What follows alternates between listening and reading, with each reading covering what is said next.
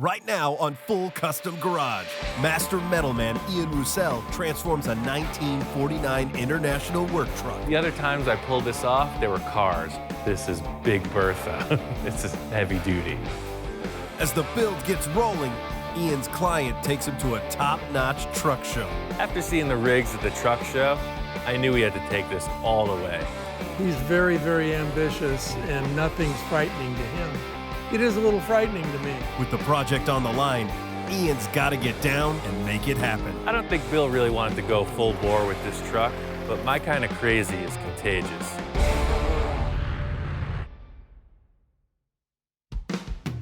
My friend Bill's got a new project he wants to start. I've worked with him a few times in the past, and all of his stuff has been unique. I really can't wait to see what he's got. I have a roll-off truck I haul trash with for myself and for clients. I have several containers, boxes that I can leave at clients. They can fill them. I can then go do something else. The roll-off truck is super versatile. I can haul a tractor, whatever, on the flatbed. I can haul material if I'm building something for my property. So it's very, very versatile. I don't want to work full-time at it, but it's fun for me the time that I get to do it. I like it a lot. Bill's into custom cars. He wants a custom rig. He wants to do something cool. What I want with the roll-off truck is something that's modern, with all the modern conveniences that they have, the automatics, the air brakes, the power steering, all that, but looks old, the old cab. That's what I'm shooting for. I've done a lot of body swaps. This is nothing new to me. The only thing is that it's bigger. I've been thinking about this project since Ian did the panel truck that I have. It's a '63 Ford panel truck. I pulled a couple ballsy moves, and I think he respected me for that. I cut the car in half lengthwise because the donor vehicle was wider than the Falcon. He cut it right down the center, took that whole chassis down to nothing, and put the Falcon right on top of it. Basically widened the car 6 inches. In the end, that's the trick. Nobody's got it, and that's why I did it that way. I've been wanting to do this truck project for a bit, and I've been getting pieces here, pieces there, parts. Some are real rough, and some will be usable. Bill wants to put together a modern roll-off truck with a 1940s cab. He said he's been collecting parts for a while, so I want to check out what he's got. He told me he had a chassis identical to this one with a good running motor in it, and he had a bunch of old trucks laying around also. He wants me to just come take a look at what he's got and make a decision to build him a cool truck. It's pretty clear that Bill's an optimist. I think that he thinks that I can do anything, and he's pretty close. But he had a few things that were too far gone. This thing's pretty rough. Everything's fixable to a point, but I don't think this is the one. He had one cab that was up here that it looked like a freaking asteroid hit it. I don't know what to say. It was completely wasted. You can see where all the panels come together. Water's been sitting in there and it's just rotted from the inside out. I nixed that. He showed me a few other things he had laying around. And I really think this 48 International, it's a KB8. I think this is a perfect candidate. This is the one we're using. The KB8 International that I ended up with came from Montana, and a pretty straight cab for a 1948. It reminds me very much of my childhood on the chicken farm. The first one we had was a similar body style, and I remember it well. So I'm excited about it, and I think it's gonna be cool. Got a couple dents in the roof, but there's no cancer. Only a little surface rust. Looking around, he's got this KB8. I liked it because there was no rot. Take a little hammering to get the roof back into shape, but it looks good. I think this is the one. Doors operate smoothly. Dash is there. They've usually been picked clean, but this is really sweet. It's got all the knobs, gauges. It's like super old school. It's cool. It's Pretty crazy how a truck this big would have such a tiny little cab. I mean, to have two big guys in here, you know, going to work on the farm or whatever they're doing, not much room. It's all business in here. It's got the VIN number tags. It's legit. This is a good start. Seems like it's all here. There's pieces all over the place, but they all look good. Yeah, this is a really cool fender. I'm not familiar with the bigger international stuff in these early years. It's got some big, giant headlights, and it's in good shape. Yeah, that's what I'm talking about. No real rust, just a little weathering. I guess this is the donor chassis. He says it's in good working condition. The plus on this is it's got a low mileage, really powerful, modern turbo diesel engine with an automatic transmission. It's just too big for my shop. We'll have to do it here. The fact that we have all the parts for this makes it a lot easier. Typically I have to try to find some stuff, but it's all here, so I'm ready to get down. Everything I have done so far has been show car stuff, street car stuff. Building a cool custom truck is pretty much the same process, but the fact of this is it's got to be strong. It's got to be functional, and that's the challenge.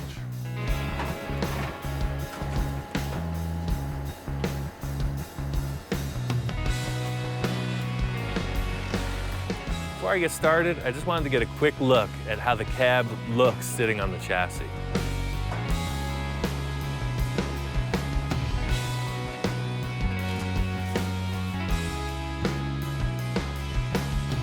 It's great to see the cab fit on the chassis. I really like the look of the original cab, and I'm glad I didn't have to cut it up. The problem is, the 48 fenders are set up for a much narrower axle. I made some measurements. I'm gonna widen these fenders 3 inches on each side. I'm gonna weld them all together and then fit it up. I'm already committed to what I'm doing.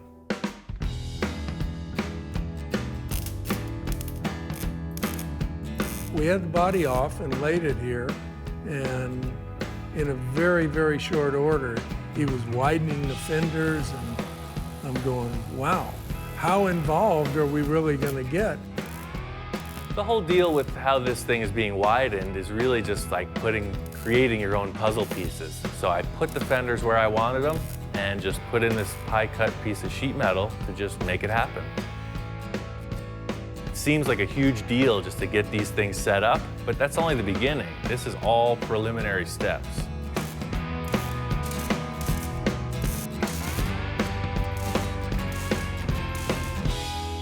All the work I've done so far has been on the outside of the sheet metal. There's a lot of interior stuff, namely the engine and intercooler, radiator. They're huge. Since the thing's all in one piece now, I have to trim back all the excess sheet metal that's hanging around on the inside.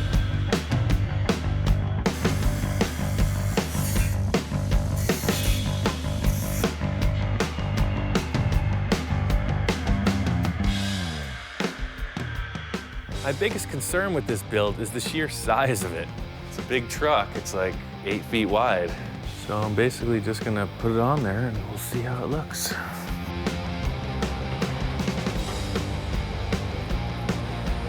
When I first walked in on this cab, I had my little grandson Lincoln with me, and he oohed and awed about it, and Ian liked that, I think. Might seem silly, but Bill's grandson is here, and having him to review my work really helps out. Everything I do, I like to have sort of a childlike quality, you know, like a big toy. He looks at it, and it's Tonka time. Straight up, let's play.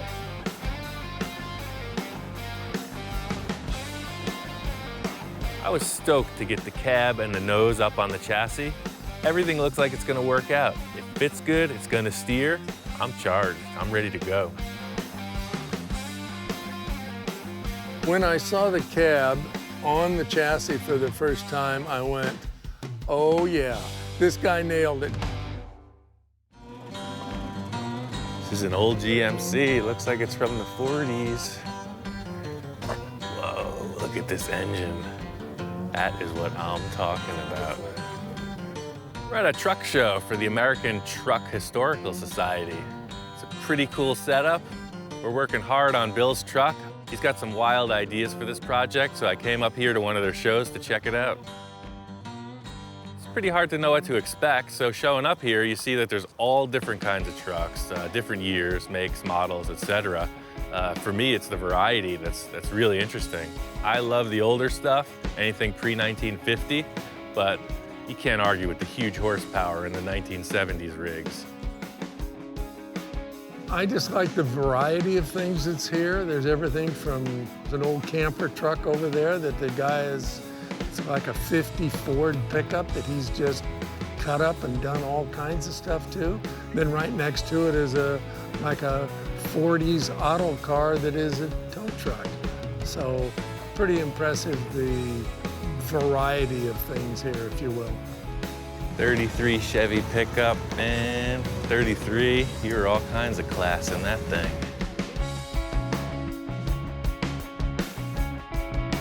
This is my pick. This is the one I'm taking home. I'm gonna get out my checkbook. This is my new shop truck.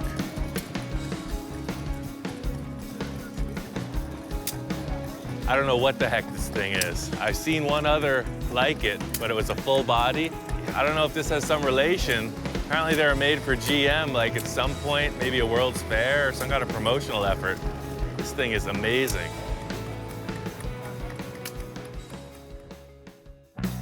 One of the things I've been wanting to see for a long time are these displays of the weird engines you see, steam engines, some kind of weird misfiring engines. They're more for utility. One guy's got them hooked up to washing machines. Some guy's charging batteries over there. There's a drill press. I would love to do a project with one of those. That would be fun.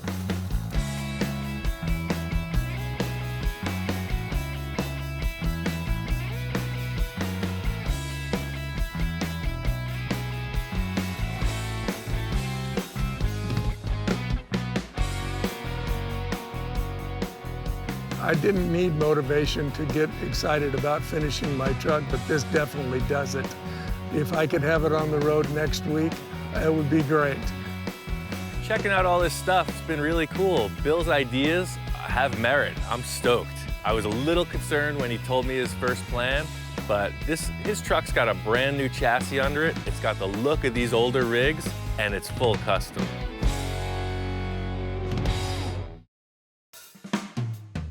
After checking out this show, it's obvious these guys take their stuff very seriously. I was thinking it might be some kind of hillbilly farm truck we were gonna make, but after seeing the level of detail on these rigs, we gotta push it all the way. I think Ian was very inspired and liked it. The problem is, in my world, these are trailer queens. They put these trucks on big trailers and bring them. I'm going, what? I want a working truck. So we get this cab set up on the chassis, and it looks bitchin'. I'm really happy with it. Bill's big concern is getting access to this engine. He really likes the idea of the old school trapdoor style hood. I think we should just go bigger. The whole plan here is the nose of the truck, the hood, the side panels, the fenders, the bumper, the lights, the kitchen sink. The whole deal slides forward and gets out of your way. You want to check the oil? There's nothing stopping you. I helped out on a build of a really cool truck, showed Bill a bunch of pictures of it, and I think we could use the same formula for this, just upsize everything. We need to get this so that it's a sliding mechanism. I'm thinking like trailer hitch stock. It's like, see how you got these two square telescopic tubes? Oh. If we just had some generic material. You know, I have some tube down there on the pipe rack that I want you to take a look at that might work for that. I think trailer hitch stock will be perfect. I thought I had all the parts for this build, but we didn't expect to make a tilt sliding nose. Bill's got a lot of stuff laying around here, so we're just gonna see if he's got what it takes. It looks like he's got a bunch of trailer hitch stock laying up here. So this should work for the slider. He's got more than enough. I want to make this nose slide forward and pivot. I think the trailer hitch stock will be the perfect thing to make this work. That's the stuff, man. So my idea for the sliding tilt nose I got this trailer hitch receiver stock, and he has the interior section for that. See, it's different than the standard stuff because it's got rounded edges. So it slides on there pretty nice. I thought I'd take the rust off, but that seems like it acts as sort of a bearing.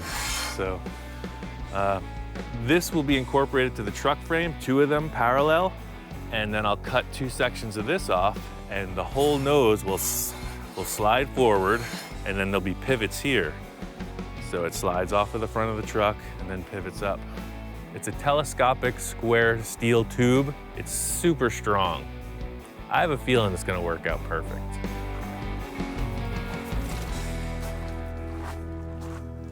All we need for this nose to tilt is a big ass hinge. Straight up, it could be any way we find it.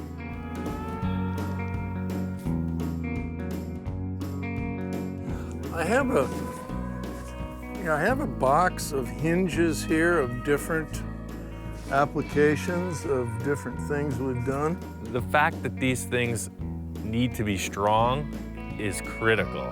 There's gonna be so much leverage. I can't even calculate how much leverage this nose is gonna put on the hinge pin.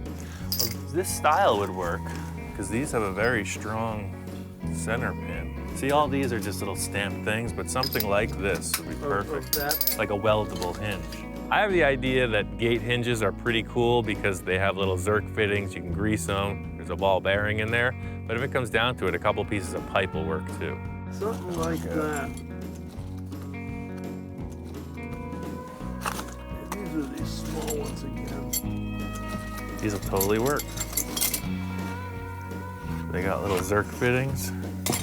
Yeah, those yeah, these are totally perfect. They got a little ball bearing in there to help support it. I've done a bunch of tilt hoods on cars. I haven't used any hinges this strong, so all I could say is let's give it a try. What could possibly go wrong? After Ian got all the parts together to do the tilt, I get it now. It came through and I understand what he's trying to do. He showed me another truck that he had tilted, but again, this is just a work truck, not a show truck. My whole deal is proving it by the work. I'm just gonna bust this out, and I know he'll like it. I got the 2 trailer hitch receivers set up. I was able to use the original bumper brackets, which is a huge time saver. The good thing about mounting off the original bumper brackets is this whole unit will be adjustable if you needed to reposition it. Say it got hit or loosened up or something.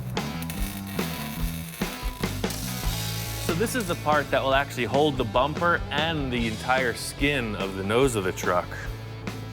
The whole idea is kind of like a trailer hitch in your car or truck. There's like a receiver, and then there's a piece that inserts into it. You can see here how they'll pivot. What I have to do now is create a cross brace that doesn't attach anything except the hinges so that the whole nose and bumper will rotate around this assembly.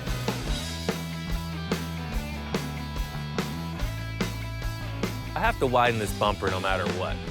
Bill's got a cool old license plate he wants to use, and I got an idea on how to incorporate a special frame into the front bumper. I guess the challenge is to find a piece that is strong enough to support the weight of the whole nose of the truck. The bumper's 8 inches from top to bottom, so if there was like a C channel, 8 inches, we could kind of French the license plate and be super strong. You got 6-inch channel, which would fit, but, well, that won't even fit. Huh. I'd say that looks like a license plate frame. I'll just cut the rear legs off of this I-beam, and then we have a surround. That's plenty strong. Some kind of piece of an old tractor. Recycle. The whole thing about using this big chunk of steel, for me, is the strength. This is the center of the entire mounting point of the nose. I know that I can make this thing work. The main feature is that it needs to be strong. The license plate happens to fit, and I think it's gonna work.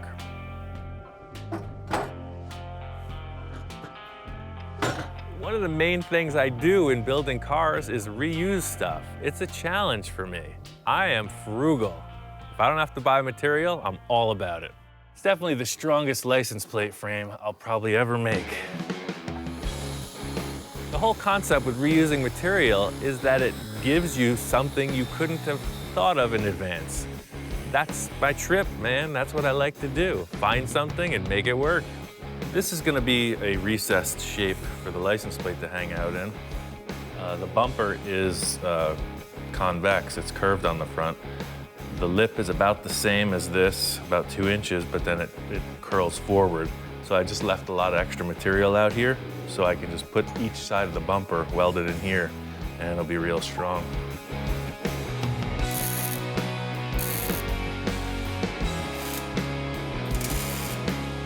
This grill's a little bent, so it's a little deceptive, but the whole framework is squared up with the body, so.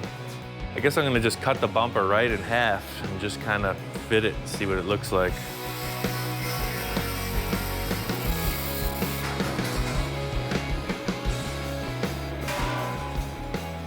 I want these guys to be an even left and a right, so I'm actually gonna just bolt them together through the holes, and I'll make a scribe across so that the left and the right sides are equal. I'm just gonna tack this on. I'm gonna use this line as the top edge and make it parallel with that.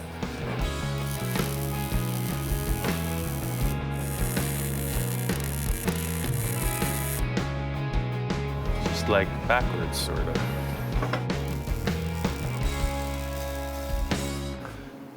That's the straightest crooked bumper I've ever seen. I'll take it. Doesn't have to be perfect, just better be real good. It's a pretty cool idea because there was never a bumper this wide. None of those trucks had a French license plate. Nobody's got it like this. The whole thing is it's super subtle. It's like I'm all grown up.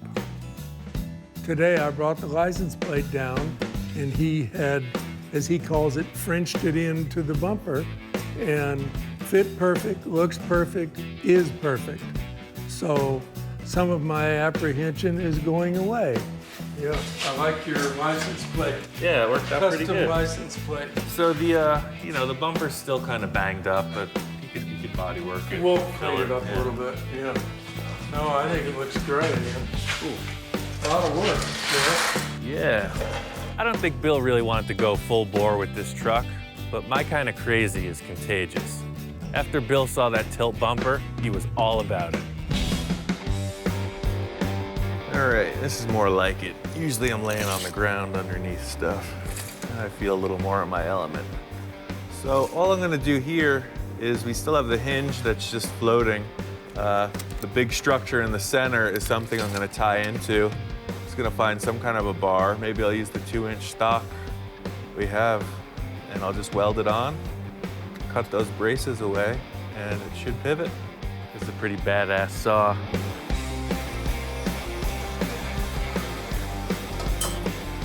This 2-inch tube is attaching on the far end to that big center section that I made, which is super strong. And it's gonna come across, hit the tab on this hinge, and also hit the bumper itself. So it'll be like a 3-point bracket hidden inside.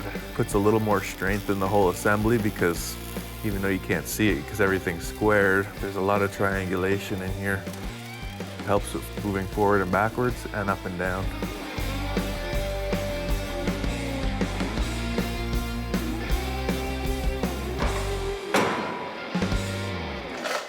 All right, so the last part of this is getting the sheet metal attached to the pivoting bumper. The truck was a little bit off level. I'm not sure what's going on there. So that could be in the suspension. All I did was put a floor jack under the axle, and I got the whole bumper and the chassis leveled perfectly. Fortunately, there was this car lift here, so I just attached a piece of that to the cross bracing and kind of strapped it off to the motorhome over there and just got everything squared up. A little pushing and pulling, but now that it's in shape, centered, and level, I'm gonna just build a frame at a 2-inch square, same stuff we've been using. I'm gonna make an arch that goes up underneath each side of the fender, and then just build some kind of gusseting around that just to grab all the sheet metal so it doesn't get out of shape when it lifts. So you got this old bracing in here. My idea is to come back right near the slider there and then arch up around, grabbing that original brace and also having something up here in the top of the center of the fender. This truck was not set up for anything like this. The engineers never imagined this for this vehicle. So I'm just building like a whole new front of the frame, basically. It's a bunch of jigging up and making sure everything's square, and then attaching it to the chassis so that it's strong and in line.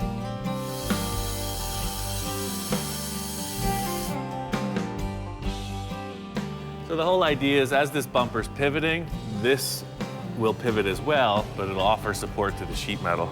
So I'm gonna do that on both sides, and then I'll follow up with those arch shapes.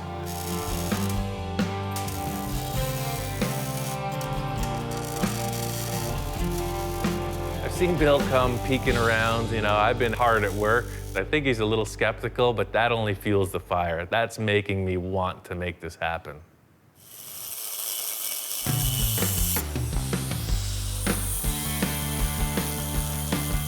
Yeah, the idea with using these curved pieces is by putting them through that machine, it makes them incredibly rigid. It puts a lot of stress in it. So these, along with a few other gussets, will be the support of all the sheet metal inside. The way that this curve comes in is going to be perfect. You see it intersects the original bracket in the fender. I can just trim that back, weld it up, and I'll make a miter joint down at the bottom here. It'll work out good.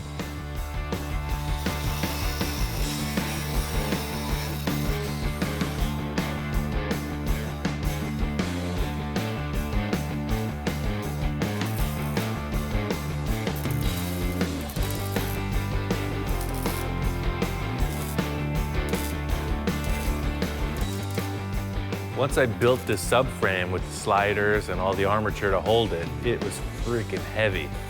It's gotta be incredibly strong. It's gonna have a huge amount of weight. The other times I pulled this off, there were cars. You could just grab it by hand and slide it. This is Big Bertha. It's heavy duty. Once I got the under structure in place, I had to move on to the gravel pan. It was the last thing I needed to do to see if my idea was gonna work. The original truck has like this splash pan, gravel pan, whatever you want to call it. It's like a trim sheet metal that goes between the bumper and the fenders. All right, so I'm gonna try to splice these pans in. The dimensions from the fender to the bumper are a little bit different. And there's no real reason to use these except that I like the little design. It makes it look a little more old-fashioned. The frame spot doesn't really match up as it did in the other one. I'm probably just gonna cut them in half and piece together what I can. It would have been 10 times easier to just take a piece of steel and fill in the area where the gravel pan is. It's little things like this gravel pan modification that are my signature. See, this got split in half before it was all taken apart, so this guy will just weld right up to the grill like that. I'll lap it onto the bumper, seam it in, cut it right through there, move it over. This little bump doesn't line up with the frame, so I'll probably just make a new shape to cover the frame that'll sort of represent what was there. Right, so we're gonna cut her up, weld her in, get her done.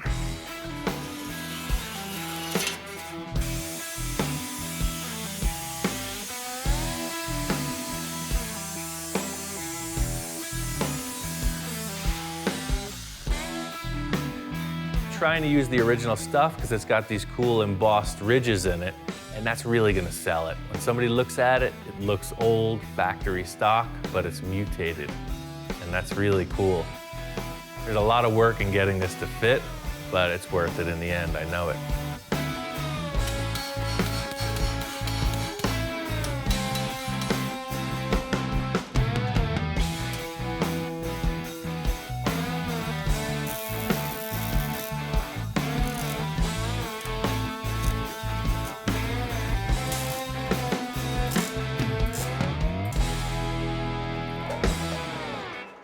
Something's happened with that fender in the past where it's all out of shape. So what I'm gonna do is just space these guys into the bumper so that they're the same distance. These bolt holes are a pretty good guide. I was able to pretty much just grab the fender and yank it, and it's about 1/4 inch off. So I'm just gonna put a little pull on it. I'll put a temporary brace, weld the pan in, and it matches.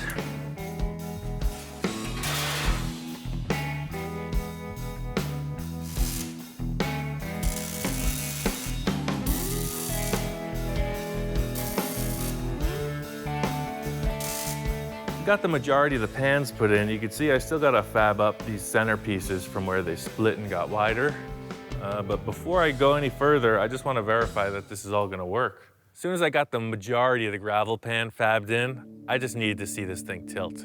This is the end of the mock-up. This is the moment of truth.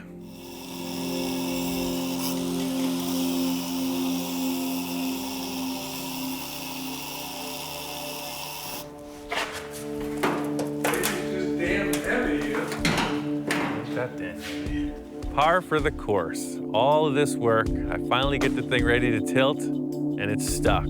Bill's standing right there. It's just perfect. It wouldn't move. It wouldn't move. And I went back to the, damn, it's so heavy, we can't do it. And I'm thinking, oh my gosh, now what? When you got 5 million welds, your percentage of some attaching themselves to the cab is increased, so in the end, that's what happened. The thing would not hinge open because it was welded shut. Like that. And it'll pivot up. Like that.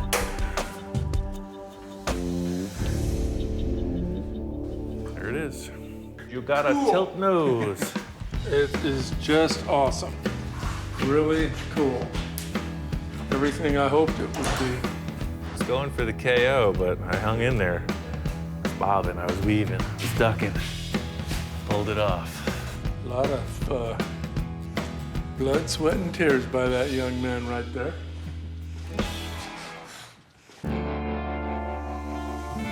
Once I got the hood tilt understructure and gravel pan in, I went on to the hydraulics. It's a pretty trick. Just this one piston on one side slides the whole thing forward and then tilts it up. It's super simple hand-operated pump. They put this little pump back here behind the cab and it works just like a floor jack. It's slick. The great thing about this design is it doesn't rely on the truck engine to operate. It's totally manual. The truck breaks down, you can still open the hood.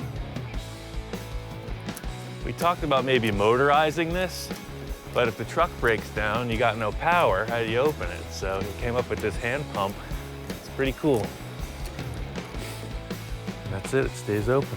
It's pretty wild. Once we got this hydraulic pump in place, it operates smoothly. It works great. It took a little doing, but Bill's convinced. It works and it looks bitchin'.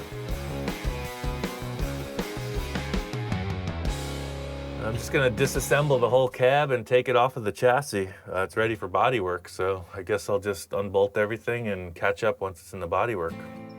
I wasn't looking forward to bodywork or paint on this, but just seeing Bill so excited, I knew it had to get done.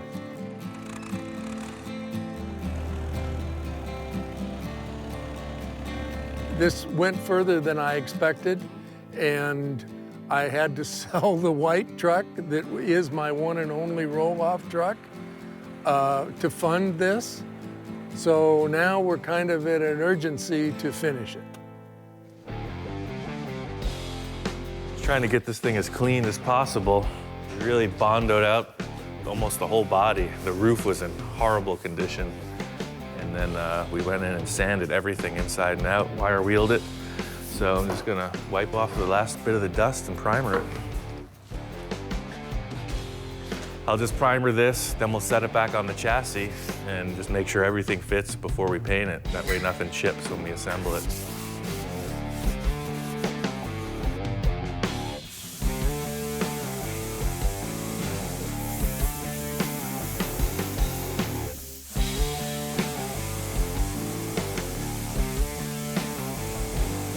The whole idea with test fitting the body is to make sure that the procedure works, namely getting the thing up in the air with the forklift without screwing it up.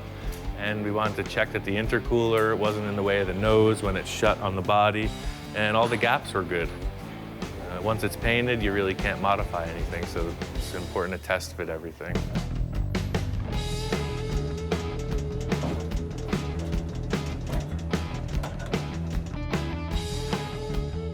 Cool, we'll check out this intercooler. Let's see if it works.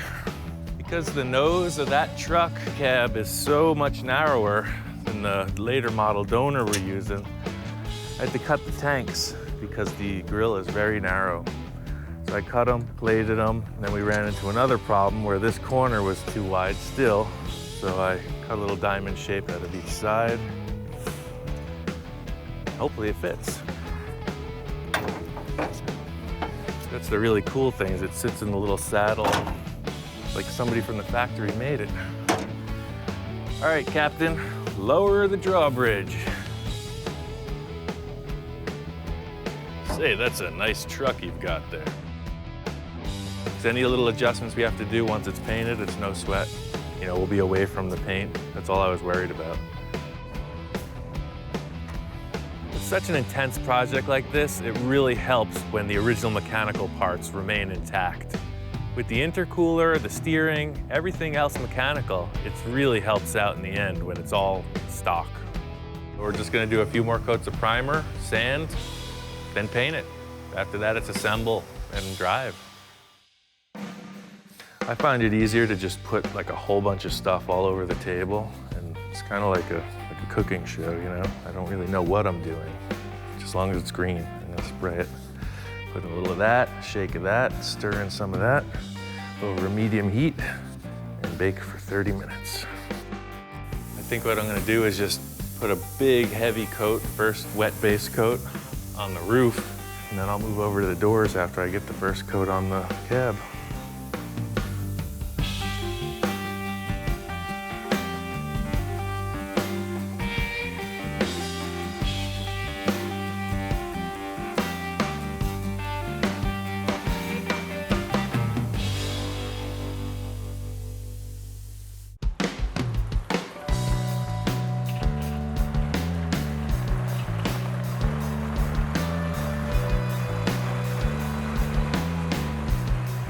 Got this thing painted, assembled. This truck is clean. I mean, it's really badass. I wish I could drive it.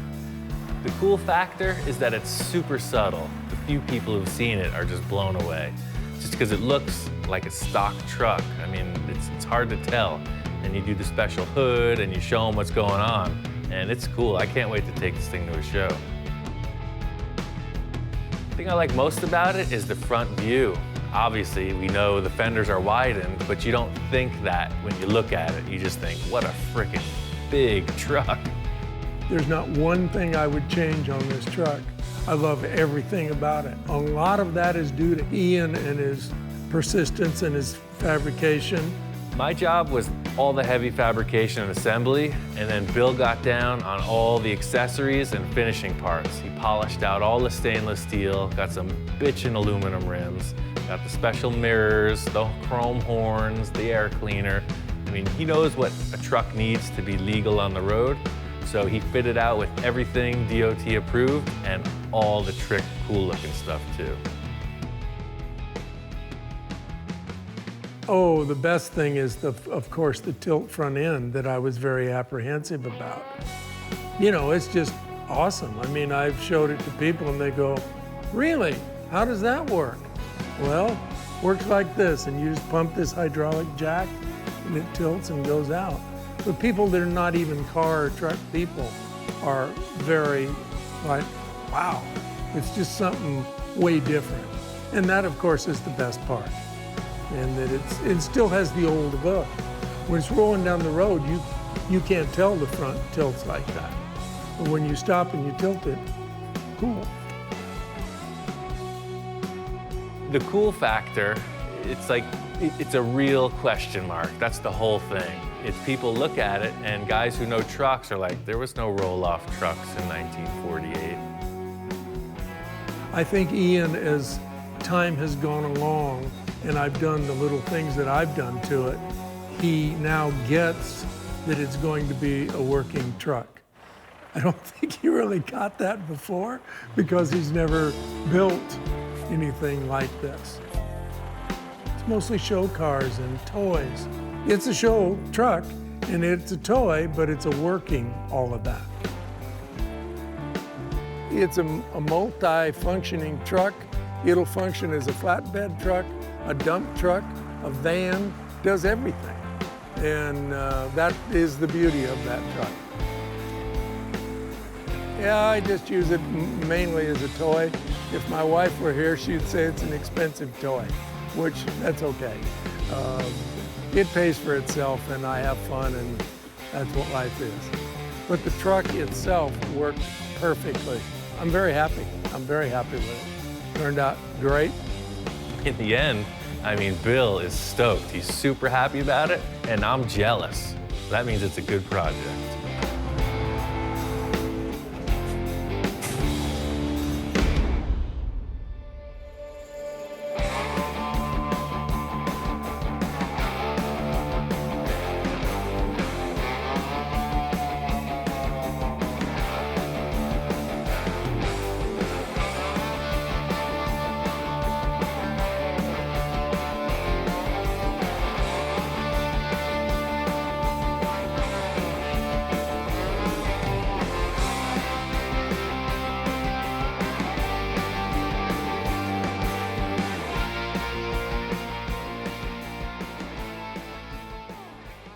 Right now on Full Custom Garage, Master Metalman Ian Roussel continues the transformation of a 1955 Oldsmobile. I gotta finish this thing. It's looking good, but we're not out of the woods yet.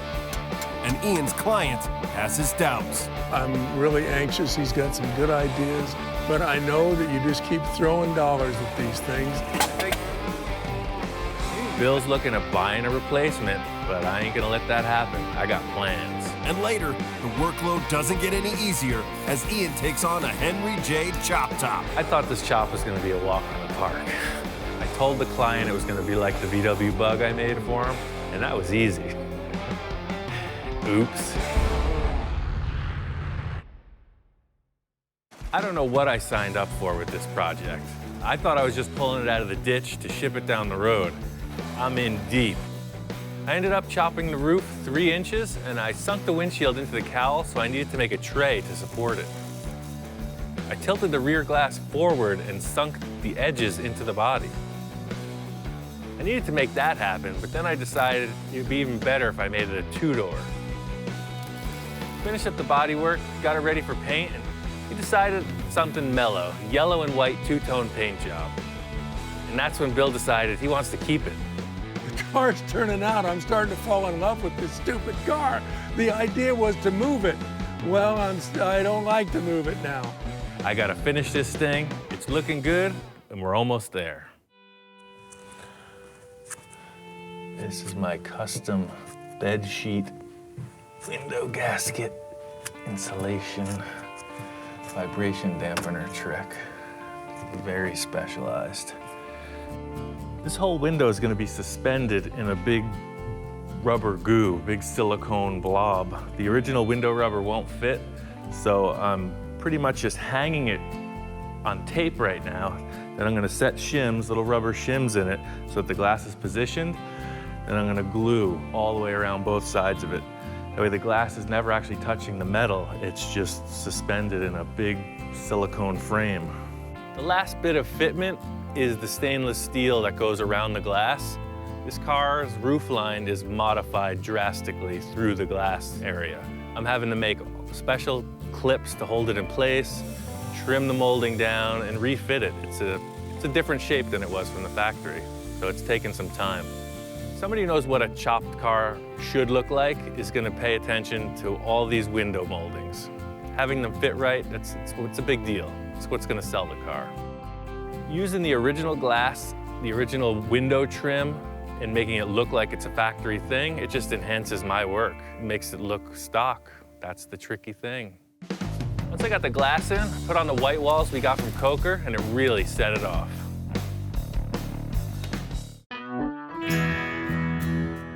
This car just needs something to put it over the top. I called my friend Scratch in. He's the best pinstriper I know. I think he's just gonna finish this car to perfection. You know what? When I first saw the Oldsmobile, I'm walking up the hill to the shop, and the Oldsmobile's sitting there in the middle of the shop space, and it just kind of brings me back. It's very nostalgic for me. I like that they hadn't changed the grill or anything just yet, and then they chopped the roof, so it already it has that look of it's kind of fast, but it's elegant. Don't mess with me. Scratch really likes Oldsmobiles and traditional customs. I knew he'd be perfect to pinstripe this thing, but Bill was a little skeptical. What's your thoughts? I'm thinking kind of conservative, probably by your standards. Well, I'm super conservative. I know that's hard to believe. It is. It's actually really hard to believe, but it's this guy over here. He's the wild man. Ian introduced me to Bill, and we're gonna do just a mild striping job on it today, and he's gonna let me loose on it. So I'm gonna tell him kind of what I want to do and see what his idea is, but hopefully he'll just give me the okay to do whatever I want, because it always turns out way better if I can just do what I want. Let the artist be the artist, let the customer like it. I figure we just do a piece here, a really nice piece, and then just a couple of small pieces on top of the headlights, the taillights, and then in the trunk. Scratch just explained what he had in mind, and Bill was totally on board. I tried pinstriping a couple times, and I know it's not for me. It takes a real steady hand. You gotta be thinking 10 steps ahead of what you're doing, and I think it's best to just leave it to the pros. It's one of my favorite cars, and I always enjoy striping an Oldsmobile or helping somebody with their Oldsmobile.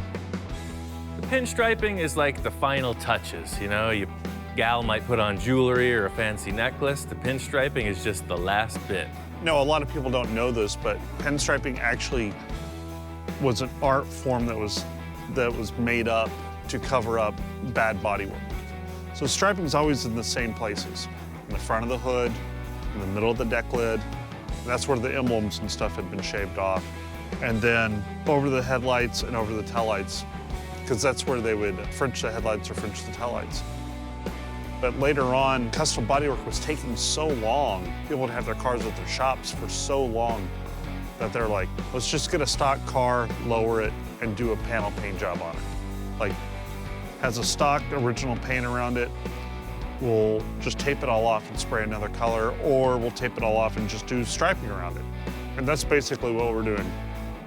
What I want to do is I always start off with a teardrop in the middle, but I want to incorporate a rocket or a rocket theme or simulate a rocket, because it is a rocket car, an Oldsmobile rocket.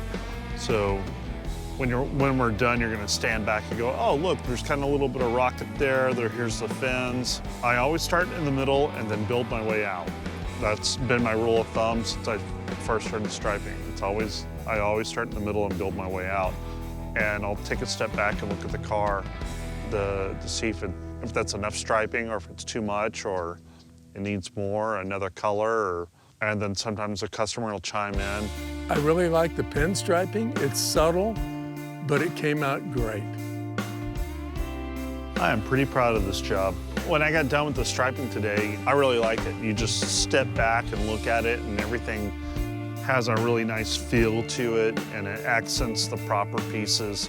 You know, I had it wrap around the bezels, the taillight and headlight bezels, and then the front piece is really nice and elegant, and the back piece is not too much. It's just subtle. It's just a small piece in the middle, and I think it looks good. Scratch's work was perfect. It was a no-brainer. Bill was stoked, but we're not out of the woods yet. The paint on this car looks great. All the little details are attended to, but it don't go nowhere. The engine has yet to run. Bill's saying it'll go. We just got to see it. All right, just give it a kick and I'll do the throttle.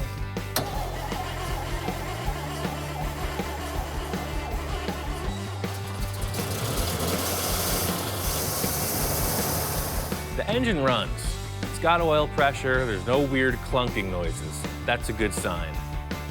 But it's just not acting right. There's something going on with the fuel delivery. Ready? Yeah.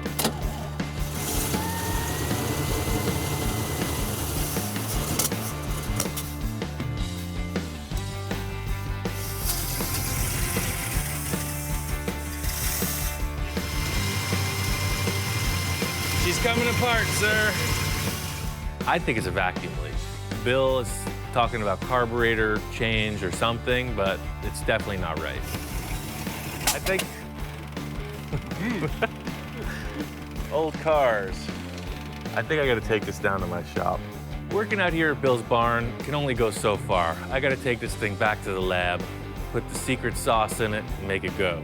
The car is coming together with every little detail. I'm really anxious. He's got some good ideas, but I know that you just keep throwing dollars at these things, and I've done enough, and it's a money pit.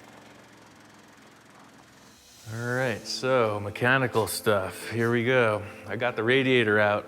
Bill's gonna get that thing boiled. There's a bunch of mud in there. Once I got this thing back to my shop, as usual, my intuition was 100% correct. Vacuum leak, big time. Somebody messed around with this carburetor. It's a mismatched base plate, so I'm gonna have to build some kind of an adapter. This is completely wrong. This was for a different carburetor or something, because there's no point in which this surface meets this surface all the way around. This little dips around the screws, that's your vacuum seal right there. And nowhere on this adapter do those two line up. So you're relying on a paper gasket. That's why there's a vacuum leak.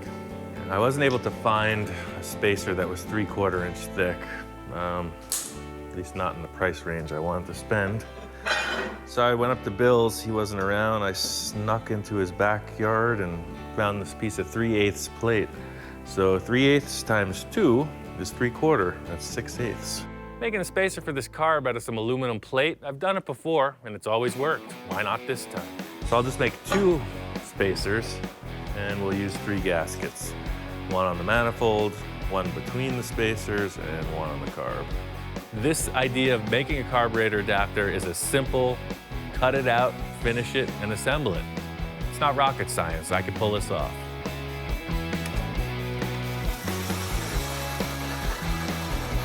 4 hole saw holes, and that's what you get. Pretty cool. The whole deal with what I do is one of a kind. Nobody else has got this. Even though it's a simple carburetor spacer, that's the cool factor. So another issue that came up, you don't really consider it when you're just dealing with cars, but this was a 4-door. So we get the whole thing together and get ready to get in the back seat. It's a fixed back seat. Every 2-door either has a split bench or a full folding bench. So this isn't gonna be okay, because otherwise it's a 2-seater, you can't get in the back. You always run into walls on a project like this. 2-door to 4-door conversion, it's pretty straightforward. The last thing you're thinking about is whether the seat's gonna fold forward. Bill's looking at buying a replacement, but I ain't gonna let that happen. I got plans. I'm gonna pull this seat out and see if we can't make this one pivot. So hopefully I can make this bench just fold forward. These seats look horrible, but I'm not worried about that. My friend Jack's a great upholsterer. He'll handle it. I just gotta make him hinge. You can see how it's bolted together here. I'm hoping I can detach the back from it and put a pivot in there. I got a couple gate hinges. I can make this thing happen. 2 gate hinges in a dream.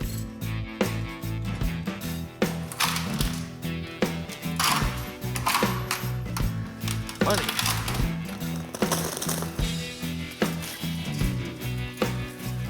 So the whole seat back thing, my solve is a pair of these commercial door hinges I found at the local supply. So pretty much where the old bolts came through, just slip that in. I'm gonna weld all the way around so it'll be as strong as the old seat frame.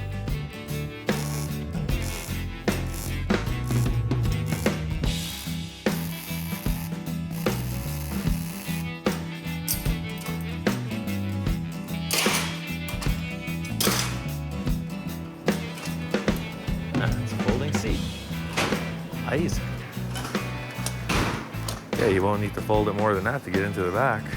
So you can see here how this C-shape indexes, so that'll make it very strong. See, it closes right back on its original holder. And I'm thinking if we take the old retaining nut and put it in here, it'll thread in and out, and it'll adjust the pitch of the seat back. All right. A lot of parts in a car. Even though we had a big pile to start with, we're still missing door panels, fasteners, all kinds of trim stuff. I made a bunch of interior panels out of masonite, and of follow that through with the kick panels, bring them to the upholsterer. The interior panels, this used to be the inside of the door, but now nothing that used to fit the door will fit here.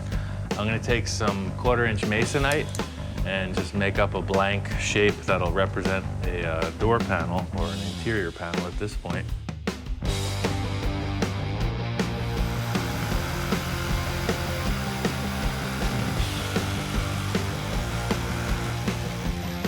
That looks pretty darn dang hot doggity good. Right at the edge, it's as much as we can get out of it. So, I'm not sure exactly how the top fits, but I'll just get this trimmed up flush.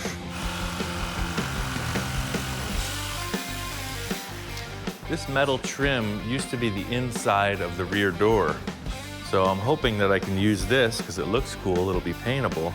I'm hoping that I can just trim this back and use it to retain the door panel. And it's kind of close to what we need.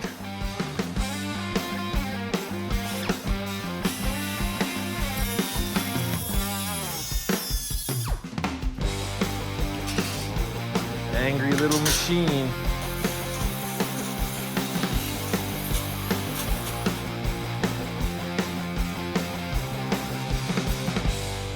Bill stopped by. I showed him the whole deal with the carburetor. He's stoked.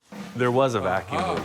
There was a vacuum leak. I figured it out. So you put two to give you the... And I got the gasket, and voila. One of the nicest things about Ian, he always goes to my scrap pile to look for stuff, and that's pretty cool. I notched them in there. That's way cool. Yeah, made it super simple. The back detaches. So it's just gonna all fold forward. Just like every other car in the world. We're saving money because we didn't have to buy a seat, so I'm all in. I showed him what I'm doing with the interior. It's all in-house. All I'm gonna do is ship this car to the upholsterer, and it's a done deal. So that's what's happening. Very good progress. Once Bill left, I just needed to install the carb and see if I could get it running. All right, so put those there, put those there. So instead of one gasket, we're using 3. Starting to get nervous. Dropping a little piece of shoe leather on top. Number 3. It's like a stack of pancakes. It's awesome. Oh.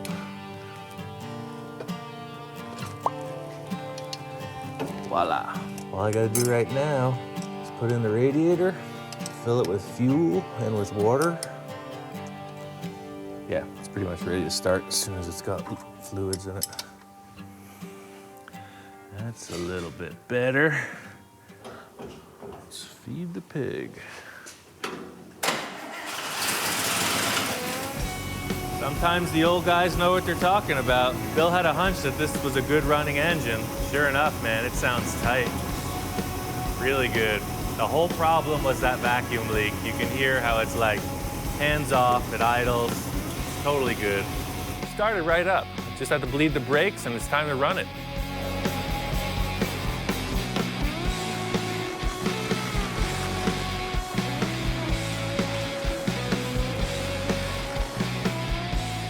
This car drives good. I'm stoked.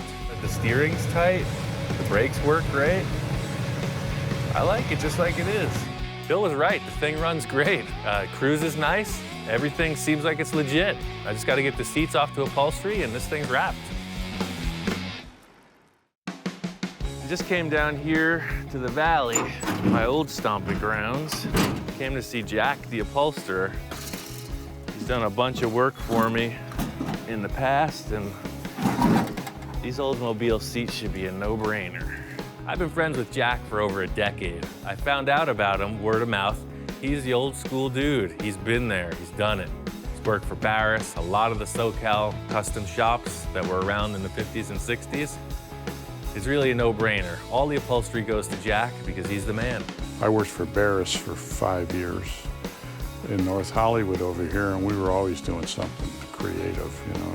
'Cause he comes up with some wild stuff. He's a lot like Ian, you know. So I was thinking like just gray, maybe some stitched things, make it look kind of like that. Like these? Yeah. all the way across. You know, it's like a 1955 styled car. Sure. Nothing fancy, it's chop top, but nothing too crazy, so I just want to keep it mellow. I'll tell you what, you spent a lot more time around cars of this era than me, so I think I'm gonna leave it up to you. Well, that's because I'm old. Yeah, that's what I'm I'm saying. an old guy. You were there. I totally trust Jack on his design. He's been around since this car was built. I mean, he knows what's up. Back then, the cars had character. You know, you could see a car go, you'd know what it was immediately. Today, they look like jelly beans. They're all round, and they're just different colors. They don't have the personality like the cars in the 50s and 60s had. Not even close. All right, well, I'm gonna leave it up to you. Give me a call whenever you're ready, and I'll have the boss sign you a check. All right. How's that sound? Just tell me what you want. I'm on the last leg of finish work with Bill's Oldsmobile. After seeing this car come complete, chop top, the whole deal, it got me spiced up to start another one. The big fabrication tricks, they're the starting block of any custom project. The Oldsmobile's really tedious at this point. My favorite part's the beginning, so I'm starting on another one. I built a VW Bug for some clients up in Canada. They brought me down a Henry J. Pretty cool car. They want me to chop the top and do a bunch of other work to it. Everybody calls this car a Henry J. The VIN tag says Kaiser Fraser Corp. Apparently that's the manufacturer. I've also heard people refer to this car as a Sears Allstate because it doesn't have a trunk. I guess these were sold through the Sears catalog as an Allstate. So I don't know what it is. I'm just gonna chop the top. Mark gave me a wish list on what he wanted to do to the car, and he's not in a rush. So that gave me some time to really figure out how I wanted to chop it and go forward with the build. The thing that thrilled me about the car was it looks like a cartoon. I mean, it's got all these wild lines on it already, so there's really not much left to customize. The first step is to just take everything I'm not gonna be working on off.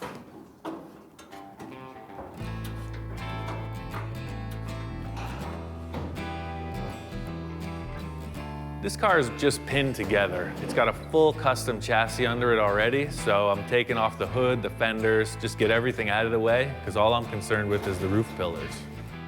I love the way this car disassembles. Everything unbolts. It really just unbolts to this bare body shell. It makes it way easier to work on. The whole concept here is just try to simplify it.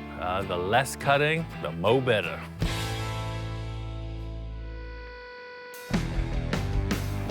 My client, Mark, he's a helicopter mechanic. He's like high-end, in-demand guy.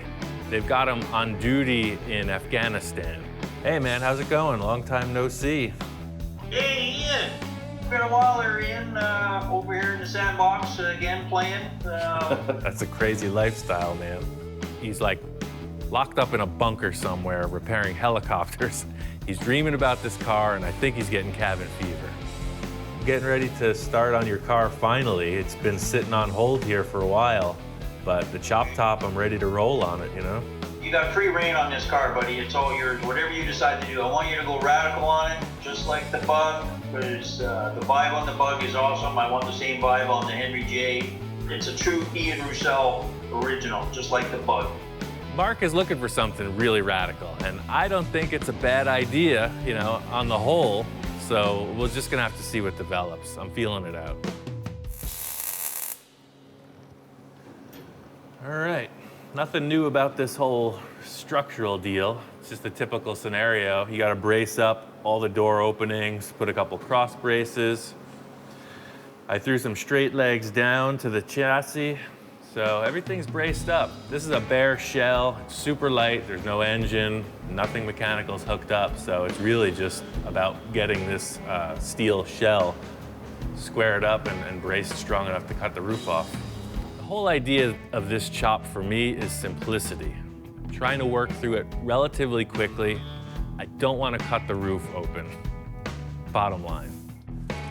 So you can see this window right now. I mean, with the rubber and everything else, it's probably a 16-inch window. So if you were to take a third out of 16 inches, I mean, 5 times 3 is 15. So a third out of it would be a little over 5 inches. So you could see a 4-inch chop. 2/3, 1/3 ratio thing going on. 3 inches is still pretty mellow. Either way, I'm making a bunch of marks on this thing every inch. I'm gonna cut it 2 inches, and then I got these marks. I may even go to 4. I might even go to 5 inches.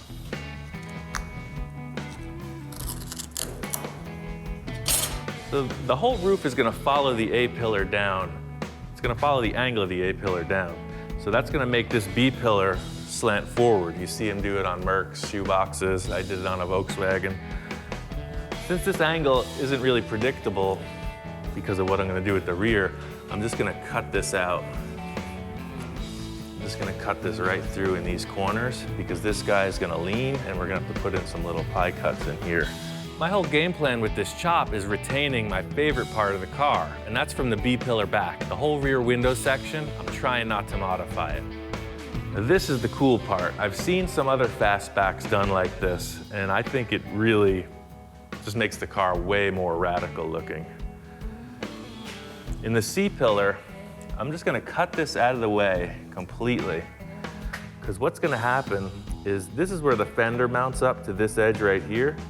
So I'm gonna cut it just above where the fender mounts. My concept from the start is to cut the A-pillars and slide the whole roof forward and lower. By doing this, I won't have to widen the rear of the car. I'm actually gonna cut the whole back of the car off because this shape is so cool, I don't wanna mess with it. I wanna retain this, and then I'll create these little edges that flow into the rear fenders.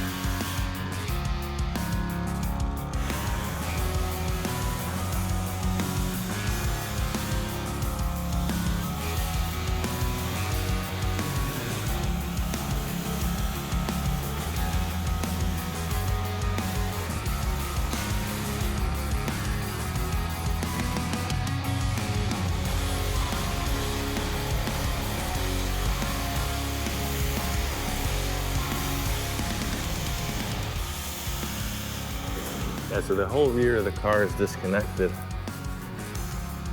I'm gonna chop the windshield posts and then pull out the B-pillars.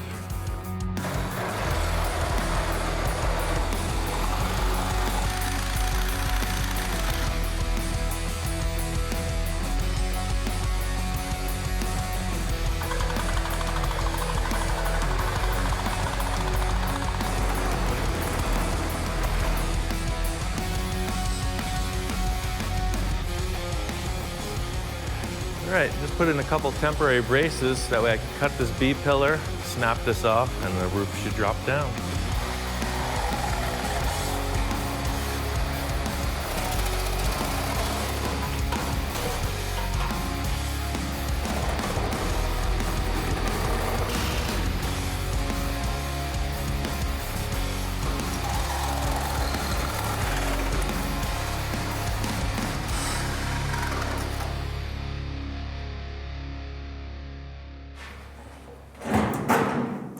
That's it.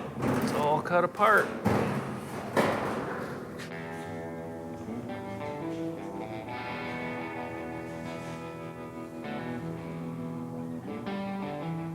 I almost feel like the rear's got to come down a bit.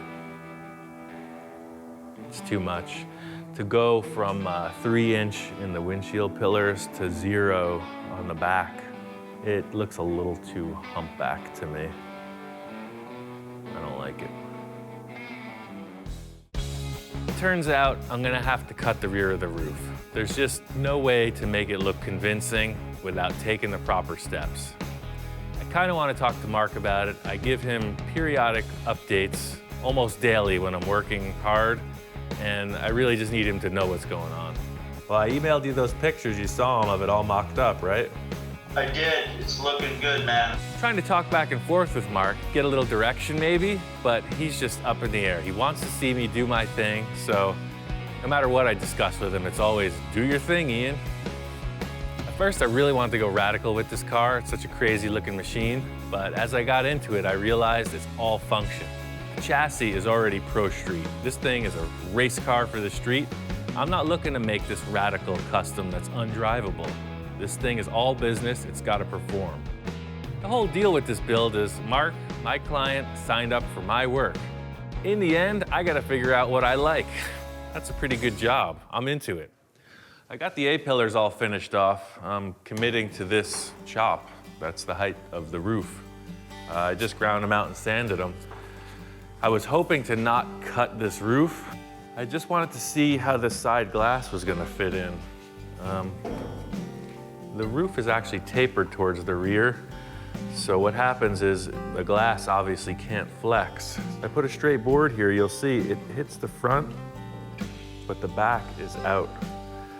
The glass isn't going to be able to fit properly. It's going to cause this rubber trim to pop back out. I wasn't looking forward to cutting this roof and making it wider, but I think I'm going to have to.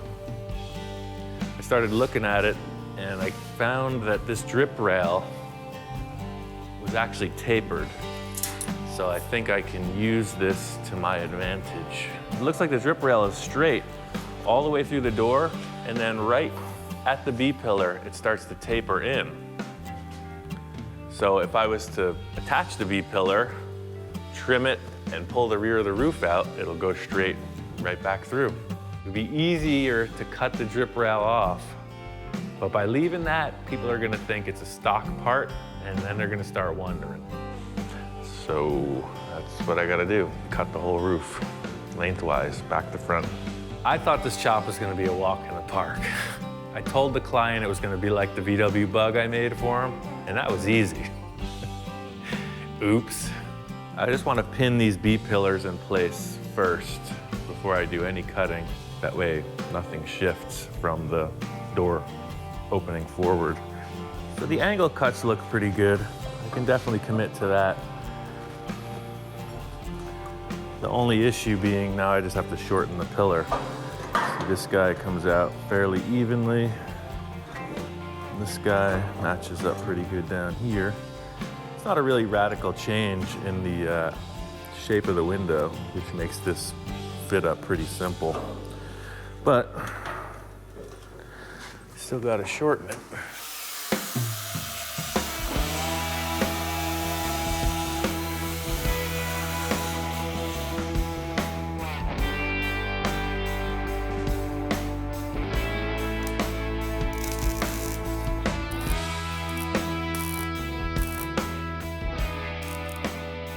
So the next step is to cut this corner and move it over.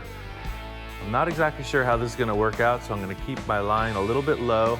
Ideally, this is gonna blend right in with a piece of sheet metal.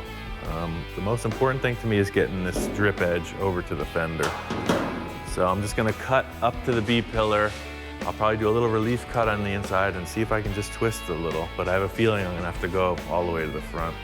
This is the thing I'm unfamiliar with. I'm just feeling it out. I'm gonna make a relief cut on the inside of the structure and then just zip the sheet metal open and see when it moves.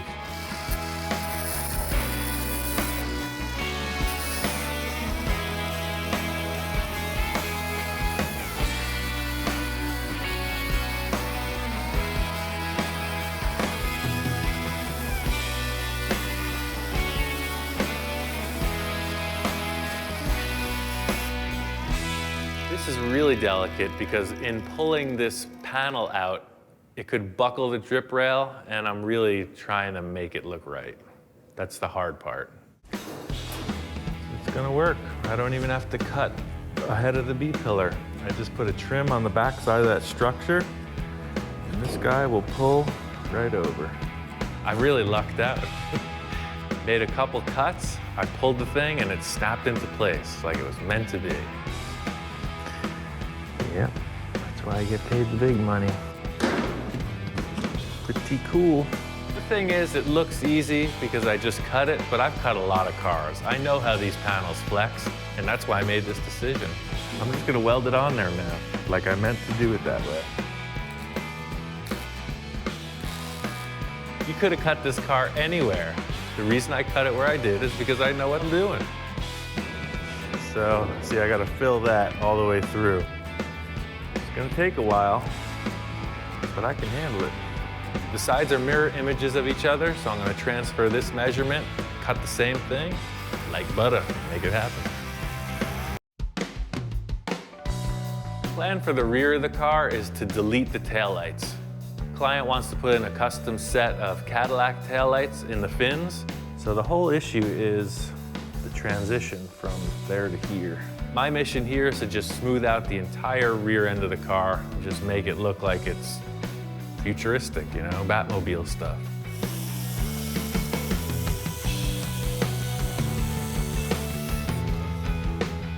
Deleting these taillights is really a major style change in the whole back of the car. It was Mark's idea for these new taillights, and I think it's a cool choice.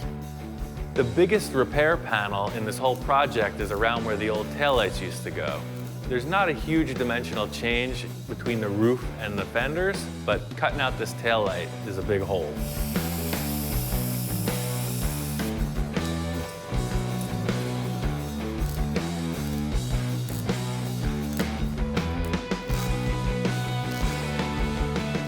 The rear panels on this are working out perfect. My idea to just wrap these flat sheets around all the curvature has worked out fine.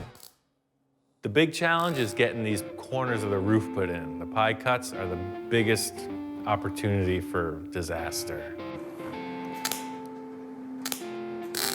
If you overheat the metal, it's gonna warp on you. And with a curved roof like this, it's a big surface area and it could get messy real quick. The whole process here is fit up the panels really well so the gap you're welding up is even all the way around, and just repeat. Repeat panel after panel, taking my time. This whole process is really tedious, but it's the end result that makes you feel good.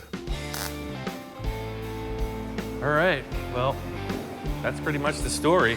From here on out, it's just weld, hammer, grind, sand.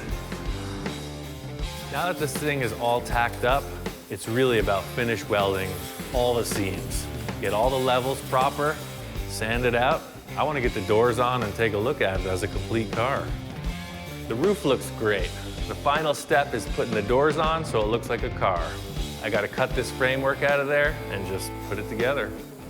From the start, the structure I put in never allowed me to have the doors in the proper position. So I'm stoked to get all this stuff cut back out and put the doors on for a final fit.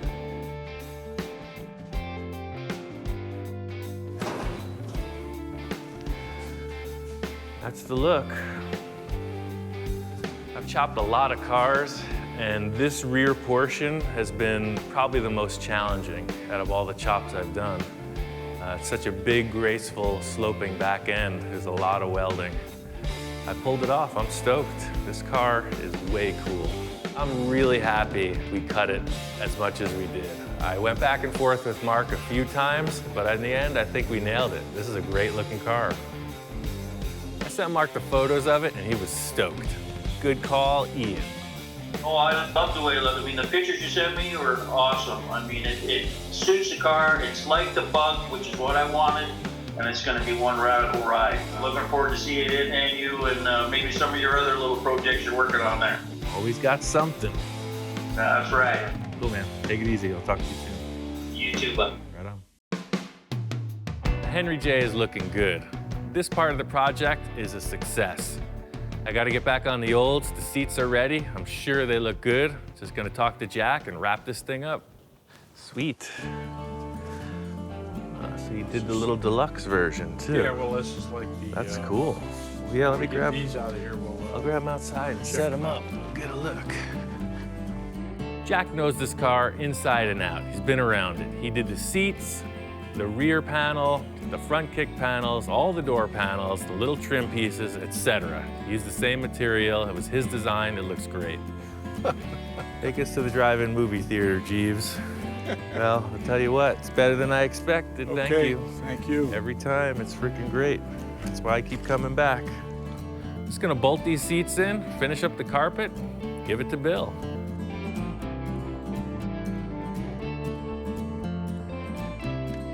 Hey,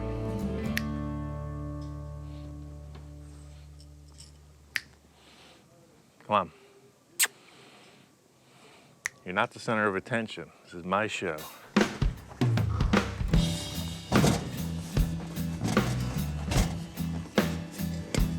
I thought the seats and the interior came out great, and it was a big, big improvement. He did a great job. I love the dark gray piping that he did. Bill loves this car. He's ready to go to the drive-in movie theater. I think his wife is getting dolled up right now.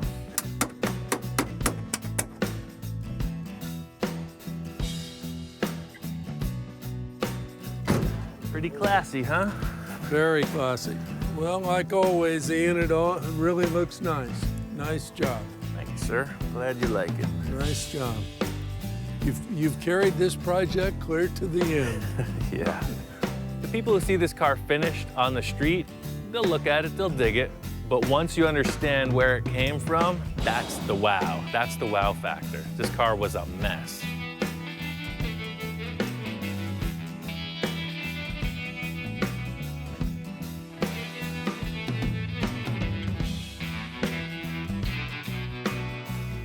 You know, with Ian, every time I get him on board, none of these projects are simple. This was a huge, big undertaking. This thing was really rough, and he did a marvelous job on it. Just take a look at it. He really walked the last mile on it. He did the paint work, the body work.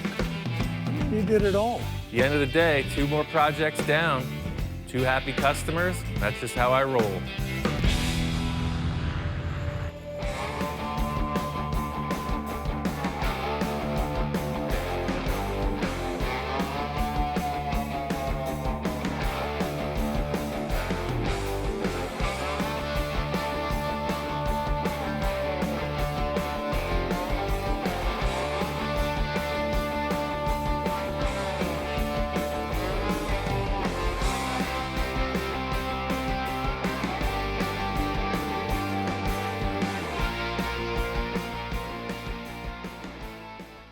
Right now on Full Custom Garage, Master Metalman Ian Roussel attempts to create a wild bubble top on a 62 Thunderbird. This bubble top is kind of the holy grail of fabrication. It's pretty mysterious. It's definitely delicate. I mean, these cars have a history of being like top-notch attention getters. But Ian's eccentric client isn't going to make it easy. The crazy thing about working with Victor is he's always pushing me. Then I walk up and I said, Ian, crank it up. Let's take it to the limit. Yes, Captain. Taking it to the limit, as requested. And with the pressure on, The whole thing's collapsing. Ian pays a visit to legendary car customizer Gene Winfield. Every day is a school day. Even Albert Einstein, he said that you learn every day, and the day you stop learning, you start to die. And later, as Ian continues the build, the project expands in all directions. This is a perfect example of how I work. A venture into the unknown. I got a couple ideas, a couple of hints. It's time to make it happen.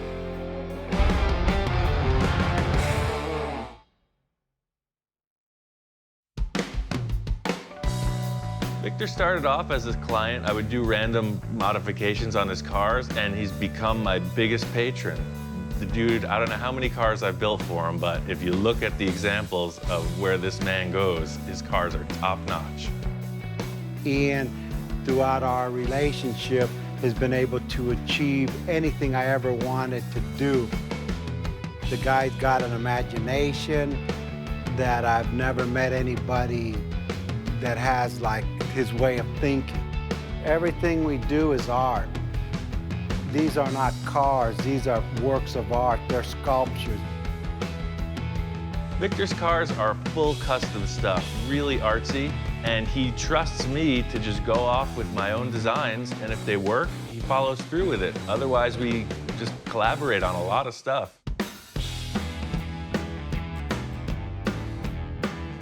Victor and I are up at this car show up north, and this dude's got the king bubble top of all bubble tops. Apparently, it's the biggest one in the world. This car is out of control. Victor says he wants one, and I gotta pull it off. So I said, you know what? Let's go home and start. Victor is nonstop about wanting this bubble top. He's chewing my ear off about it. And I'm thinking the quickest way to get there is to use one of our old projects.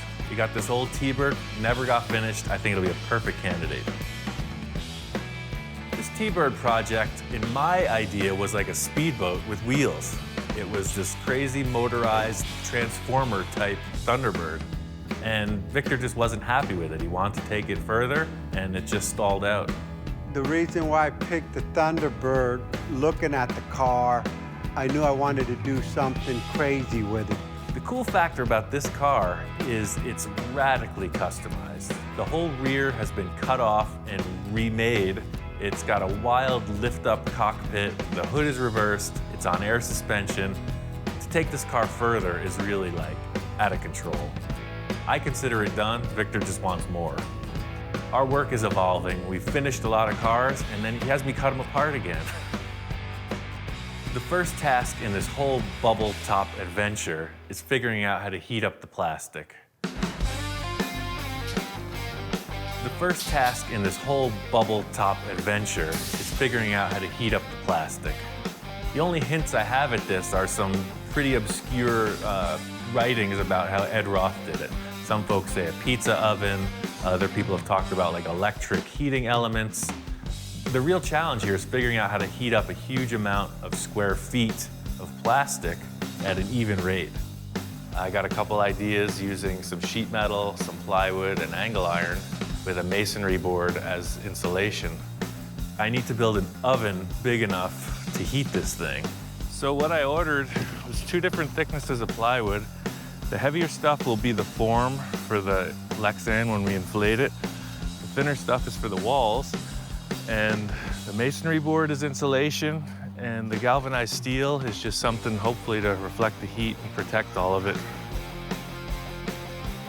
The loose factor about this oven is there's no way to test it except to do it. So I'm gonna build it, fire it up, see what happens. We're gonna build a frame to hold these masonry sheets and then cut the plywood and sheet metal to match.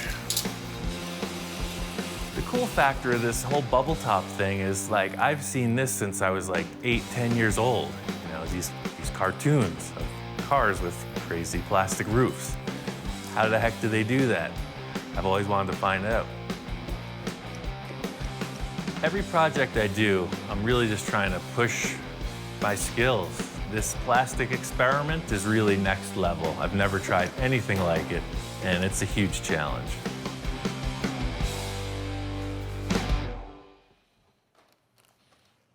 That's all the sheet metal panels. Next is the dusty part.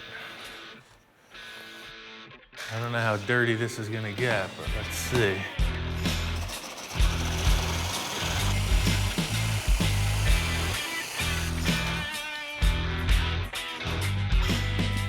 After about 12 or 15 sheets, we should have a nice mess going.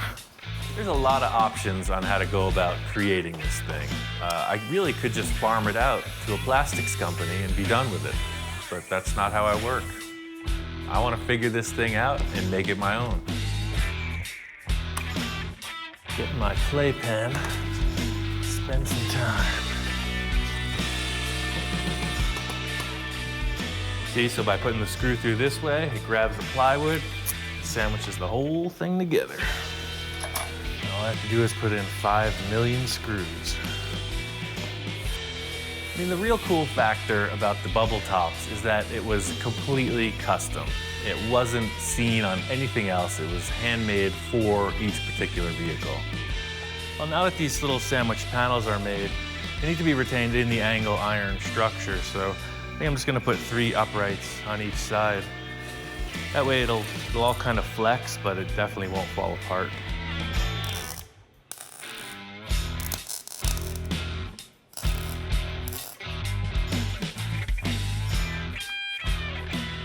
Next step is to take the rest of the angle iron and create a perimeter frame that'll be for the lid. The lid's gonna be a few different sandwiched pieces. It all kind of has to fit together, so I'm just gonna finish up the heavy welding here and bring it to the location. The rest is all screws and wood.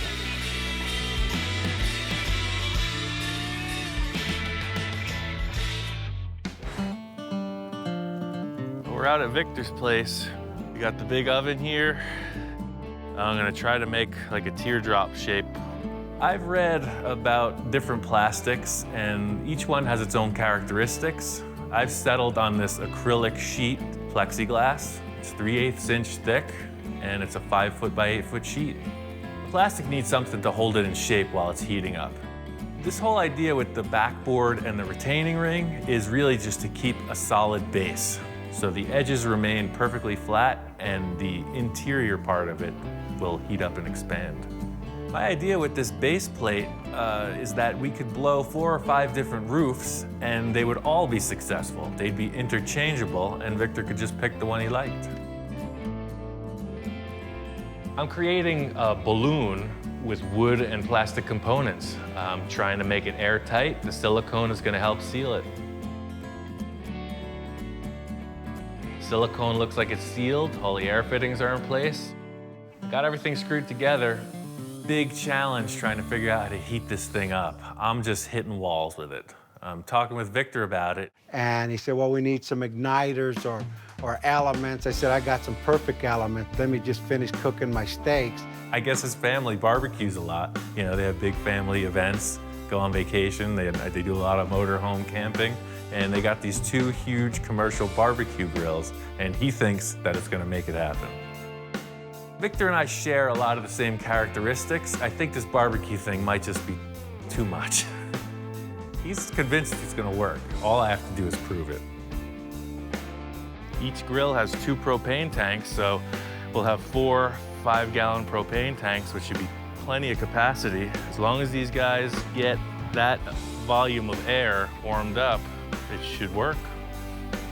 All you can do is try. We're either gonna have the right amount of heat or not enough. We'll see.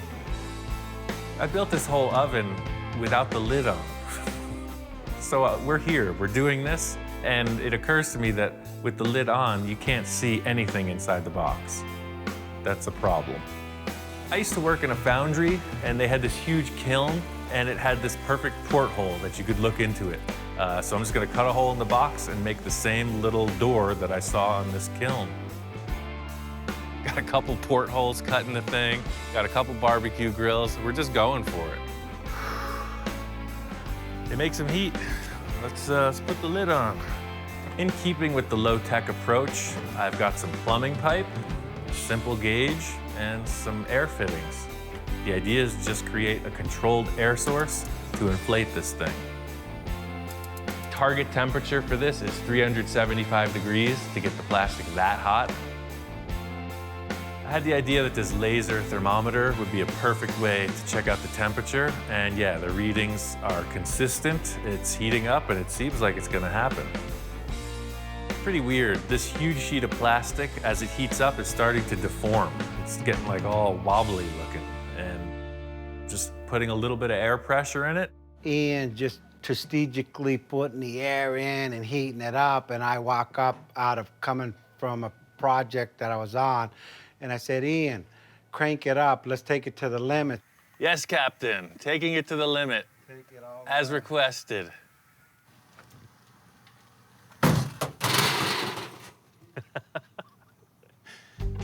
That didn't work. Shut her down. I turned my head for a second, and it was like, what was that?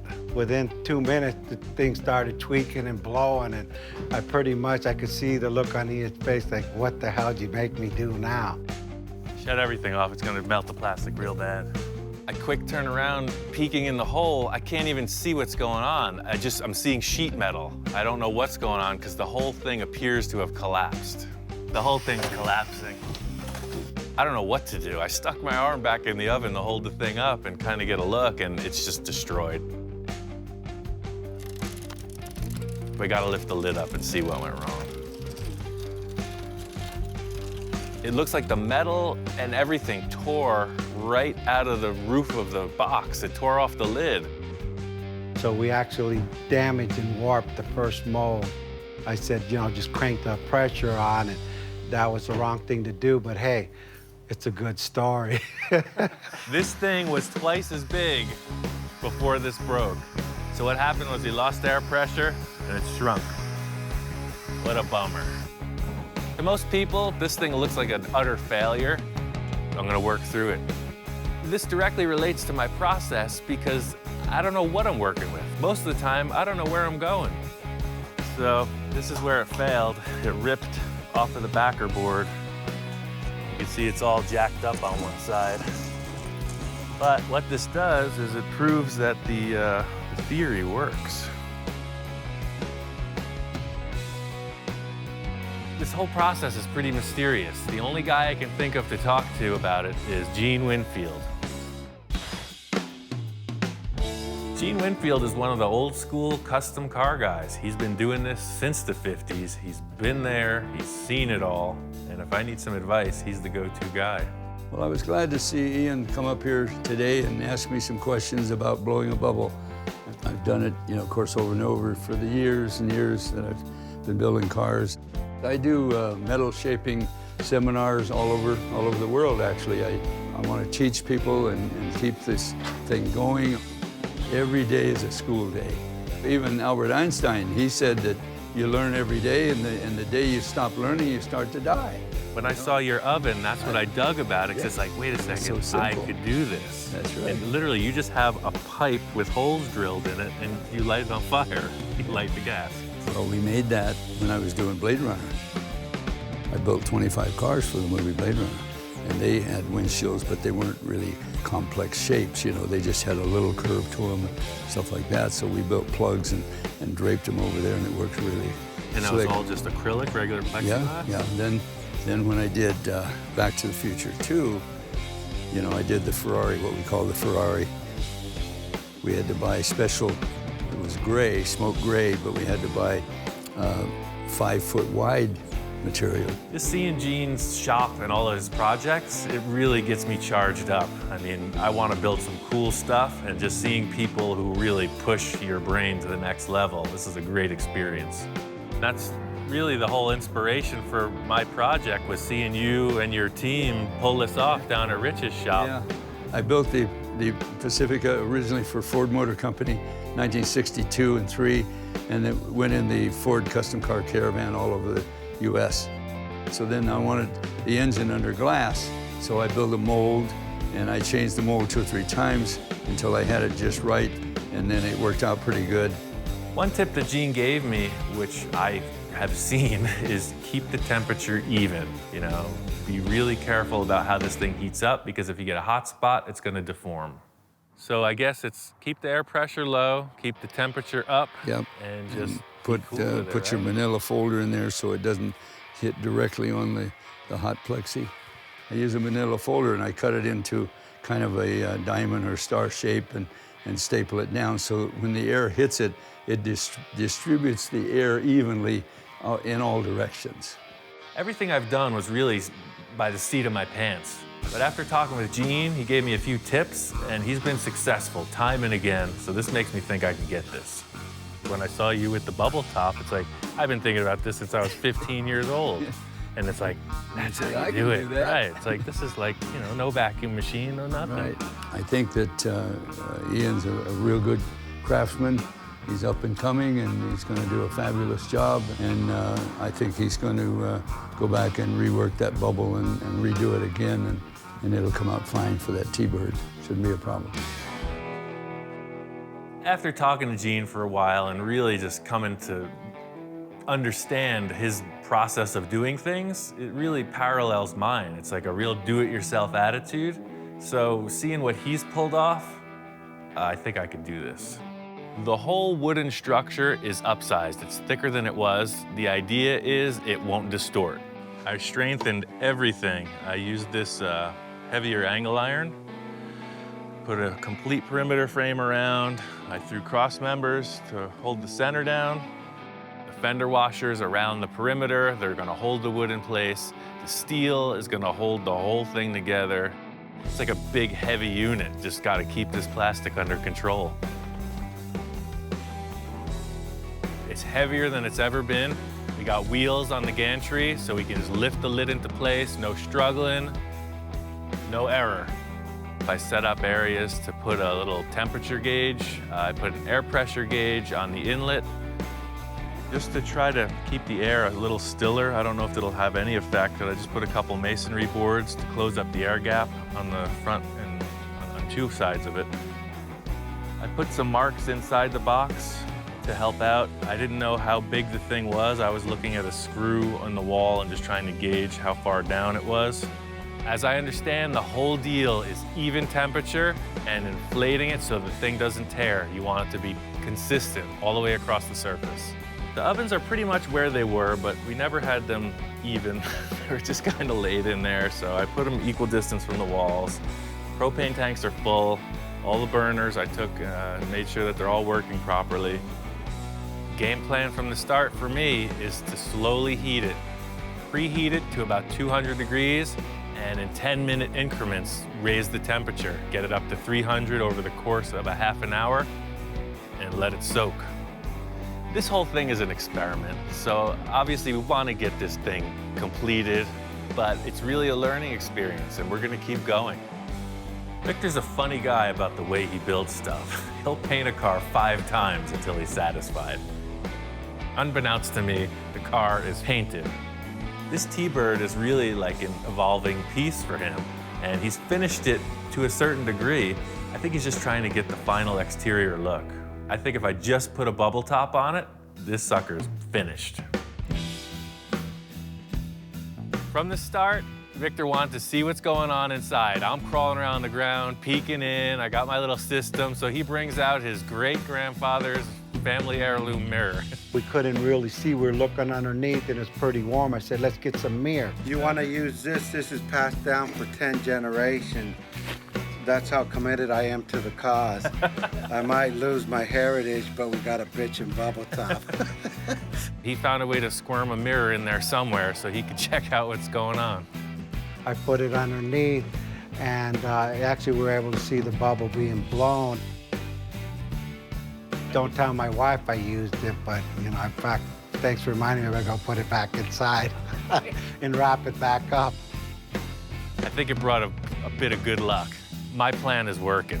The slow heat, the low pressure, it's not over 3 PSI at any point. It's very low air pressure, and the thing is taking a great shape. It's the best one yet. There's none of that weird deformity like we had on the first try. Thing looks freaking smooth, man. It's nice. Lifting the lid up, this is a home run. It looks like magic. It's better than I hoped. Look at the radius on the front of this, man. It stood up really good. My whole life has led up to this, my entire career. Look at the freaking front, dude. It's like, bing. We set it on the car, and the contour, front to back, it's a part of the car already. I think that's the top. I think that's the right bubble for this car. That's perfect. It's perfect. This thing's on the car for 15 minutes. Everybody's praising it, you know, wow, yeah, that was a great experience. Victor wants to go bigger. He wants something better than this. When I seen it come out, I said we achieved our goal. And if we were normal people, we would say, all right, let's get the hell out of here. We're done, but we're not. Technically, bigger means more heat, more air pressure, a little more time in the oven. And we've already proven that that amounts to disaster. But Victor wants more. We were really successful with this last dome we inflated. The proportions are dead on. Talking with Victor, he wants to max it out. That's how he rolls. We're gonna just push it hotter than ever and more pressure than ever. We're gonna get the biggest shape we can out of the box that we have. I'm following the same procedure as the other times. This time though, I'm gonna let it cook a lot longer. The way this one's coming together, this one seems to be coming out the smoothest of all of them. I just don't want to get it too close to the flame because that's certain death. It's still pretty nerve-wracking. There's uncharted territory. How hot can you go? How much pressure can you put in? We'll see how hot it gets.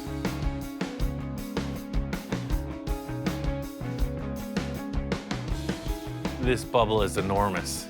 It's getting so close to the barbecue grills. My plan is to turn off the heat and then hit the air. That way there's no flame. It's just hot air. Houston, we have a problem. All right, let's try to cool it. I think we could save it, but it's definitely giving out. See the edge is all warped out? Yeah, we got trouble. Fudge. I didn't realize how much force such a low pressure of air could exert. It's really crazy how steel and wood are deforming under the air pressure. I don't know how this is gonna work out. It's on the flange, which is kind of a bummer, so the flange will have a little warp in it. Similar to the first failure, just not as drastic.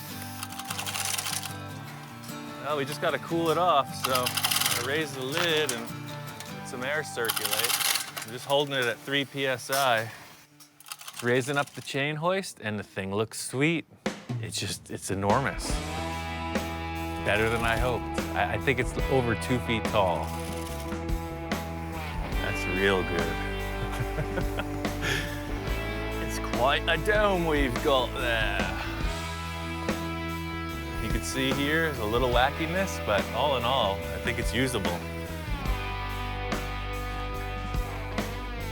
It's pretty substantial.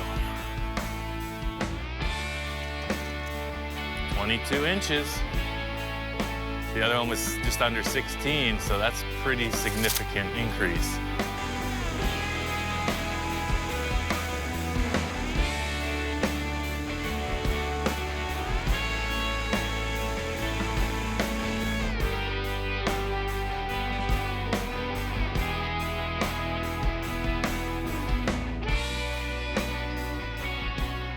So we're putting this thing on the car, but it's big. And you stand back and look at the thing. It's for a different car. It's too tall for this one. When I seen it come out, and I went back to like we could do anything, and we're gonna try to stretch it even further.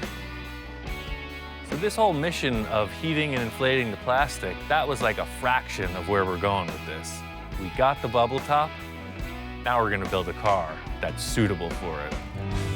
Victor's he's pushing it. He wants more. We're sitting there checking the car out, thinking about ideas, and he comes up with this spinning bubble top. I said, okay, Ian, this one's gonna spin, go up and down and spin. Yeah. Victor's talking about all these ridiculous concepts. He came to the right guy. This is what I do. I'm totally on board. Victor just wanted me to get this concept as quickly and as inexpensively as possible. Just prove that it works so we can go forward.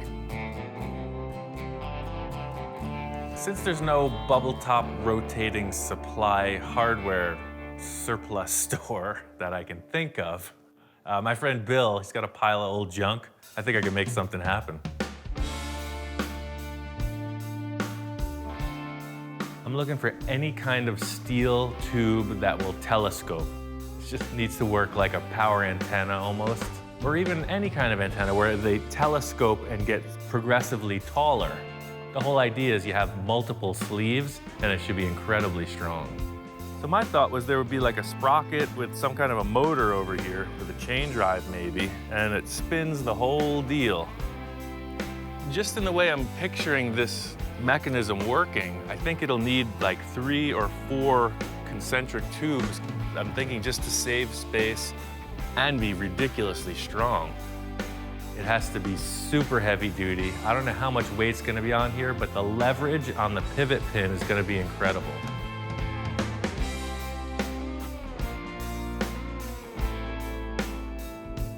If I made this into a U shape, like a saddle, and I could put a pivot through here, so it would be sitting like that, and then it would tilt up and down and swivel around. It'd be kind of like a mechanical bull almost.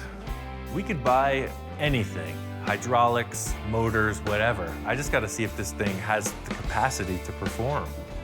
To get this whole deal to spin, I'm thinking some kind of a chain drive would be good, because it really gives you the opportunity to move the motor further away from the whole pivot assembly. This is what I'm using. Bottom line is, this is such a crazy concept. I just gotta throw it together, low budget, quick and dirty, and prove that it works. When I'm just setting it up here in the car, I realize that the car's in the way. I gotta cut out a huge chunk of the automobile to make this design work. Victor was so proud of this paint job with the gold leaf, you know, it was a really hot looking car. So I sent him a piece of it. You know, it's just, that was his favorite paint job, so I wanted him to keep a piece of it.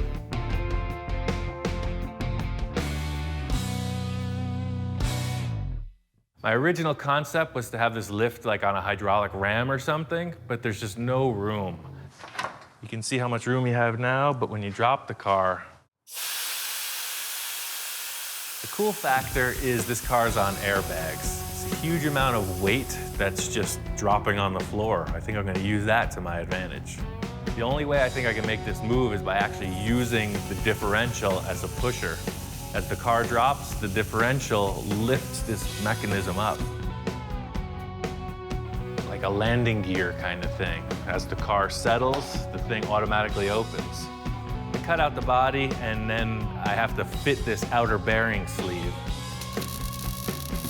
It's working out good because it will weld right to the cross member that I put in for the airbags years ago. Everything seems like it's coming together. It's pretty simple. I just keep sliding these tubes in, raising and lowering the suspension, and trimming them to fit.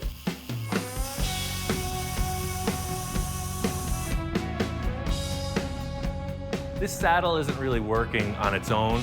It's designed to work with the leverage of the big dome attached to it. So I'm putting this rod on to simulate the leverage that's going to be there in the end. Prepare to lift.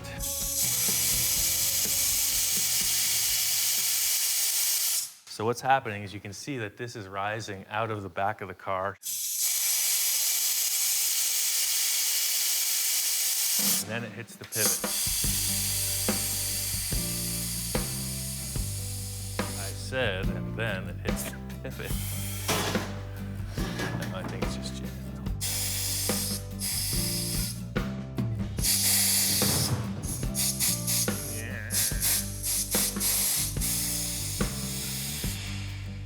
Right? That's pretty cool. And then it comes down.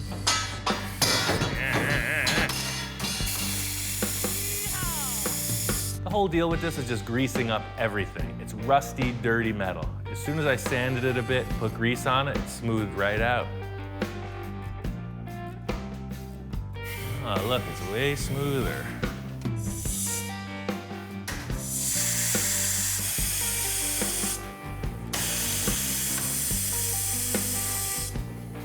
I'm stoked. This thing is working better. Every time I raise it, it smooths out a little more. To the layman, this could seem pretty sketchy, but I call it a success. I had this in my brain and it's actually functioning. That's cool. The up and down motion is working perfect, but we're not out of the woods yet. I really want this thing to rotate. I'm gonna do whatever it takes. The next step is making a support ring to hold the acrylic dome. It's really a no-brainer. It's just some 1x3 heavy wall rectangle tube. The whole plan with the shape of this ring is to use the wooden backboard from the original oven. That way I'm sure that the contour matches this plastic bubble. The hardest part about this is going to be this really tight radius at the front. I think what I'm going to do is put the tube on the roller and create a gradual arc like it is through here. The thing with the bender is it makes perfect circles. This is kind of an ellipse, sort of like a spiral. So I'm going to have to take that circular shape and tweak it. It's got a couple different radiuses in it. I'm going to have to put the saw to use. I'm going to have to just slice every inch or so and kind of fold in a tight radius for these corners. So the whole deal here is you can see how it was, but by slicing it, see, it makes a tighter radius.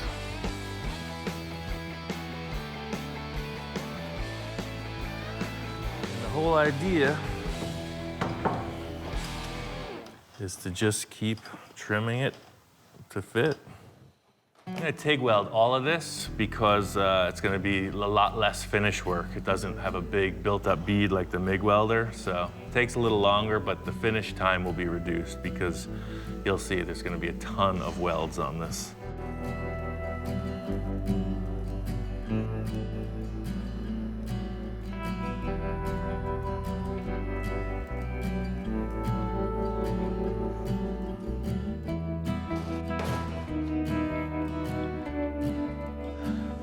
see where it's at. It's darn close. I just got to put a piece in.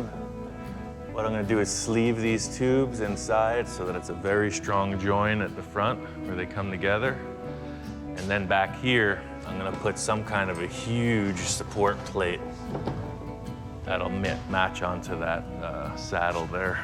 Once I put the plastic on here, I'll just go through with a series of holes and put some kind of a rubber grommet. That way the metal is never touching the plastic. It's just suspended in like a rubber bushing. I knew I was gonna hit a wall somewhere in this project. The thing with the motor gear drive, I knew was gonna be a hassle. Yeah, so this motor needs a lot of room. I knew that this motor was gonna be a pretty big setup in the car, so I just cut out a bunch of sheet metal, and then I just went in for the simple lift mechanism.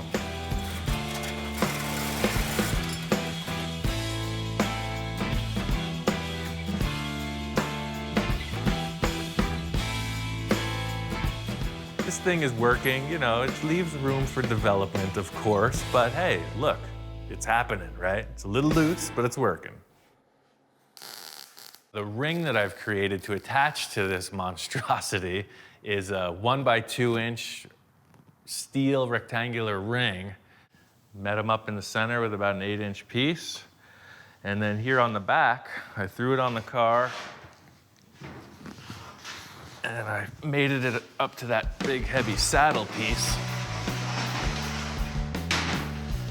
This is the part with the pivot, and then I threw some supports along the side of that, and then a couple outriggers so that it's got a little more grab on the tube.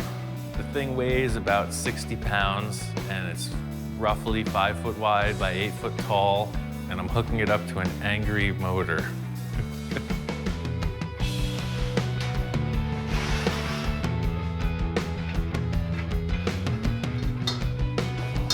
Victor and I have done enough projects to know that his cars are gonna get cut up. It's just what happens. I'm just gonna chop a hole in the doors, modify that, set the ring down. You know, it makes it part of the car instead of just stacked on top of it.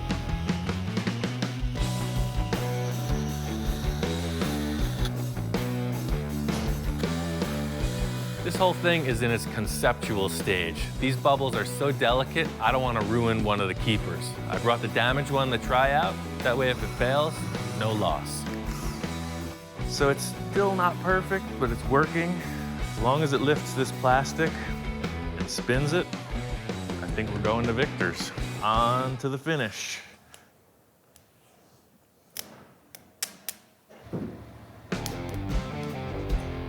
Literally, this car lifts up and spins around. It's awesome. You've never seen that before. Probably for a reason.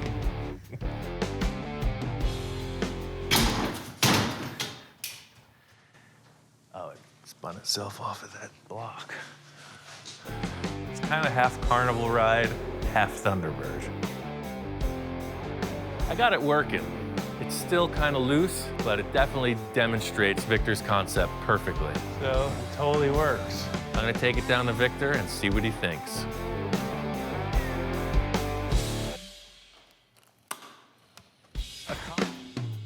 Okay, I got this car back to Victor's.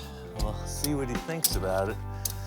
There's a couple small issues, but all in all, I think we're gonna work through it. It's really tough to say how Victor's gonna respond to this. I know he likes the far out stuff, but I also know he likes to see things delivered properly. I pull in with the trailer and I see Victor. He's not really jumping for joy, let's say that. The car shows up, it's half disassembled, there's a bunch of foam stuck to it. When I first saw the car, I seen it was in the rough state. I want a system that will open up and rotate and be safe and secure. So that's what we talked about, and that's what I'm hoping to see today. It's all there, it's proven to work, so that's kind of where we're at. I just need you to make a decision on whether you'd like it to spin or not. How fast is it going up and how fast is it rotating? It rotates too fast. Like how fast is too fast? Like it wanted to kill somebody. So let me show you the rotation. I'll ask you to stand back when I turn it on. He put it on and it was rotating like very fast. He almost took off my head a couple times. But just seeing this wild concept got his brain going in a whole new direction. Accomplishing this bubble top, I think I might have like blew a fuse or something in Victor's psyche because now he's really going off the deep end. He's talking about some wild concepts and we're only at the beginning of this next stage. On the next episode of Full Custom Garage, the bubble top goes out of this world as Ian and Victor take it to the next level. I want it to be like a spaceship. It's already been built 2 times. What's one more time? Some people would think of this abstract idea as like, what? And I'm like, yes, charge onward, we'll figure it out. I spent a couple seconds inside that dome and it's hot. So we're having vents in the front that'll vent the cabin and then vents in the back that'll exhaust it. My whole task here is creative metalwork and mad scientist inspiration. He's got a pro body guy on the job, he's got a pro interior dude. I meet the guy and it turns out he's deaf. And Victor's like moving around, flailing his hands, this and that. You know what? I move my hands and I'm a hand talker, if you could see, and we could communicate perfectly. He's talking about making it look like this is like the main power source for the entire car. It's crystal powered spaceship. I'm a subtle guy, if you could tell by my car. We're on the final run of the whole game right here.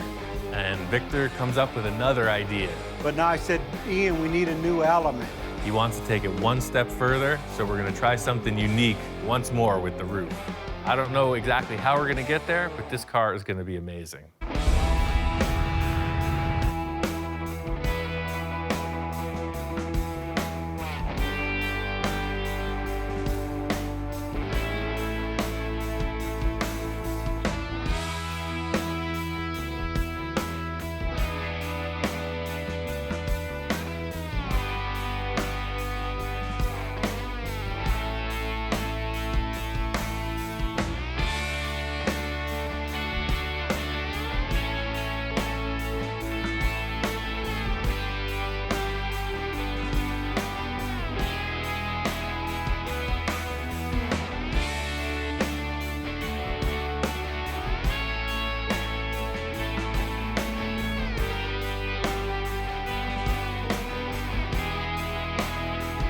Right now on Full Custom Garage, Master Metalman Ian Roussel transforms the inside of a 1949 milk truck. The whole concept with the interior of this is like pirate ship. I've been thinking about that for a while. I want it to be my dream shop truck. But a simple shop truck isn't enough. Ian's got to take it all the way. It's going to be modular. I want it to be able to convert from work truck to camper pretty easily. So Ian rounds up a crew of mercenaries to help get the job done. I hate being the brains of the outfit. The goal here is finished interior. And it's like, who knows what could happen. Oops. There's always a problem. You know, the best laid plans, there's a statement about that.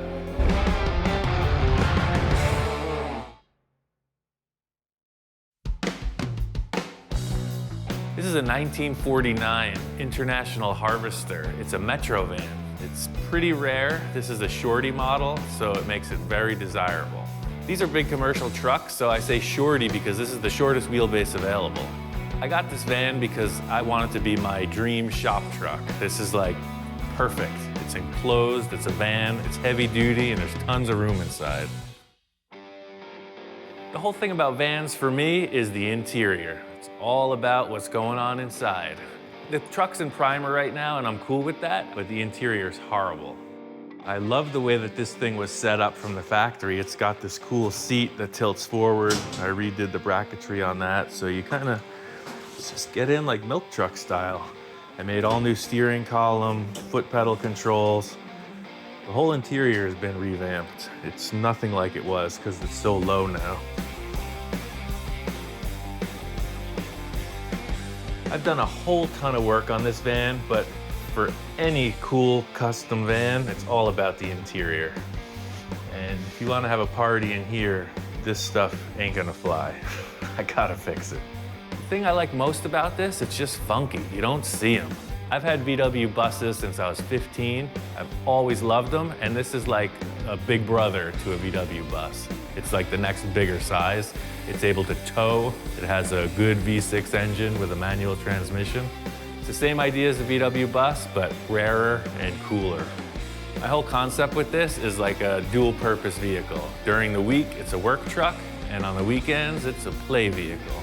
I want it to be able to convert from work truck to camper pretty easily. I got a couple ideas for this van. Getting started on the interior, I'm gonna go to this van show and just see what's happening. The van scene is kind of like a 1970s time capsule, right? It's like everybody's playing dress up. You got your bitchin' vans in a row. I mean, this is what's happening. My friend Don came along to this show. He's been into vans since it was happening in the 70s. I like vans because they're really focused on the interior. Sure, they got cool look on the outside, mag wheels, whatever, but it's all about what's going on inside the box. The wild thing about vans is it's just like ultimate self-expression. You can go in any direction. You see theme vans, fantasy vans, just anything goes.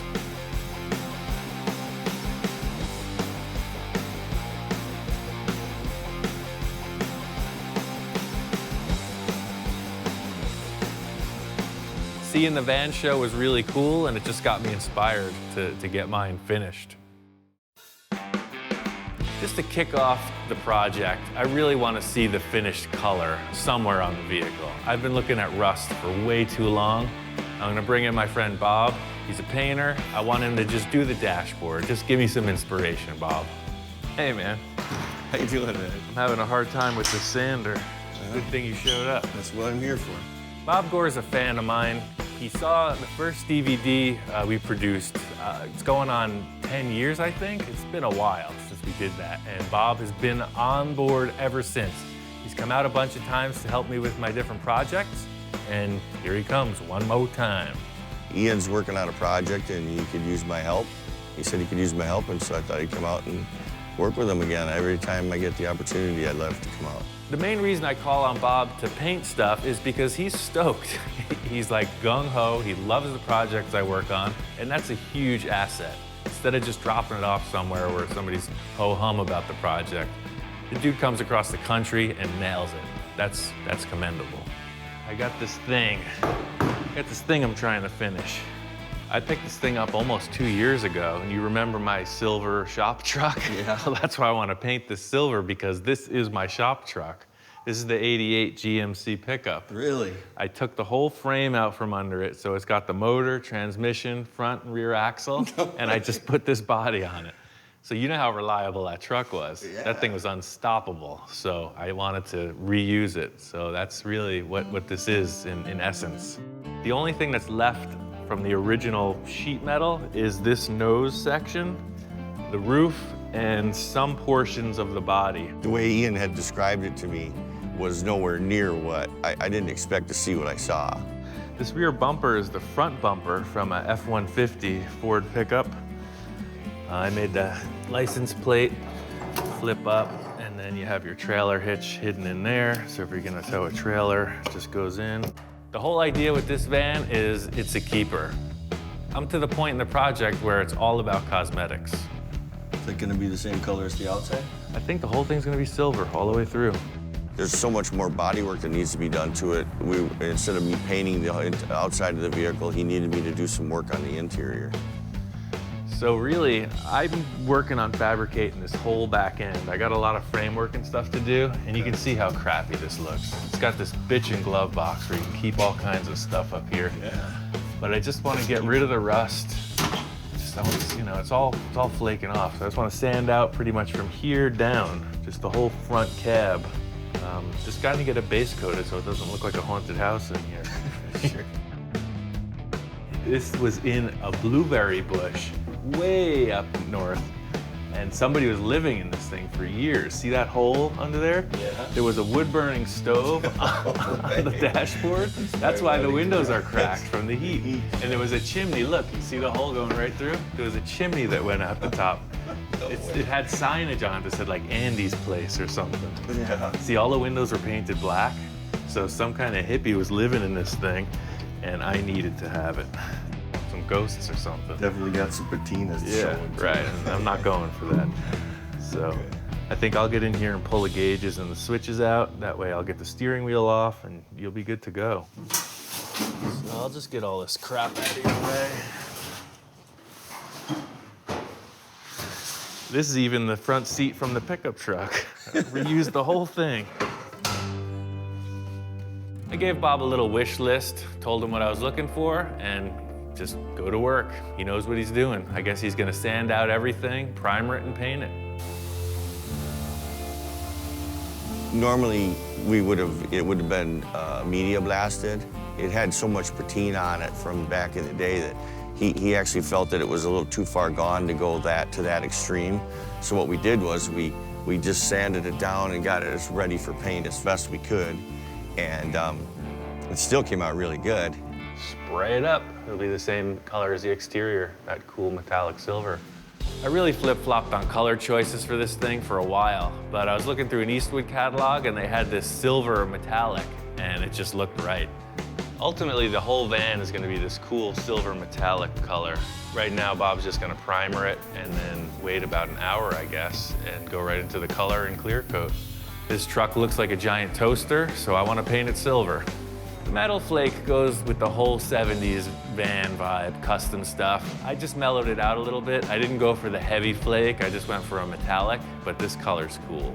As I laid it out, yeah, I could tell it was spraying really good. It covered nicely. I thought it was really good, but the most important thing was Ian was really happy with it. This looks totally clean, man. I'm stoked. It's way better than it was. All right, well, thanks, man. It means a lot.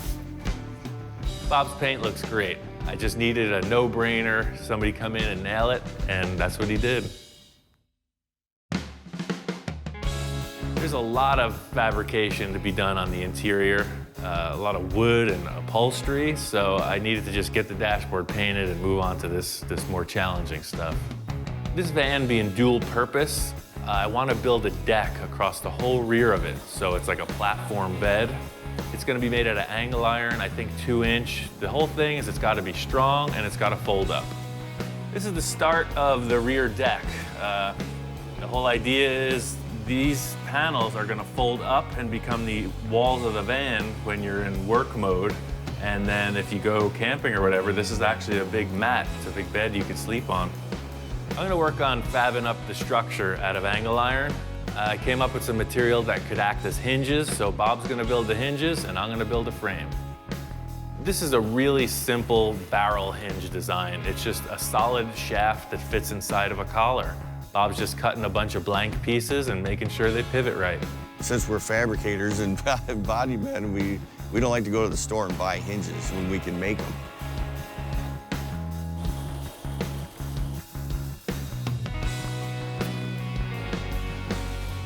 So I thought we'd need 8, but 6 seems to do it. I just welded them right onto the interior structure, so once we cut this in half, the 2 sides will flip right open.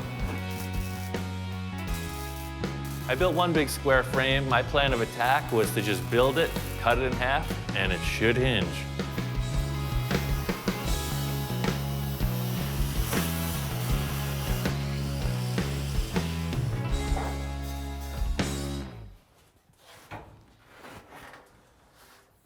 Turns out the van isn't square.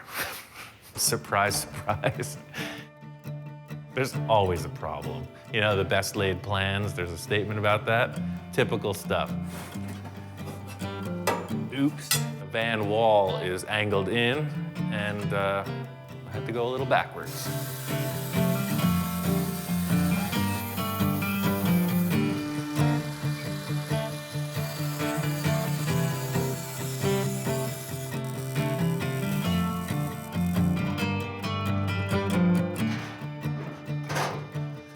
What do you think, dude?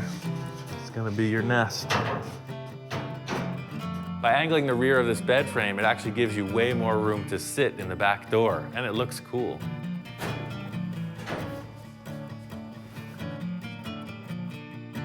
His work is always an inspiration to me, and that's why I love working with him and being involved with his projects, because you can never get bored being around Ian. Let's just fit out the panels. We'll cut some wood pieces and we'll fit up the walls, and that's pretty much it for today. The next step is to sheathe this thing in plywood. It's all gonna be covered, it's just gotta be strong, nothing fancy.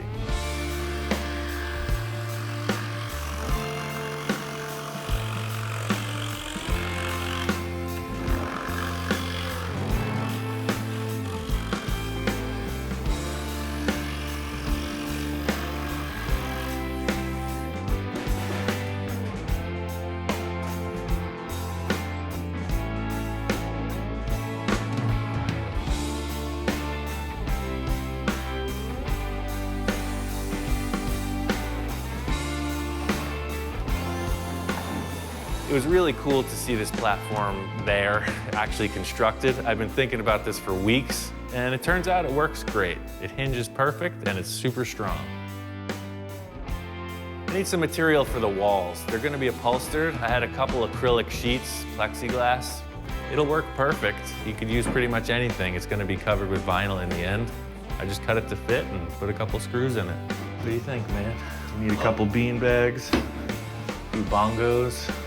Cooler full of ice cold beverages. I really thought about how this was gonna work, and I decided by butting this frame up against the door jambs, when I lifted them up, they were gonna clip into place, and it worked. Every one of my projects involves a lot of just winging it. Standing back looking at this, I'm really stoked with the little V shape in the rear, the seating area. It looks great. This is just the first step. The goal here is finished interior. This is gonna be a real challenge. I'm really enthused about getting to work on it, and I'm really glad he did this project, you know, for himself. You know, it's something really, really nice. I got a few different concepts for the interior of this van, and I'm thinking fancy pirate ship.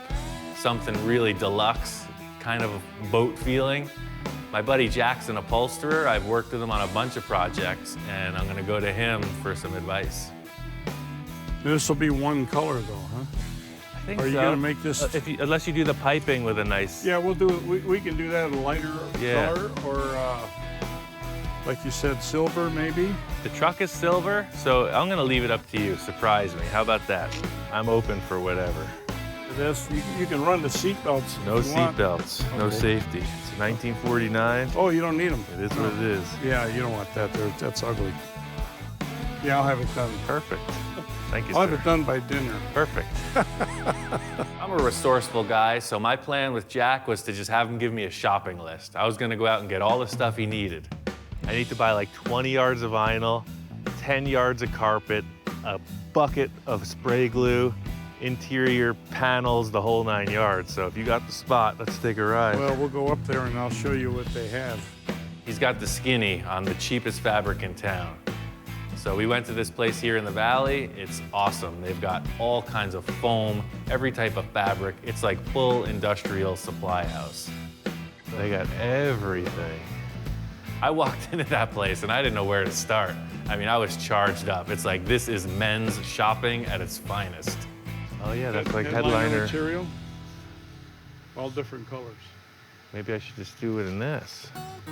Jack showed me around all the different samples of vinyl they have. They got a million different foams. So he just kind of directed me to the least possible expense and the best quality for the money. This is pretty much how I roll. Show me to the dismembered packages. I want the interior of this van to be dim, kind of like a cozy bar you might want to spend some time at. I'm thinking like oxblood, dark, red, burgundy, something like that. But I love contrast, so I want like a light tone to offset it. I found exactly what I needed. I just got to get back to the shop, finish up the walls, and get on to the final upholstery.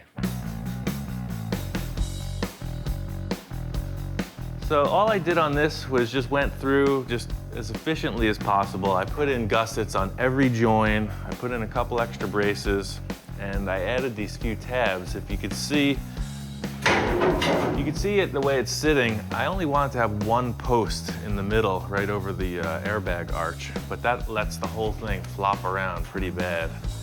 I made a removable brace that supports the floor. It just pops out, and when you close it, it adds extra support. I gotta clean all this stuff up, get the rust off. It's recycled material, but I just made this little brace that actually clips into the back of that bed. I did a front one and a back one. You can see how it's gonna go. All you do is set it in little clips. Just pop it in the shape.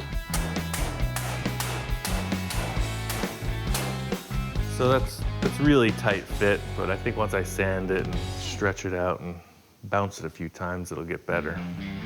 Dirty surfboard. It shows you I need to go surfing. Look at how dirty that is. I don't remember the last time I went. But now that I got my van, I'll be able to go. So the whole idea is you got your bed there, and then all that free space under the bed, just got your surfboard on. How's that sound? That sounds great. Wow. These damn novice surfers, they don't even know how to put their board in the truck without scratching it. It's all right, now that I got my van, I'm gonna be a local.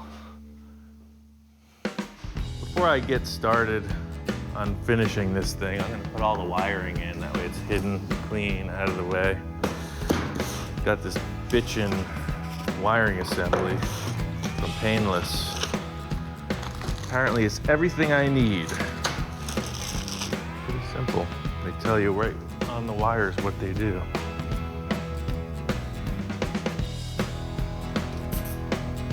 The whole idea with this is they're gonna be hidden under the carpet.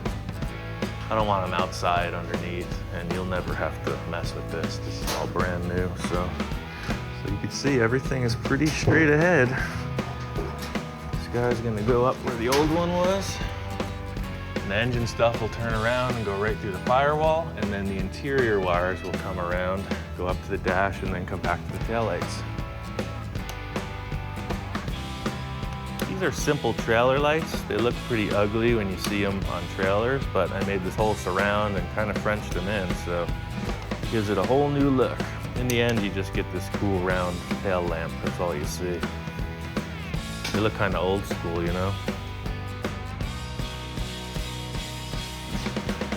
That was the easiest wiring job I've ever done.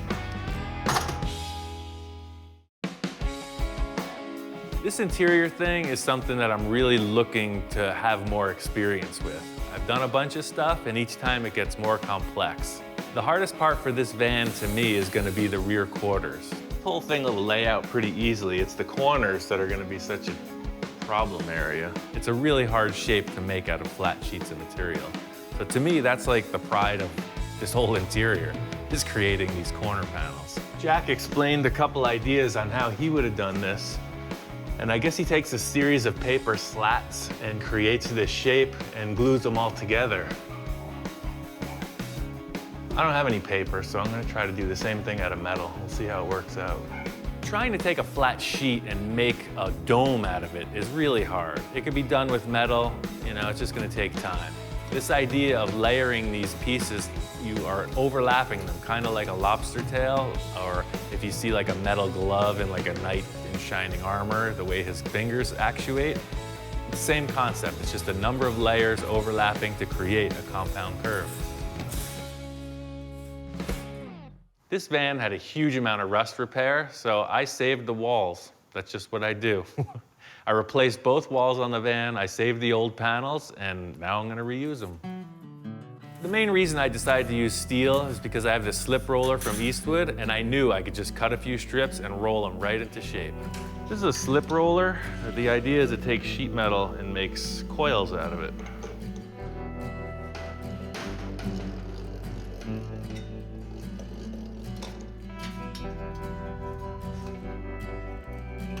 The idea is there'll be a series of these that overlap each other and change their angle, and then I'll trim it all back. So the first step is obviously this one right here, because we want it to be bigger than the rest. My whole process in everything is just figuring it out. You know, point A to point Z is in a zigzaggy direction. These rear corners are pretty challenging, but I feel like it's gonna work out. The hardest part for me was figuring out how all these pieces were gonna come together in this compound curve. Once I had the top and the bottom panels in, I knew filling in the rest was gonna happen. I used a whole bunch of screws to hold this thing in place. I tack welded it and really just finished it off with the hammer until it looked as smooth as I could get it.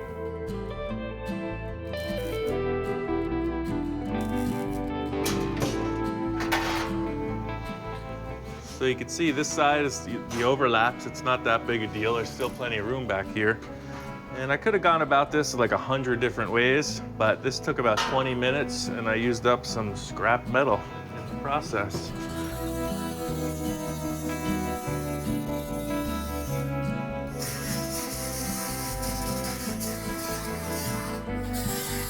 Just trying to figure some stuff out. I don't know what more to say about it.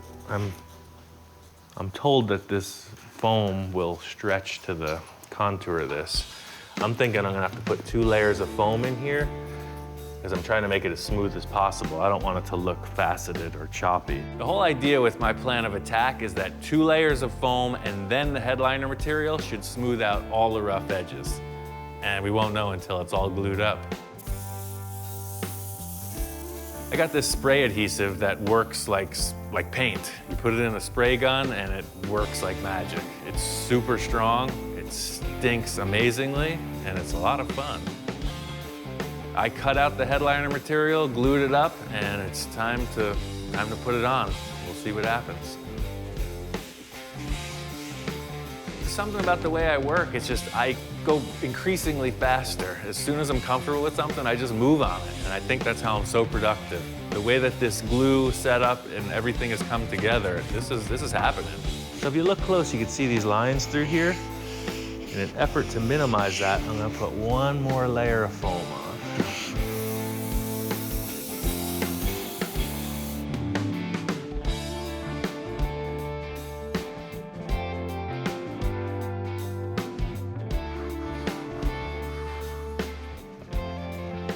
Definitely better than it was when it was a piece of metal, that's for sure. This is the headliner material. I'm gonna use the end of the roll in case I mess up. This stuff's a little dirtier than the rest of it. Some kind of material laminated to the foam on this headliner, so it might stretch differently.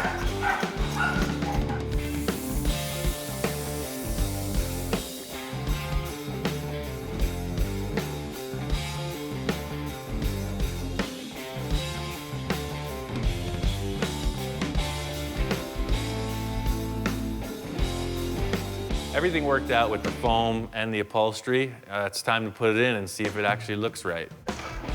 See, it's a perfect corner. That is deluxe. After I got this quarter nailed, I was excited to see how some vinyl looks next to this headliner material. I took the piece that surrounds the rear door and started with that. I put it in the sheet metal brake. It seemed like it fit perfect, so I went ahead and glued it, foamed it, and then went to the vinyl. The whole issue with this process is once you've glued up the vinyl, it's like a giant sticker. So if you fold it wrong, it's ruined. I don't know if you ever used a sticker that big, but this is pretty daunting. I just kind of felt it. I don't know, I used the force. I went out of my body for a moment, looked at it from 6 different angles, and committed. All the fabric I'm putting in the interior is pretty much a background tone. I really want the wood that I'm using to be the highlight. My friend Nate, he's a cabinet maker. He's an expert in his field, and I'm gonna have him help me design the dashboard. Hey Ian, what's up? Working on getting this dashboard situated. Right. See all this stuff I'm building out in wood is pretty simple, but I need something really cool. I know you're a cabinet maker, and I want to do something that's really special.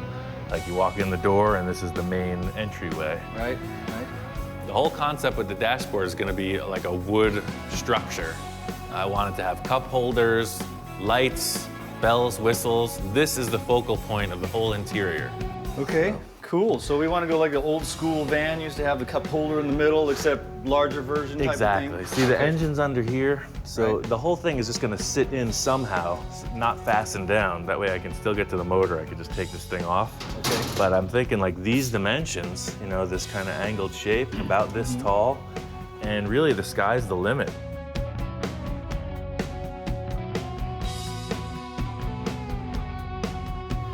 Well, I'll sit down and draw a few versions of it for you, and I'll come back and we can discuss it some more and go from there. I don't even think you have to draw me a version. Really? I think you should just build it. I know you got kind of an artsy thing going. You're a musician. I hear you guys next door. So just like build your cup holder, man. Build something you think is badass, and I'll use it. And you can hear us next door? Yeah, a little bit. I don't even need to use the radio. Cool, man. Well, I'll be here. Just let me know. Thanks. After going to that van show, Don has not stopped talking about his old ride. He's got an old Dodge van in the back lot, and he's been doing nothing but talking about getting that thing back on the road. I bought it from a neighbor probably 10 years ago. He had it for many, many, many years. The whole concept was get all the mechanical stuff back in order, give it a good cleaning, and put it on the road. But we just started digging through it, and we found some really interesting artifacts. Did you see the book that was in this? It's still got some magic. This was inside. This is the real deal. Look at that. That's what I'm talking about, baby.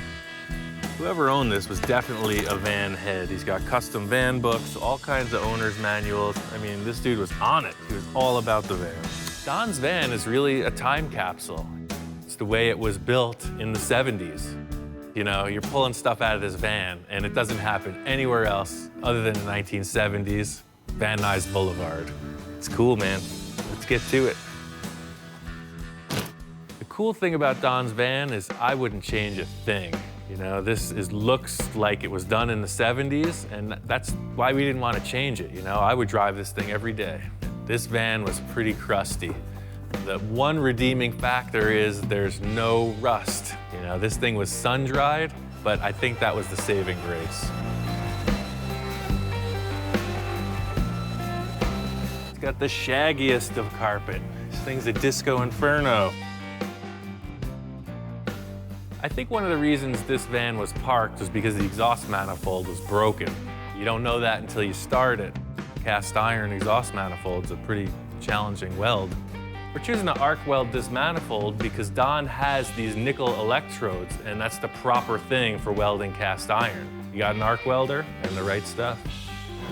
The whole thing about arc welding is there's no gas like in MIG welding. There's no wire that feeds, so you're literally just burning the electrode, and then this coating on it is the flux, for lack of a better term.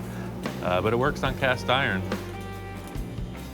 It was a good thing that the manifold needed some attention because it ended up putting new gaskets through the intake, the exhaust, you know, right out the back. Everything's freshened up, runs great. No smoke? No, nothing. Well, let's drive it.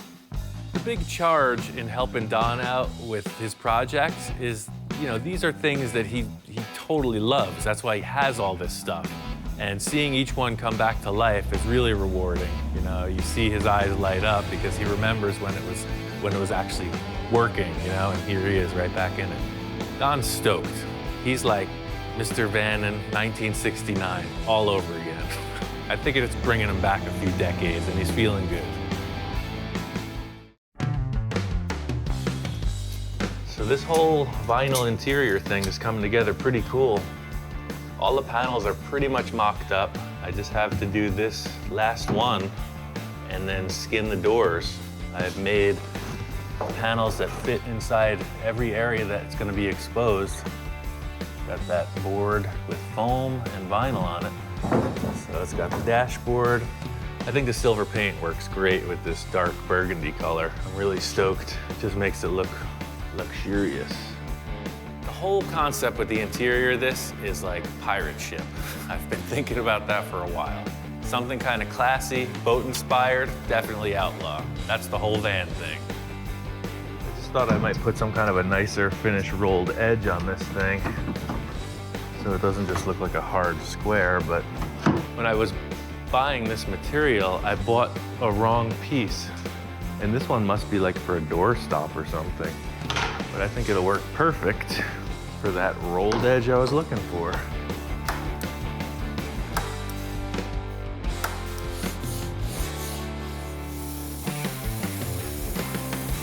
doing what I can with what I got. Interior dudes can go off on this thing and spend a year on the interior.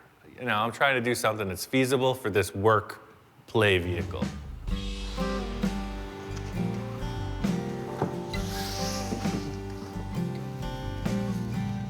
So the whole idea is that this fabric just makes a little bit more of a presence on the front edge. See that? Just looks a little more rich. Definitely looks cool. Got an idea. These doors are pretty rough, and to body work and finish them, to paint them would really be a huge time-consuming process. So I think I'm just gonna glue vinyl over them. You know, so far, anything that needs to be bitten, licked, or chewed on, he's like all over it. I couldn't ask for a better assistant in the licking and chewing department. Come on. It's time for glue, and you know what that does to you. You lose all your composure.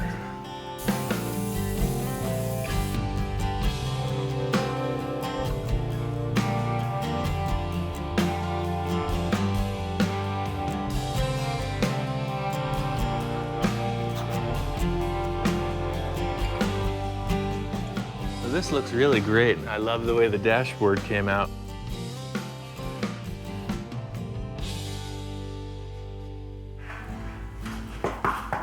Yo. Hey, Ian, what's up? Hey, man, what's going on? What do you got? Hey, you know, you kind of left the artistic impression up to me on this thing, and Yeah.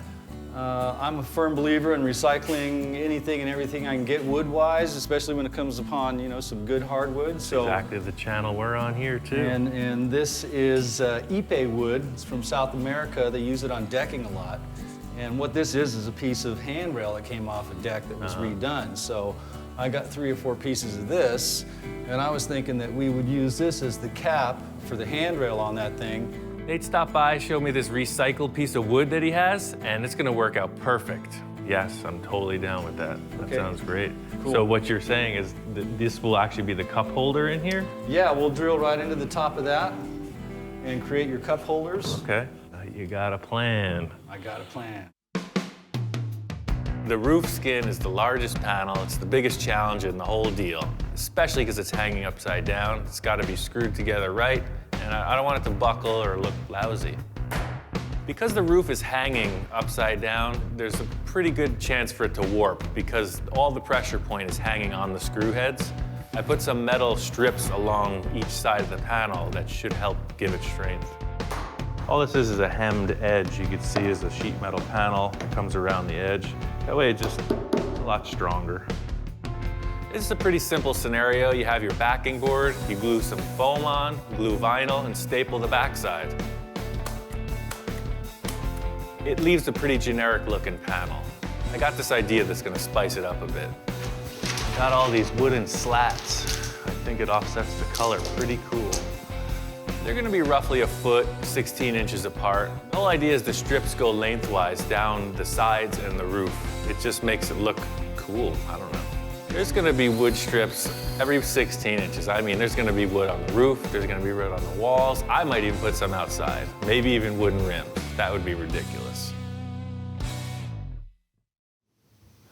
The devil's in the details, just getting the rest of these interior parts installed. Got to give respect to all the guys who do interior stuff. This is a very simple design, and it's really a workout. You may ask yourself, how does one guy hold a 4 foot by 8 foot sheet on the ceiling? Don had a pile of firewood, so I screwed a piece of firewood to a 2x4. Got to adapt and overcome. It's the only way. This is what I'm thinking. I sit here, and then I stick this right here. Hold it up. That's using your hand.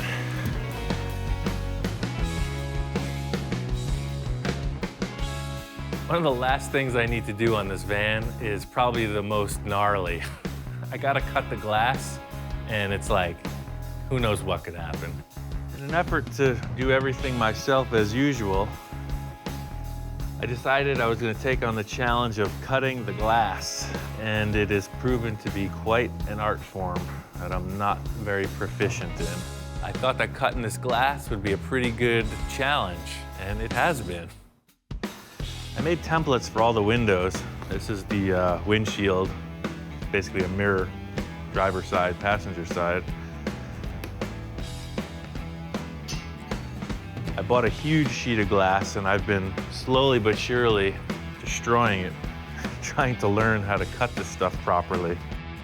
There's a plastic laminate between two panels of glass. That's what this safety glass is. So the plastic is pretty tough. The idea being when the window breaks, it doesn't shatter all over you. The way you cut the glass is you score both sides with the glass cutter, crack it, and then put some flammable liquid. I was using denatured alcohol. You light it on fire and melt the plastic.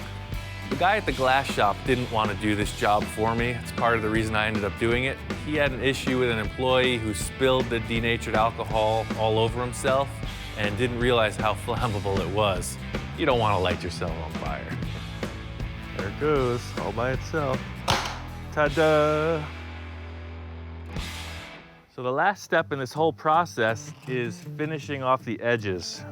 You want to pretty much polish them because any imperfections in the edge could cause a stress point which will crack the glass in the end. Found the easiest way to rough out the shape is with this diamond wheel. It's for cutting tile. Has like little pieces of diamond fused onto this metal disc.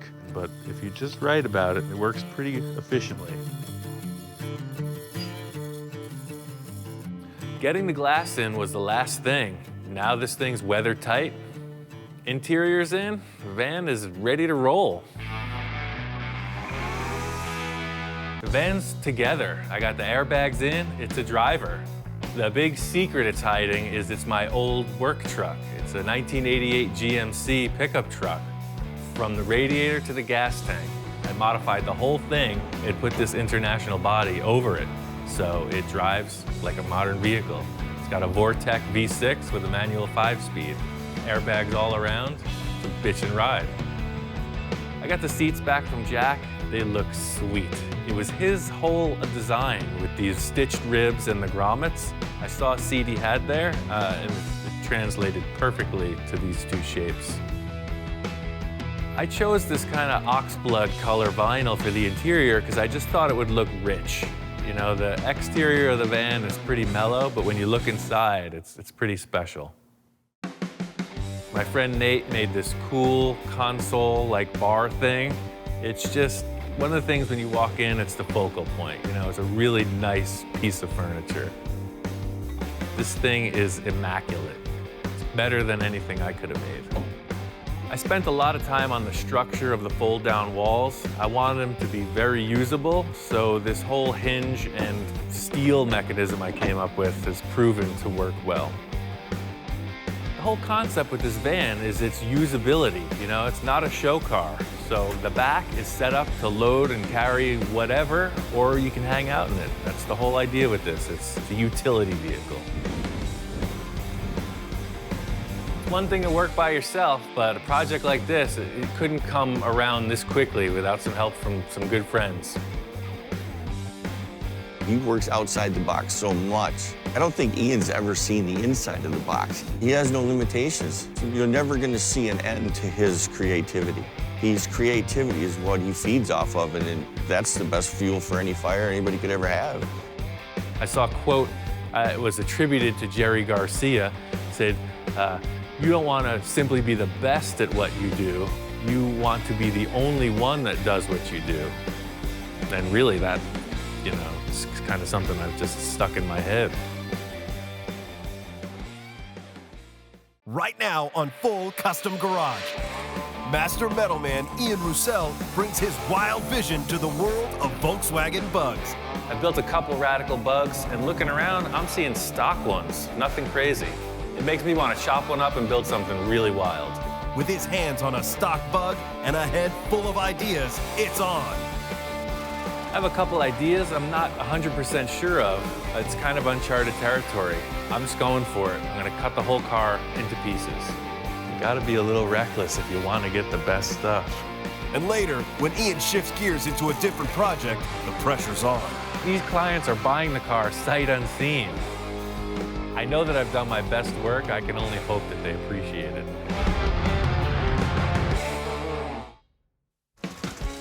I really like Volkswagens. It was one of those things growing up in New York, you just didn't see them. So for me, they became a very special car. They had total character, especially Baja Bugs or custom VWs. You just never saw them on the East Coast. So really, that's what became so appealing. They were rare. I've been working on this Bug for about 18 months. It all started with this little toy somebody gave me. I've always been into VWs, so I saw this thing and I'm like, hey, I could build this. I could make a full-size one. I was really just kind of showing off in building this whole thing. This was just like an experiment. It's got custom everything. The chassis got a lot of tubular structure in it. It's chopped radically. It's really changed around from a stock car. I wasn't really pushing on finishing this car. I'm always working on a lot of projects, so this car is sitting in the side of the shop most of the time. The front suspension just needs to be finished, and it's a runner. And I'm really just kind of lagging. I'm looking for some inspiration to get it done. I haven't been involved in the VW world. I haven't even been to a car show or read magazines in forever. So I think I want to go out and just kind of see what's happening in the scene.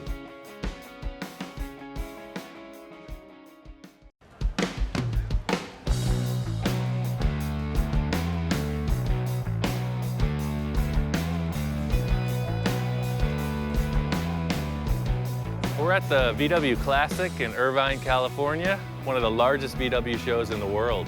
Just looking to see what's new and hot. I haven't been to many Volkswagen shows in the past few years. You know, VW Bug is my first car. It's what I drove all through high school. Having not been to a show in a number of years, it's good to see the scene is still happening. I'm here looking at the swap meet for some parts for the build and definitely for some inspiration.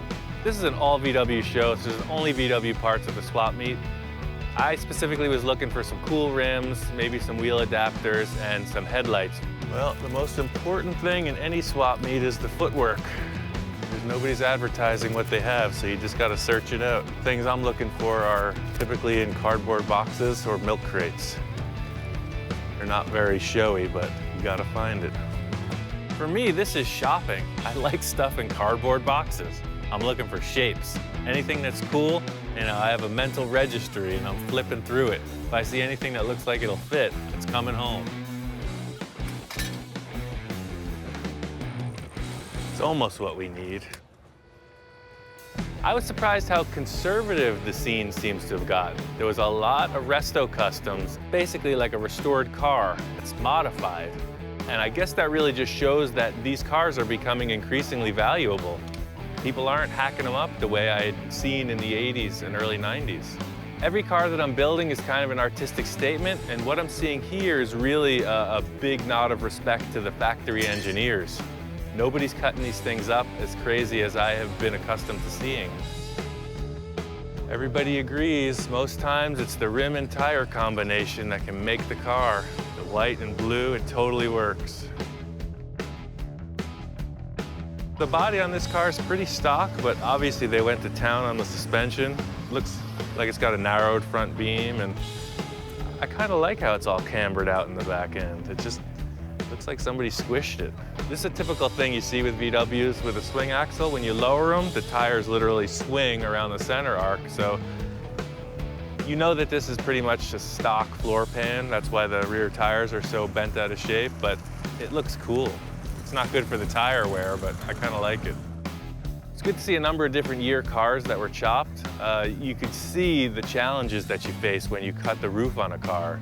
So when you chop the top, this panel changes, and you can see the shape of the rear window changes pretty drastically. This kind of has to do with the B-pillar too. So it's just one of the things you got to think about when you're making the cuts.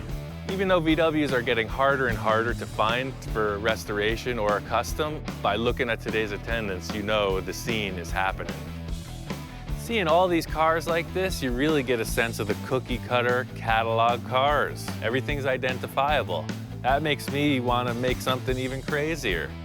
Because what stands out? The one you can't figure out, right? That's where I come in. It's kind of funny. I went to this VW show to get inspiration to finish up the car I'm working on, but it got me charged up to go in a whole new direction. I really think I can pull off a really awesome chop top. I know Bill's got a car, so here we go, another project. Bill's a client of mine. We've worked together on a bunch of projects. He's got more stuff than I can ever imagine. I put labor into his projects for his treasures, so we do a lot of horse trading. Bill and I were talking about this VW Bug project I had. He mentions, coincidentally, he's got one laying back here. Somebody changed the doors for some reason. It's pretty solid too, look at the rocker panels. Southwest car. There's no floor pan, no kind of VIN-tag of any type, so I really don't know what year this is. He said he thought it was a 64 or 65. It's in really good shape. This is a perfect start. Somebody stripped everything out of it. I don't have any carpet to remove. It's off of its floor pan. I have another floor pan at the shop I can put this on, just to make sure everything is square. All the door gaps look good. I don't think the car was crashed. It's never been rolled over. He said it was a Baja Bug, so I don't think it was jumped too hard or really freaked out on. This is freaking perfect. There's no preparation. I thought usually you get a car, you gotta pull all the dead rats and bubblegum wrappers out of it. This thing is just clean metal. It's ready to go. I don't know how heavy these things are.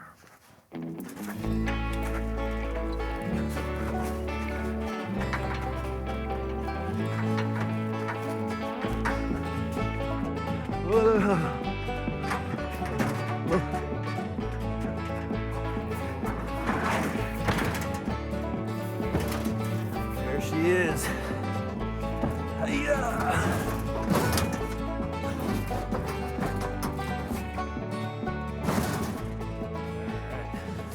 Get this thing harnessed up, get her back to the shop. All right, let's get the heck out of here.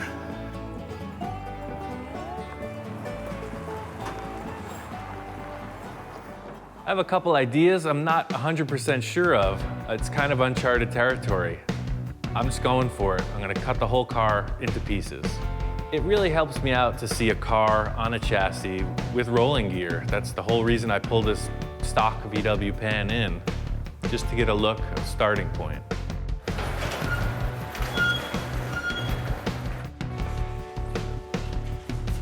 I think this is how they did it in the factory. Back in Germany, I think this is how they assembled them.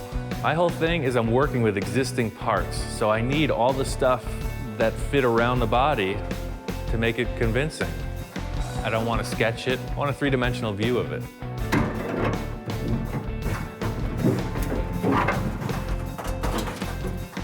Perfect fit.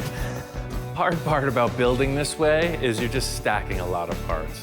I'm moving car bodies, tires, frames. It's a lot of work. Put it on the floor pan, you see it. It looks like a typical Bug. Everybody's got one. It makes me want to cut it up, change it around.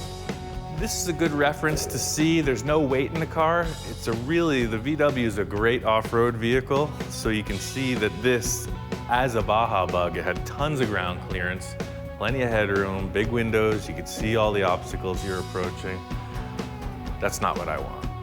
It's a pretty tall car. I want it about that high. This new Bug, I'm really just trying to one-up a couple things in the chop I just did. Namely the windshield height and just the general appearance of it. There's a couple subtle changes, but I know I can move through this thing fast, and that's the whole plan. Just if I can reproduce this, maybe people will buy them. Maybe I can get better and better at it and sell them. I'm making this Bug different than the blue one for a reason. When you look at that car, it's really wedged down in the front. That's what I was going for. This one's gonna have a mellower, straight down look. I want this car to be really fast. I want it to be just wild, just totally custom, my own build. This car will look like a Volkswagen that's been modified, but underneath the outer skin, it'll be completely my own work. My plan for this is to cut it apart, piece it back together on the floor, and see how it looks. I took off the doors just to lighten the whole thing up. I'm cutting the roof off. The C-pillar's a pretty big deal, so I just want to get everything out of the way. Once I got the doors off, I had to figure out how I was going to go about cutting the rear of the C-pillars out. There's a million ways to cut a car. The VW in the rear in the C-pillar is kind of a unique shape, so I'm choosing to just delete it. It's going to be easier to build it back than to try to modify it.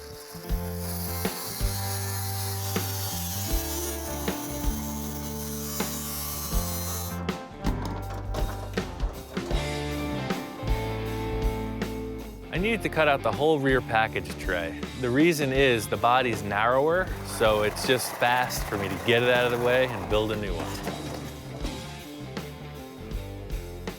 The whole trick with this is I'm leading the whole chop off of the A-pillars. Everything else is built to fit. So as long as the body's square and the A-pillars fit, carry on. It appeared I didn't mark the side of the car before I cut it, because I didn't. I'm that good. I know these cars. I just freaking go. That's why it's so quick.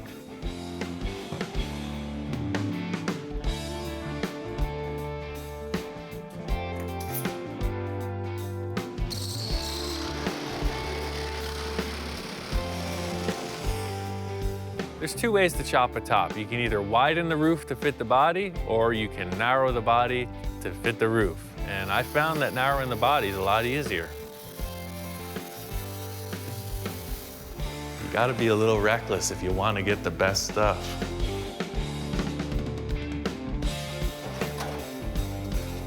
By cutting a car up and piecing and placing stuff, by mocking up pieces instead of like having a set definition of where you're going, it allows room for that little nuance, that thing that could potentially take it over the edge. And I just love the feeling of being a little reckless. I'm confident enough to be able to pull it off. Now that I got the roof off, I'm just gonna get this chassis out of here. I wanna lay it out on the floor so I can really see how it looks. What I'm doing here is just mocking up the pieces of the body. The reason I cut this car right in half was because as the top comes down, this is a triangle, so it's gonna fall through these upright posts. What I'm gonna do is cut right through the center of the body. Well, you know what? I'm gonna cut 4 inches out of the windshield right now, and then we'll stick it on there and see. Chopping a top takes a lot of measuring, and I just try to make it easy as possible. 3M gave us a whole bunch of tape, so I just used a 3/4 inch tape, marked it out, and cut it straight ahead. It's just easier for me to lay out tape. A lot of people do that. So you got 3/4 times 3, that's 2 1/4 inch.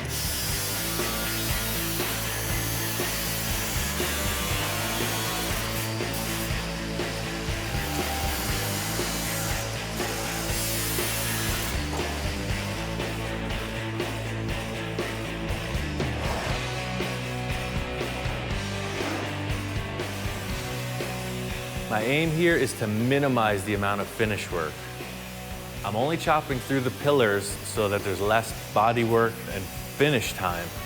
If I was to cut the whole roof skin, it's a ton of hammer welding, Bondo, sanding, etc. By keeping these areas that I'm cutting pretty small, it's gonna be a lot easier to finish up. So what I've been describing is as the roof comes down in height, these dimensions between the window openings get further and further from where they were. You can see on the inside here is 39 3/4. But now, where they come together, this inside is 41. So the lower the roof gets, the more mismatched they are. Most people will split the roof and make it wider to take care of that. But I like the idea of making the car smaller. Narrowing the body is really fast because you don't have to cut through that big dome in the roof. That's a huge welding procedure. Narrowing the body makes it fast. That's bottom line. My plan for this car right now is to have a front engine, so eventually all of this, or the majority of it, will be gone. But just so I can get a good look, I'm gonna trim it nice, put it together, and chop the hell out of it later.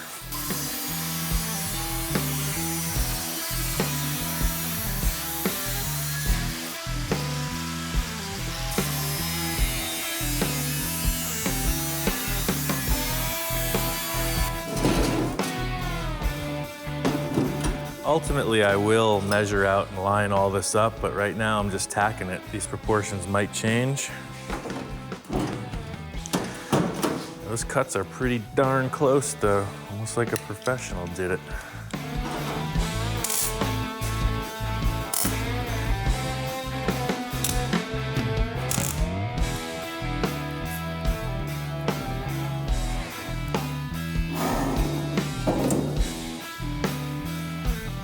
So I'm gonna tack this up pretty strong because these are gonna be the lead off on the rest of the chop. It's a 4-inch chop in the windshield pillars. Yeah, I think that's perfect.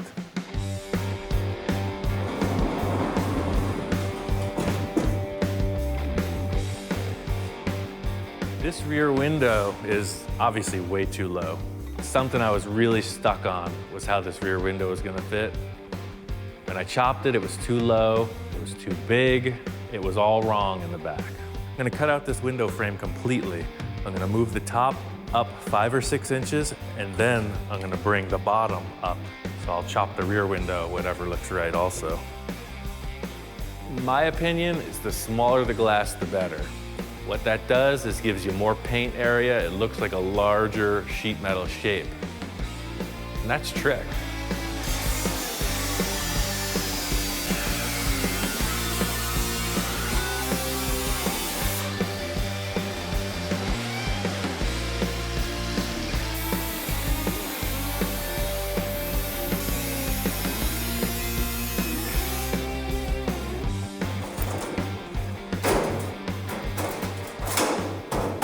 See, it just brought the whole window frame up. And now if you look around the car, the windows are all at pretty much the same height. And in the end, I'm gonna figure out how much smaller the back window gets. Trucking along on this body, got a lot of bracing and stuff. The plan for me right now is to weld in the top of the window. I definitely like the line. If you look here, how this line comes through, visually, that flows around pretty cool. I like that.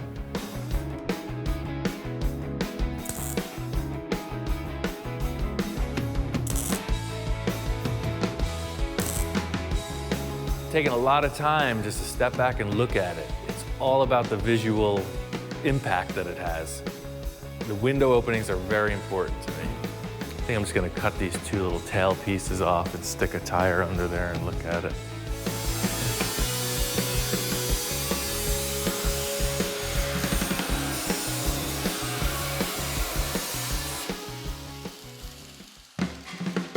I have a lot of experience with moving Volkswagen bodies.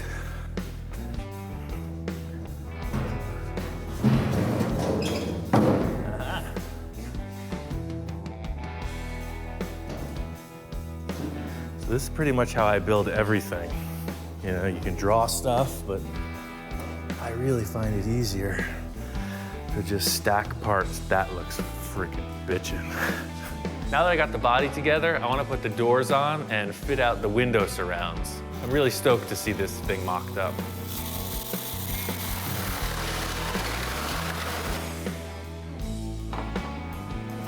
Put some doors on, see if that doesn't change the look.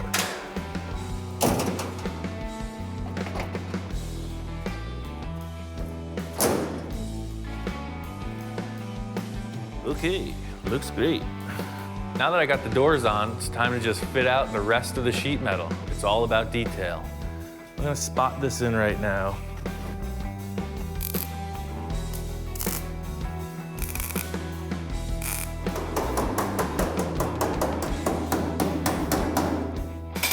I just trimmed off 4 inches from this upright to match the roof, and it's pretty close.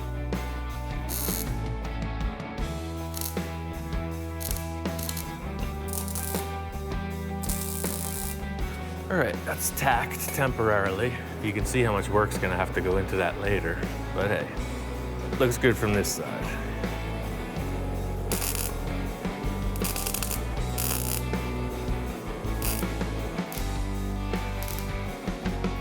I'll weld all around the seams, then there'll be 2 little spot welds that hold the old sheet metal.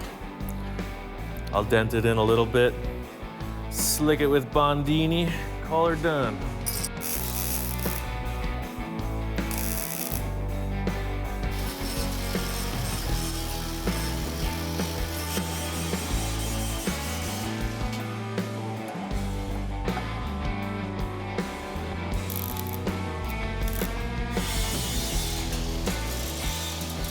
This is what makes the chop. It seems like a little detail, but the fit and finish is what really makes it count. Got the door top on. It's a ton of time. It's very close. All the outside is done. It looks great. I'm very happy with it. The whole deal with making this chop a little bit better than the other ones is making the windshield smaller.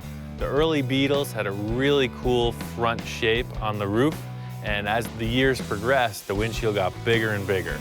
So me making a small windshield just makes it look older, which I consider cooler.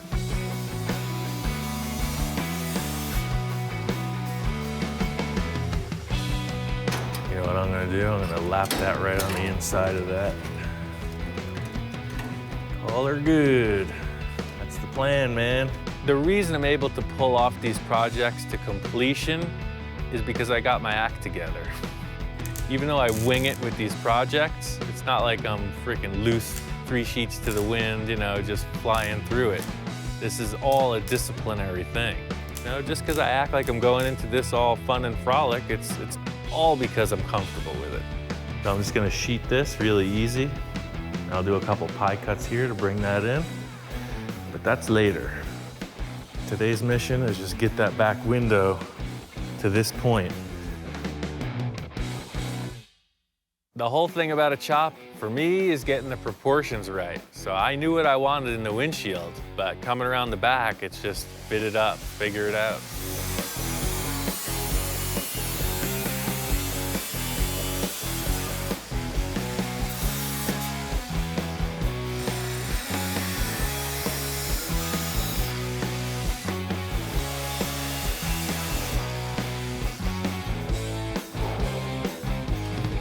Every time I start a car, I'm just falling in love. I don't think about how much work it's gonna be. I know how much work it's gonna be, but can't think about that. You just gotta go for it. That's 5 inches out of the rear window.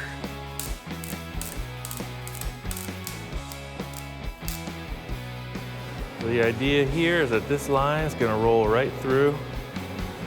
Nice. Come out under this.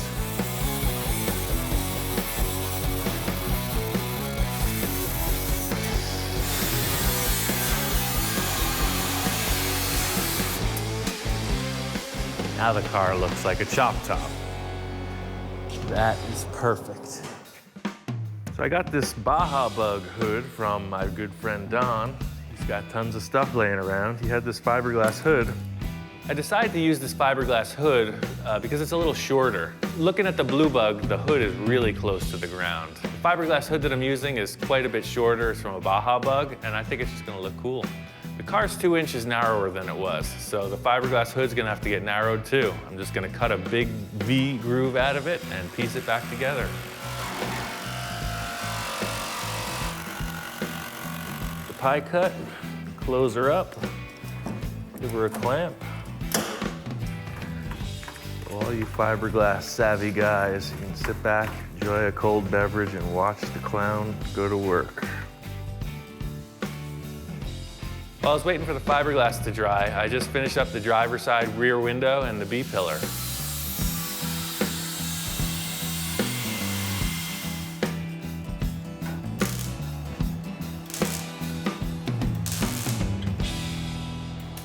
The primary difference between the way I work and someone who thinks out the whole thing beforehand is that I leave an opening for that nuance, you know? That's the great artist. That's the thing that makes the difference, is the unexpected. And I leave a lot of room for the unexpected. I totally get that my approach to this is not the standard procedure, but I've made it my whole career to be creative, and that's really what this is about. I don't want to have a job. I don't want to conform. I want to be creative. That's what I'm doing. That looks pretty good. Still gonna get a bunch more Bondo, hammer, dolly work, etc. But this is the metal fab. This is all the grinding and welding for the chop. The only way to explain if a chop looks good or not is to just look at it. It's really an individual take on it, you know? It depends what you're trying to do with the statement of the car. So I guess the worst case scenario is the windows are ill-fitting. You know, the lines look kinked, they're not smooth, and that's really what I'm trying to work past, just make it look factory. What you're witnessing here is the transformation of a VW Beetle into an awesome freaking hot rod. Now that it's laid out on the floor, this car is bitchin'. I think it's a keeper. There's always so many projects going on. I got this bug that I'm currently chopping, and it turns out there's a buyer for the blue bug. It's pretty crazy. I found a buyer randomly through word of mouth. This couple up in Canada heard that I built this car, and they want to buy it sight unseen. That's cool, but there's a bunch of stuff I gotta button up. To get this car rolling, I just gotta do a couple things to the front suspension and some minor interior work. Just trim it out and this car's done. Blue Bug's been in storage for a while. I got it in another shop. I only got a couple days to make this happen, so I gotta get to it. Found this cool Ford axle. It must be a British Ford, I'm not sure. It's very narrow and super lightweight. I was thinking about how to improve it and kind of make it unique. Typically, the axle is a solid axle. These two centers are just joined. My idea with it was to split it, sort of like you see the later model Ford trucks, the independent I-beams. So I cut the axle in half. I took these bushings from leaf spring and just welded them in. So now the axle is sprung independently. Getting this front suspension dialed in isn't a lot of work, but it's technical. The handling of the car, the safety of the car, depends on this front axle behaving correctly.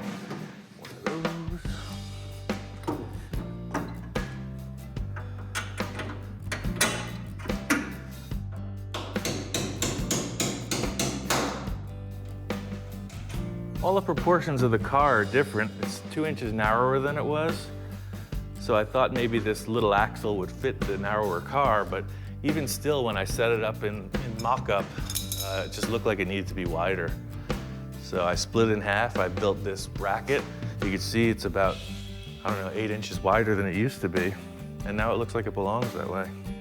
I'm gonna use air shocks on this car to suspend it. Being that it's such a lightweight vehicle, I can get away with it. Most of the times you'll see a leaf spring with this setup, but I think air shocks are gonna be fine. So the air shocks just bolt in like this, kind of at a diagonal angle, but I'm not gonna hook them up to test this out because it's just gonna restrict the movement. But you can see how they just fit in.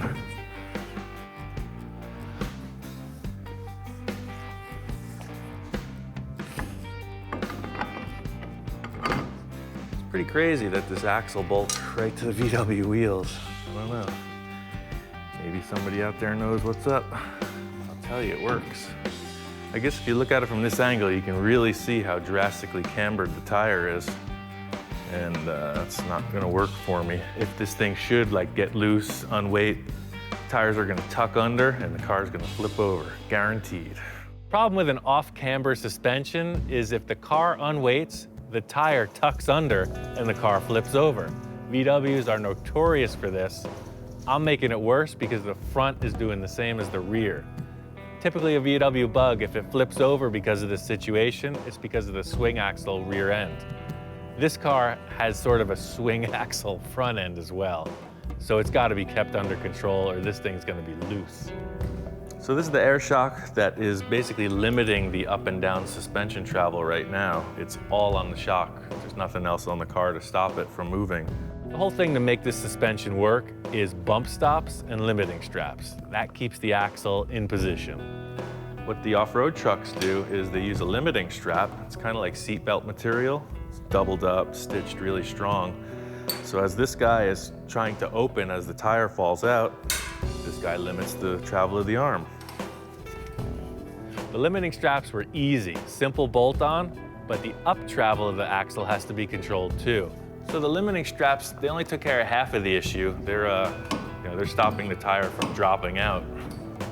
But still, it can come up. So if you were to hit a big bump at speed, it would slam the shock shut and ultimately ruin it. You could do it a couple times, but we need to have some kind of a limiter to stop the axle from moving up. So for the up travel, I just ordered these bump stops from a catalog. Contrary to popular belief, I do order stuff from catalogs from time to time. The whole deal with ordering these bump stops is they're new, they're good, I need them. Simple rubber block with a bolt in it, meant to take the axle bouncing around like crazy on an off-road car. Every fabrication has its look. This car has a lot of tube elements in the whole front end. So for me, getting these bump stops mounted, it's gotta be a piece of tube and it's gotta look like it belongs in the car.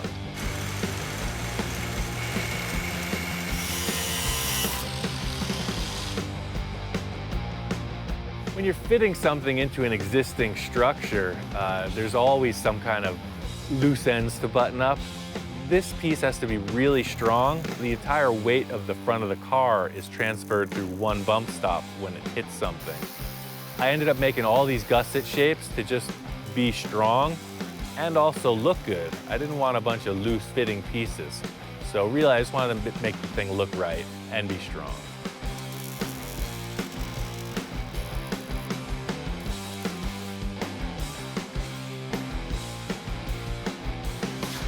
I think that did it.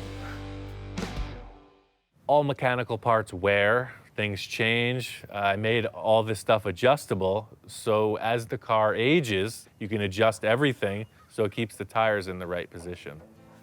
Yeah, so that's cool because they could be put into here at that height or locked all the way up, so it'll give you an adjustable bump stop. Pretty slick.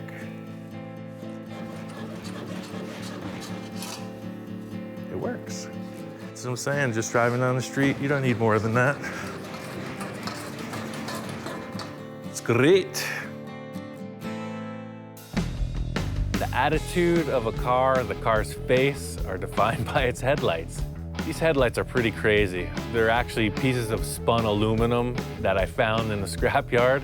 So I really made this whole unit. I had some glass lenses and I made everything else. They're seal beam bulbs that I glued in behind these antique lenses. So they're 12-volt high-low beams. They look like vintage car parts, but they're handmade. Really badass. The other cool feature is the way they mount on the car. So it's a round tube. So they're adjustable up and down. You can move them in and out because you'll see when you steer, it's very close. Like so. And when the hood shuts, these strange little shapes clear the hood.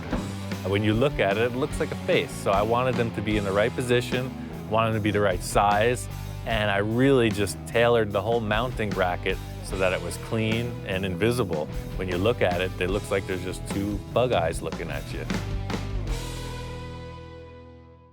I made suicide doors on the car. You can buy a kit. I didn't want to do that. I was really just doing this for me. So to show off, I made some really cool suicide door hinges. So all this is developing too. I made my own hinge setup. This is the same stock as the headlights are made of, just I think 3/4, 7/8 solid round. Had a couple gate hinges, heavy duty with grease fittings. I made a bracket, welded up inside the V-pillar here. I went suicide doors because I built a really radical VW once and I didn't do suicide doors. The first question out, why didn't you do suicide doors? So I figured, now nobody's got anything to say. What didn't I do? I haven't even driven this car. The measure of a car is how it drives, right? So I've really only started the engine up. I gotta take this thing out and spin it around and see how it behaves.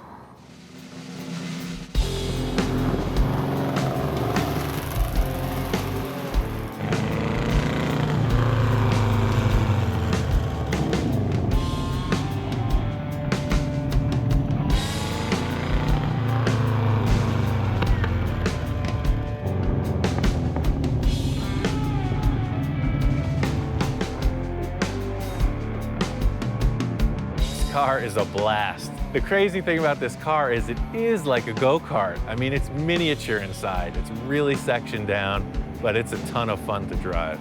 It handles awesome, and the 50 horsepower that it has really makes it appear to be a strong runner. It's a ton of fun. It's like a big kid's go-kart. I got this car in just under the wire. The clients are on their way down. They're road tripping all the way from Canada to pick this thing up. And I really haven't even had time to enjoy it. I get to drive it around the parking lot a couple times, and then it's in the trailer and off to Canada. I've been working on this car for about 18 months, And it's pretty cool to see somebody just say, I want your work, we'll take it.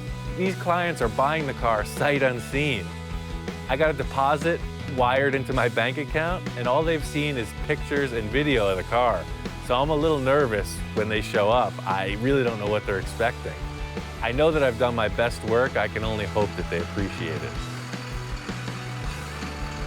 The most flattering thing, really, is that they know of me. They know the cars I've built, and they really wanted a piece of my work. That's the ultimate compliment. Hello. Hello, Vivian. Nice to meet you. Nice to meet Right you, on. Ian. So here's that thing. That's sick. Wow. That's crazy. Just crazy, man.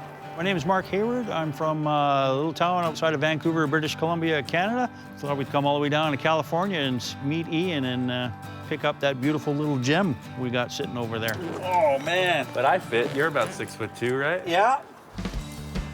Oh, yeah.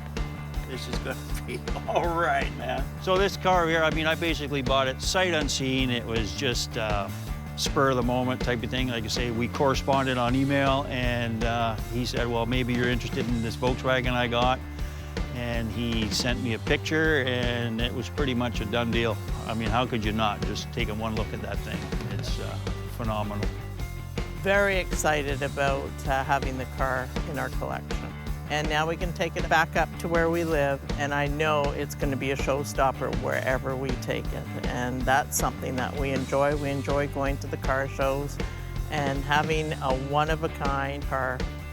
But the cool thing is when you're at the car show and you want to show off, you won't show everybody where the secret switch is, but you know, there's a secret switch under there, and then you just pop the doors like that to get in and out.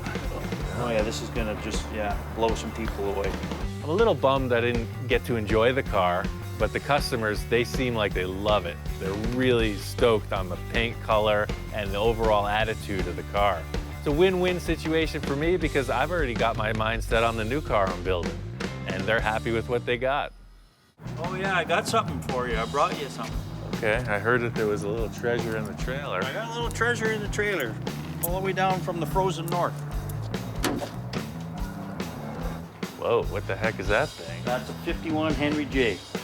Holy moly. Yeah. I don't think I've ever seen one. It's pretty crazy. Mark brought down this Henry J. It's a bitchin' car. It looks like they're doing like a pro street thing. This car was sitting around Mark's garage for years. He's in no real rush to finish it, but he wants me to build it. That is a great compliment. That's crazy, and it has no trunk. What kind of car doesn't have a trunk? We have lots of projects, both Viv and I, and I'll never get to them all, so it's like, okay, let's give one to Ian and see what he comes up with. And if it's anything like that Volkswagen over there, we're gonna get a pretty nice hot rod out of this. Seeing his work, you know, through the video, seeing the car now in person, yeah, I mean, I trust him 100%. I think it's just his creativity, and it gets down to his hands, and that's what he can fabricate and do. So, yeah, I have full faith in him to turn that project we just left him here into something. He's just a guy that can take nothing and build it into something. That is phenomenal in my book. Pulling this car up next to a stock Bug really shows you the difference. My friend Todd had a stock VW, same year. When you put them side by side, you see what's going on. Same exact car, you know. Only difference is Ian's touch. only difference is everything. Mark and Vivian came down to pick up the blue Bug. Mark is claiming that it's his. Vivian's now talking about she wants a Bug. She wants a pink Bug to rival Mark's. I told her that I was chopping a new one, and she's all about it. So it looks like I might be building her a car now. This thing has snowballed into something ridiculous. They're picking up a car from me, they brought a car down from Canada, and now Vivian's talking about wanting a pink Bug to rival Mark's. All I know is I got a lot of cars to build.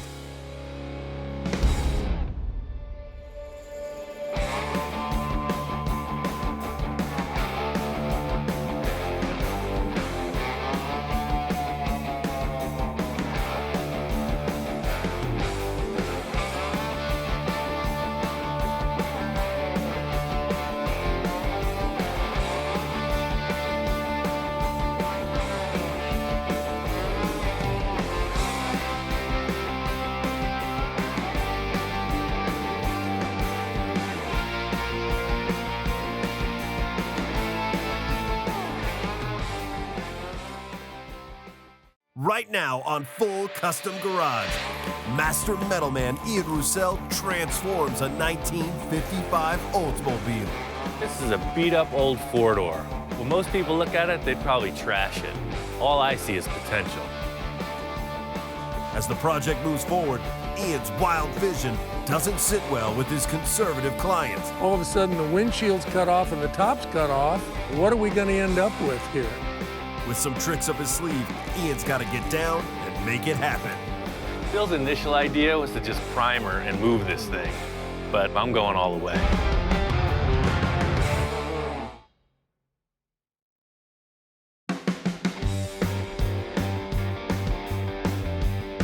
The whole thing about 50s customs is the style, the flow of it, the silhouette. It's really an artistic thing.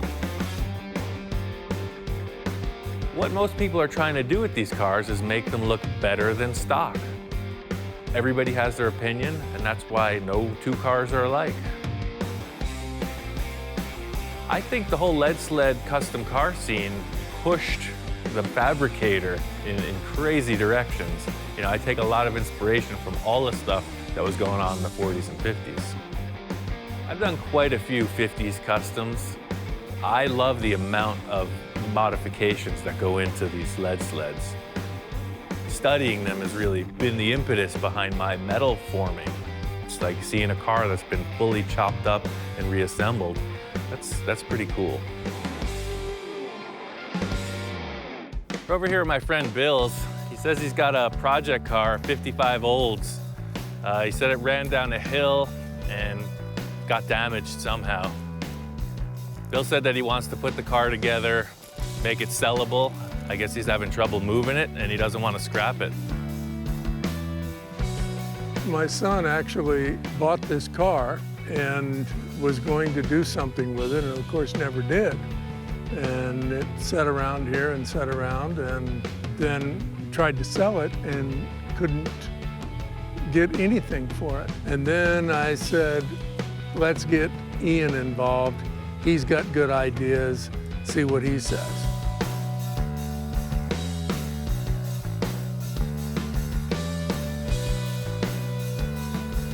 As I understand, Bill's son abandoned the car on the side of the barn. Apparently there was no wheel chocks put on the thing. During a rainstorm, I guess the thing loosened up and cruised down the hill on its own. The car itself looked pretty darn straight. Unfortunately, the tree really did the bumper some damage.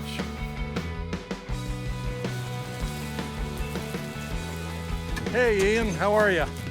I was doing good until I saw this pile. You don't think you can salvage my mistake?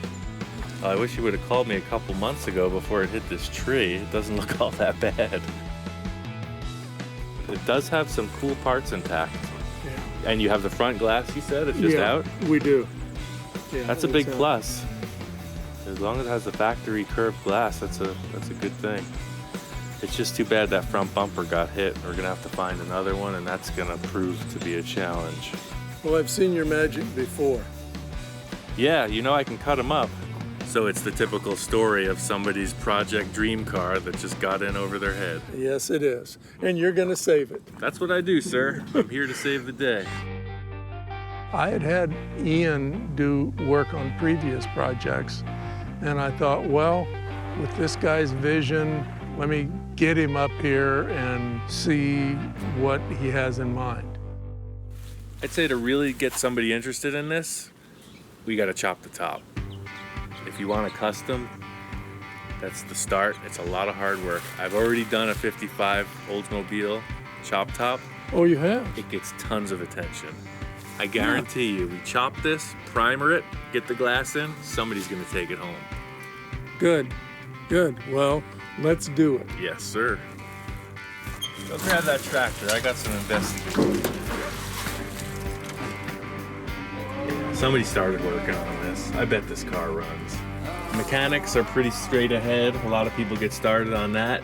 It's the rust and the metal work that everybody gets scared of. But I got this.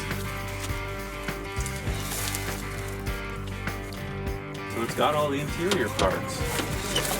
Sweet. It's got a bumper jack. It's got the glass for templates. This is perfect.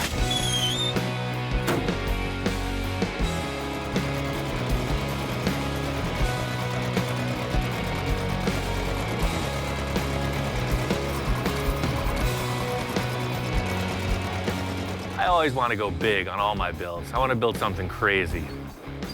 For me, the challenge is to make Bill happy.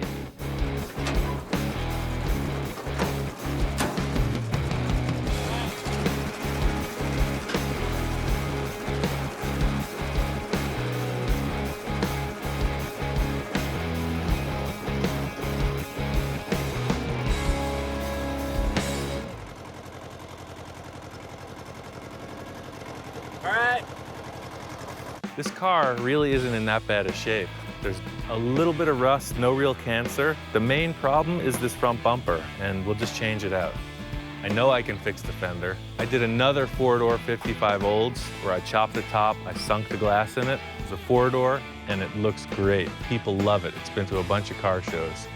I don't think Bill wants to go as far as I do with this car. I chopped another one just like it. I'm gonna bring it over here and show it to him and maybe convince him a little. People love that car. They're gonna like this one even more. Very good.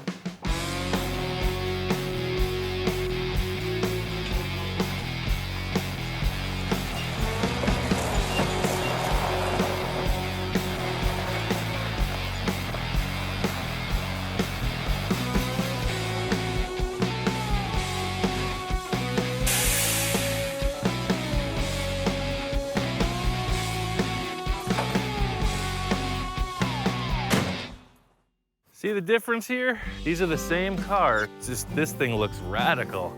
It's just chopped 4 inches, and then I put airbags under it. I took the factory glass and I sunk it down into the body. See how this decklet area is bigger than on the other car? Wider, much wider. Yeah, so I just pushed the window in and it's the real deal. So I'm gonna try to do the same thing.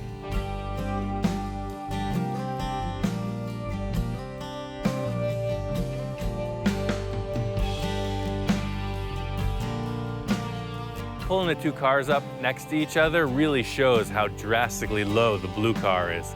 The blue car is chopped too much, in my opinion. It's difficult to get in and out of. That's why I want a little more conservative than the blue one. Am I gonna be able to rein him in? Time will tell. After I checked these two out side by side, I knew what I was gonna do, so it's time to just clean this up and get it in the shop.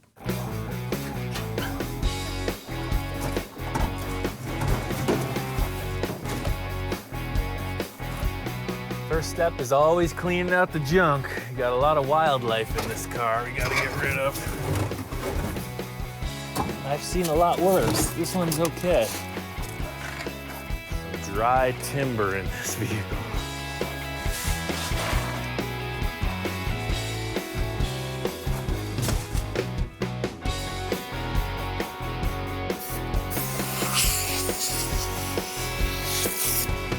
I don't think this is adequate. Do we have any bigger guns?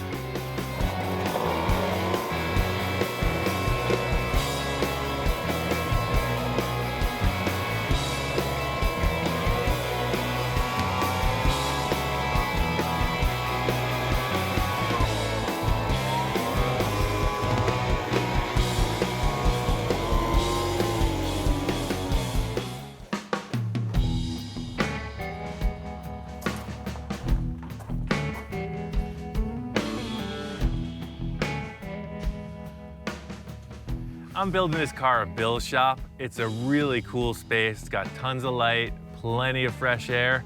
The big drawback is the flies. It's freaking miserable. I feel like Pigpen. Plan for today is start the chop. First thing I want to do is sink the windshield into the dashboard.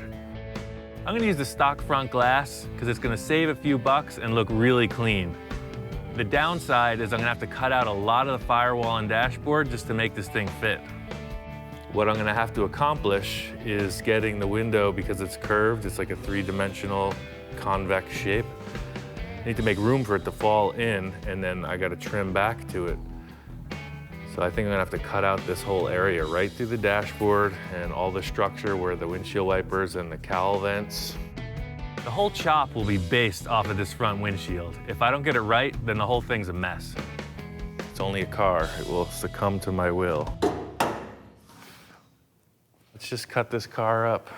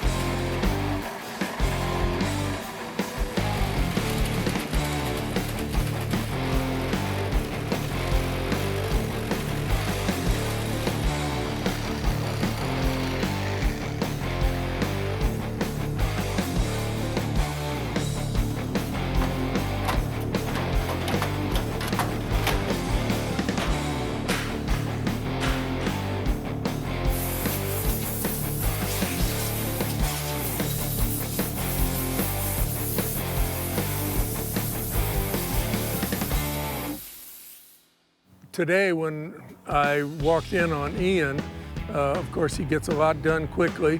He was already starting to cut the window out, and then that was going to be his template of where the roof sat. What he gets accomplished so rapidly is what's incredible. Cut that window out in, I would guess, 20 minutes, 30 minutes. And then he's moving right on to the next thing. Look like 3 inches? I call that a 3-inch chop top. See how it followed this line straight down and it sunk in? I'm not even gonna have to cut into the doors. It's awesome. What I'm gonna do now is brace up the car because I love the way this works. We're gonna commit to a 3-inch chop in these pillars, and then I'm gonna figure out the rear window next. It's gonna be awesome. I really like it after I see the glass in there, and I think the 3-inch chop is the right thing. I'm gonna go with it.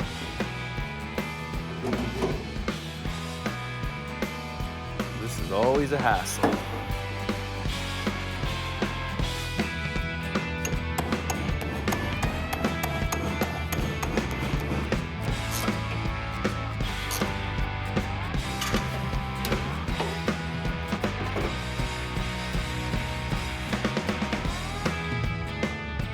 Big part in chopping the top is supporting the body. It's got to be real strong when you remove the roof.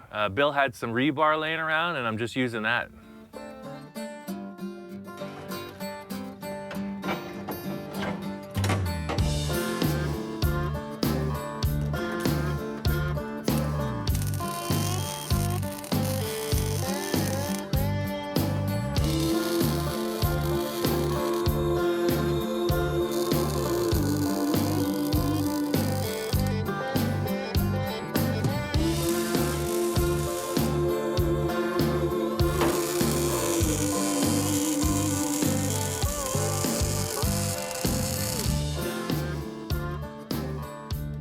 What I'm gonna do first is get this rear glass out of the way. It's fragile, I don't wanna mess it up.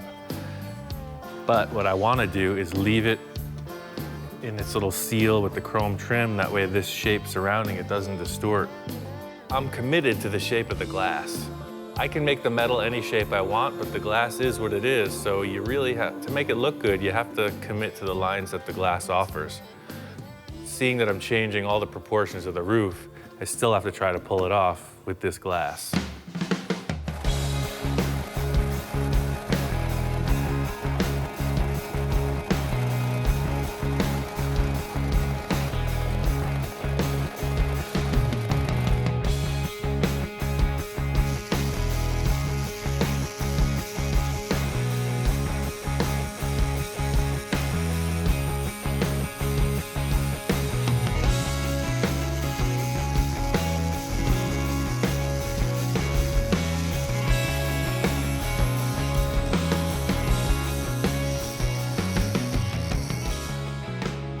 know I'm definitely chopping the A-pillar 3 inches. I cut the B-pillar all the way off. If I do use it, it's gonna get repositioned. Either way, it's gotta be out of the way so I can get the A and C pillars fit up right. I got everything cut out. It looks like it's ready to come off. It might still be attached, we just gotta check. It might have one or two little places. Oh, maybe not. I left for a period of time, and I came back, and the roof is off the car, and it's like, oh my gosh, we're in trouble now. You have to understand when you walk in and you see a car that was whole, and all of a sudden the windshield's cut off and the top's cut off, you go, wow, what are we gonna end up with here? Is this, you know, I've junked cars before. That was not what I wanted to do with this. I'm anxious to see how he leans this window. I'm anxious also. There's two anxious people. I'm not sure what's gonna happen there. Get that special thing, you can't plan it. You just gotta keep trucking through and hope that it comes around. You know, this would make a half-bad windshield. Maybe I'll just turn this thing around. That's my process. I don't know where I'm going. I'm committed to the front window at this point. I know I want the back glass. I'm just winging it. This is a really critical part. I solved the windshield issue. The back window is kind of tough also. The issue is that the trunk hinge structure, it's all welded together with the back window frame. And I really want to keep the springs and everything in the stock location that hold up the trunk lid. But that seems to be becoming increasingly difficult. We'll see. I got a plan. All we have to do is take the entire car apart to chop the top. It's gonna be great.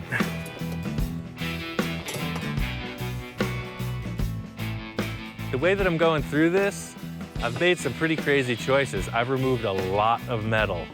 It's only because I want to come up with a really nice line. I don't want point A to meet point B. I want point A to meet point Z. I'll fill in the rest.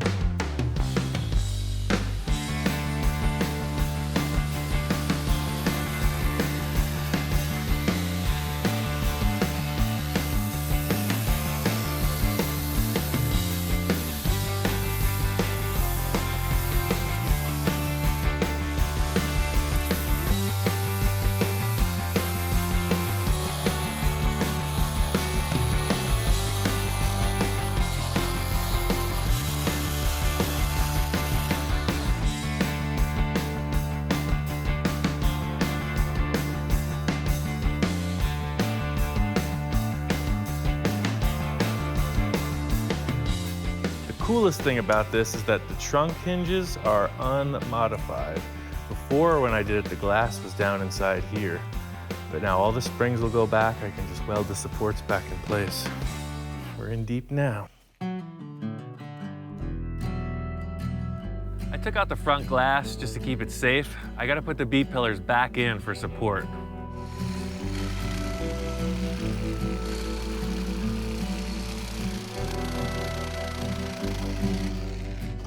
Putting these on, I cut them 3 inches lower. It's just to hold the roof up so it doesn't crush the glass. There's no structure in the car now.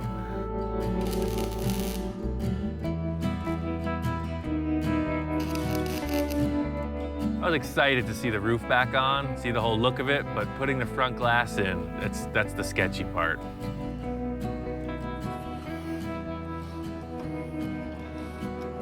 Ian is a fast worker and busy.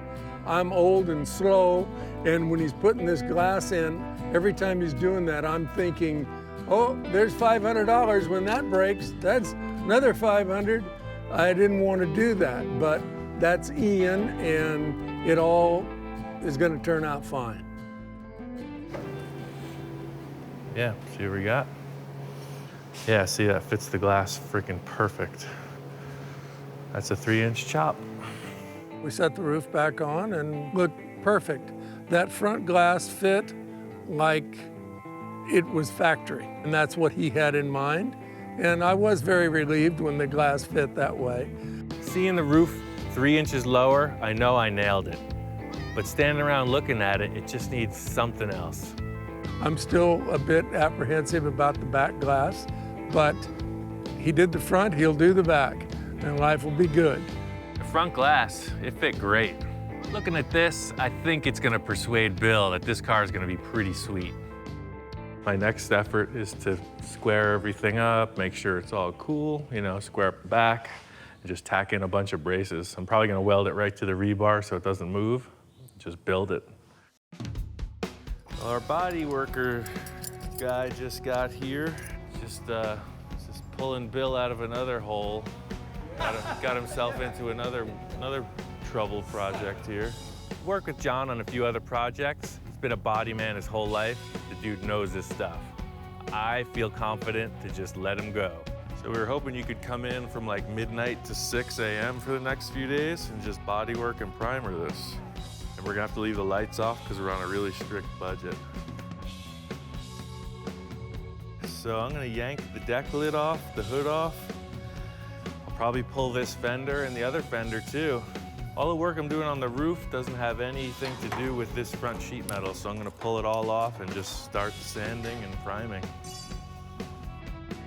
Big relief, John showed up. I handed him off the hood, the deck lid. I'm just gonna keep feeding him parts. He's a body professional.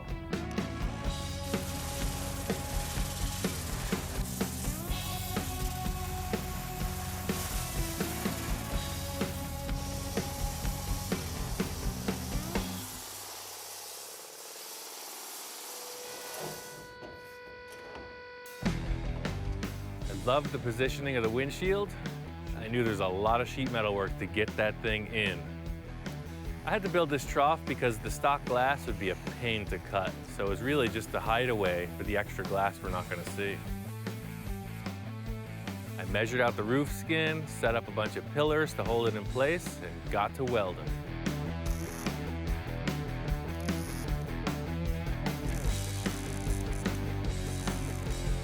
Clearly see how the glass is gonna land in this trough shape.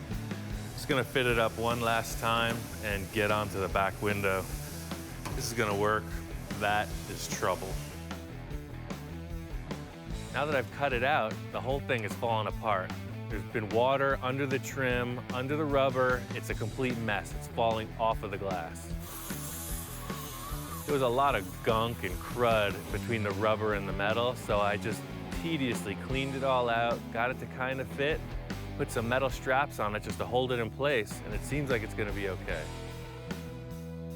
Desperate times call for desperate measures.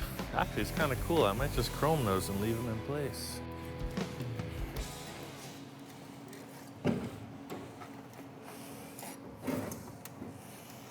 That ain't gonna work. Hardest part about getting this back glass in is making it flow into the trunk. Just taking little cuts, a little bit at a time, and just trying to fit it in.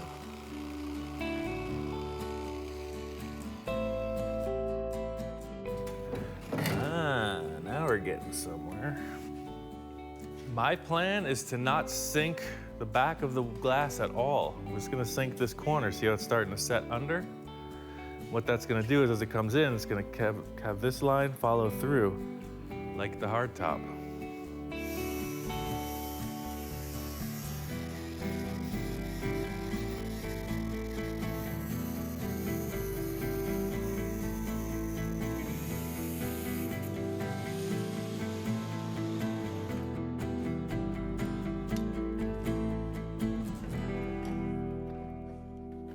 Third time putting the glass in, it fits. I'm not gonna have to do anything except one little relief cut and weld it together. It's awesome. That's the way I work through these things, is you get these small little glimpses of hope. The back glass fits. Yes. The front glass fits. Yes. That's what I'm looking forward to. All those little steps along the way. As soon as Bill told me he had a 55 Olds, I'm thinking two-door. They're worth way more money. I came up, saw the four-door, and my mind's been on the two-door conversion ever since I started. The thing that makes this car undesirable is that it's a four-door. All the two-doors are used up. They're all customized. They're great-looking cars. really not happy with the B-pillar in its stock location. The chop on this car makes that issue look even worse. I've already gone this far with the chop. It's a great looking car. I think its value has increased. If I go for two-door conversion with the chop top, this thing is solid gold. Ian now wants to turn this into a two-door. I really don't want this to turn into a big, huge project. I said to him, if you can do it in one day, great. The car will be better as a two-door, a lot more audience for a two-door versus a four-door. So we'll see how this plays out. There's a few options. I know I can make the doors. That's a lot of time. My other option is to try to source out a pair. Somebody has them, we just gotta find them.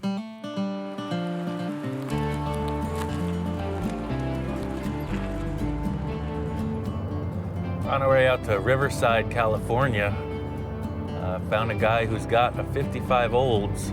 It'll be perfect for this four-door to two-door conversion I'm working on. Hopefully he's got the parts we need.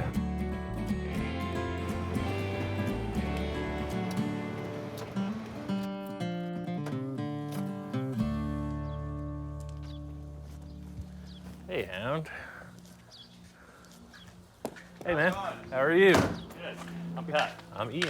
Ian, nice to meet you. Nice to meet you, man. All right. So you got a 55 Olds, I 55 guess? Olds out there, yeah. All right. My name is Pat McMahon. Well, I restore classic cars here out of my house, just mainly for friends and stuff.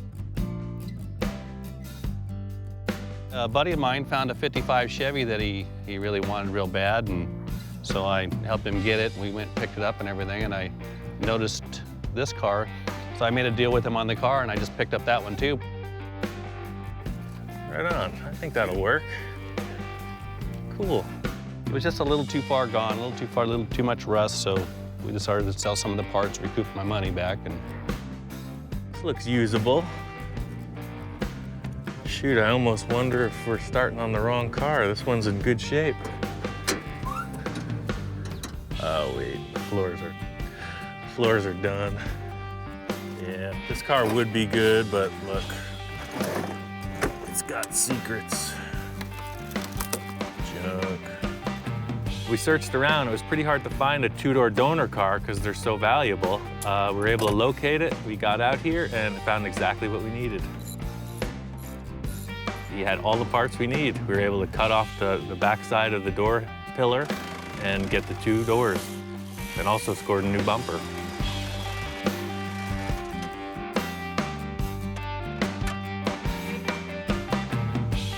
We got what we needed. That's the good thing. Back to the cave. Oh, the sunlight's too much.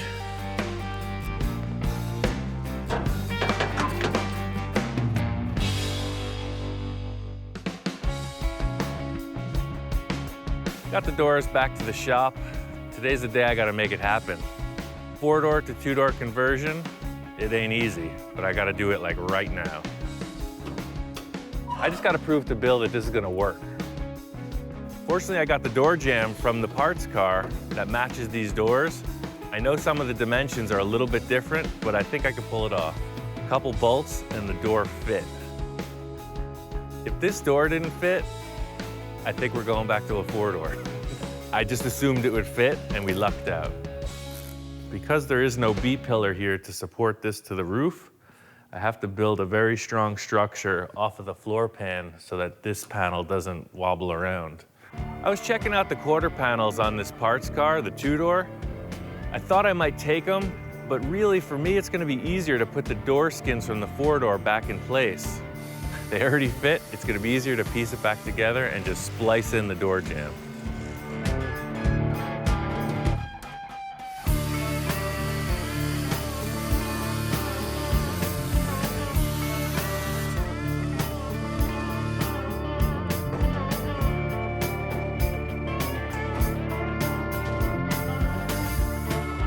This is the same game as I did on the roof skin.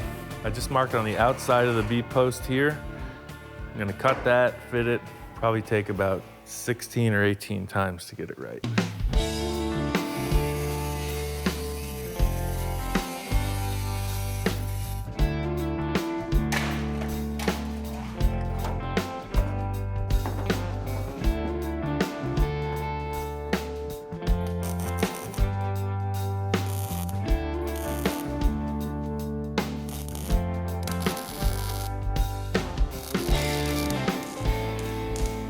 two-door doors are the right move. I got the passenger side done. It looks bitchin'. I got to get the other side done before the end of the day. Show it to Bill.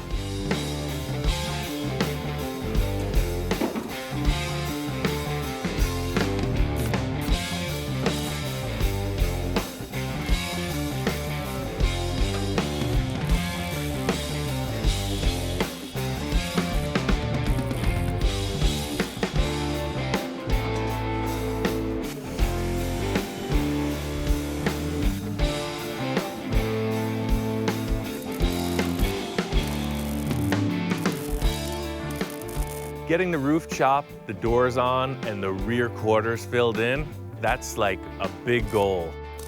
He did a great job. He did it in one day. I'm thrilled. That's the most satisfying part of it, is seeing that it's gonna work, but now the real tough part comes, just finishing everything. It's still a ton of work. The whole car is basically laid out. Yesterday I got the doors on. This morning and all day today are stuff you don't see. This is the non-glamorous part. It's all underneath, it's all bracing, inside, just a lot of grinding and welding all day. The main thing today is the inner structure and the sheet metal around the windows. That's pretty much gonna complete the outside of the body. Got this door off. I'm gonna fix this dent real quick and get it to John so he can sand it down and get it into primer.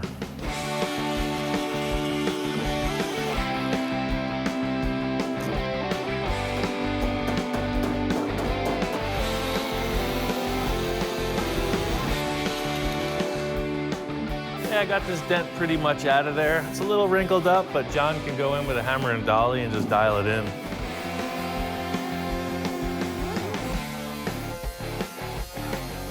I'm gonna lay in this centerpiece now that I got these two side braces in.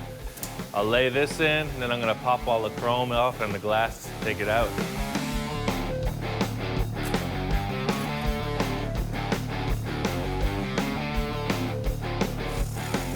Putting the sheet metal in around the trunk area.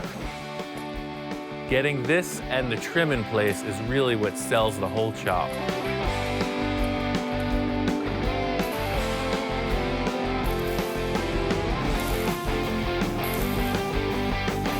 I was working on the back window. Bill brings in this kid to help. All of a sudden I turn around and Bill's under the car with a torch. A friend of mine's son heard Ian was working here, working on a project. He wanted him to get involved. I said, yeah, okay. Spencer's his name. I have this much experience with cars.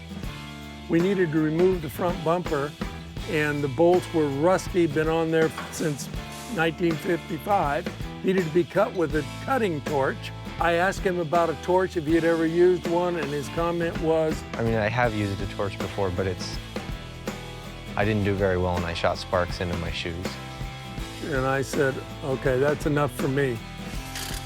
We got the torch out, coveralls, cut the bolts, bumper came off, life's good. Well, Ian would be much better at it than I am, but I can get it done. The way the rear glass is sitting now, the chrome trip is dipping below the body. I gotta pull that off, figure out how to reattach it higher up so that it looks like it belongs. So ultimately the plan is, trim's gonna go just like that. That's what I did with the other car. So I'll build the body right up here, hide the glass, voila. Yeah, I'd asked him a question about the way the glass lays in the back, and he was drawing it on the glass, and he said, there's my blueprint. Well, that's a pretty darn rough blueprint. See my blueprints here? It's very technical. My time on the USS Enterprise, galaxy far away, I did some internship on that style blueprint drawing. The height of technical ingenuity. Perfect. All right, now as soon as I get this ½ pound of potting soil out from underneath the window, I could probably get back to work. There's still 2 big holes in the car, around the windshield and around the rear glass. I gotta sheet metal that in. It's pretty tricky because the glass doesn't fit there. I have to make it look like it does. So it's pretty challenging. Put the glass out of the way. I'm just gonna grind this seam down and follow this right through. I'm gonna end up clearancing it a little bit so the glass can set on and off, but the chrome trim will hide that gap.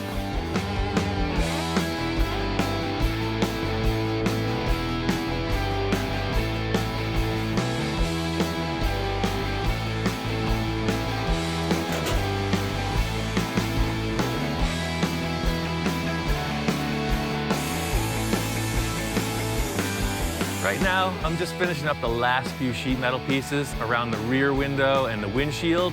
Fitting in this sheet metal is gonna make the whole thing fit right. It's just gonna look like it's factory.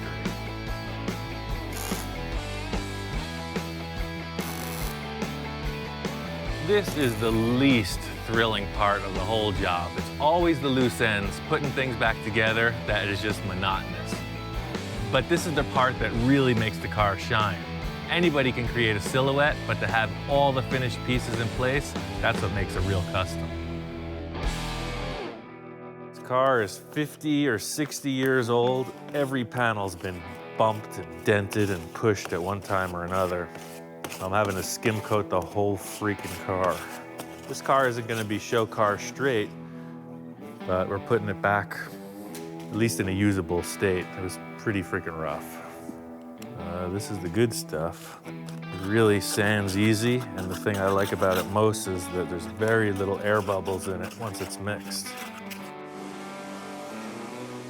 Doing custom work is never easy. I picture it in my head, but in reality, it always takes 10 times longer. Pushing 36 grit sandpaper all day, it ain't easy. But look how good that stuff spreads. See what I'm talking about?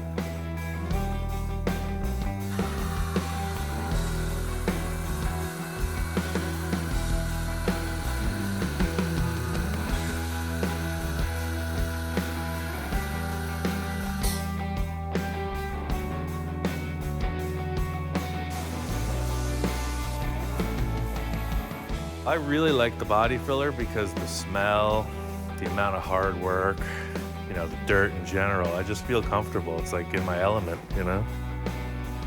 I like it a lot. I'm anxious to see what it looks like in primer, where it's not all splotchy and you can get a better feel for what it's going to be. In the onset of this project, Bill really just wanted to clean the car up a bit and sell it. The car's turning out. I'm starting to fall in love with this stupid car. The idea was to move it. Well, I don't like to move it now. I think I might end up keeping this car.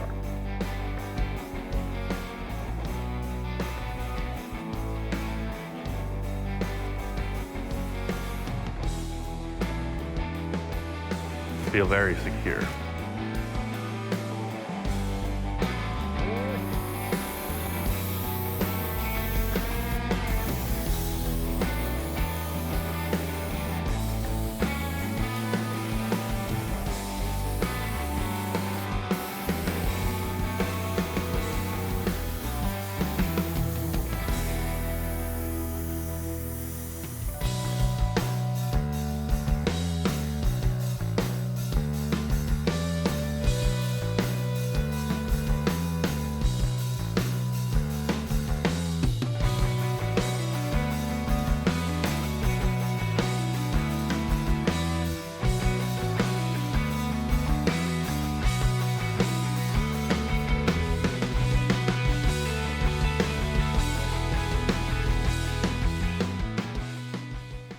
Right now on Full Custom Garage, Master Metalman Ian Roussel takes on the wild world of dune buggies.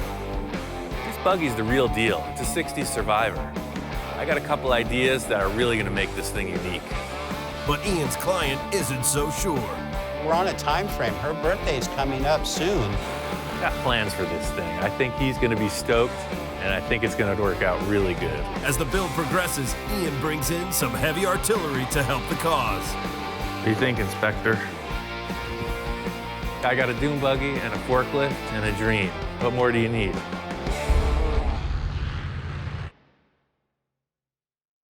My friend Don, his wife Patty's birthday is coming up. He wants to get her something really cool. Her family has a long history with dune buggies, so he's thinking about putting together one for her. It's going to be a total surprise for her.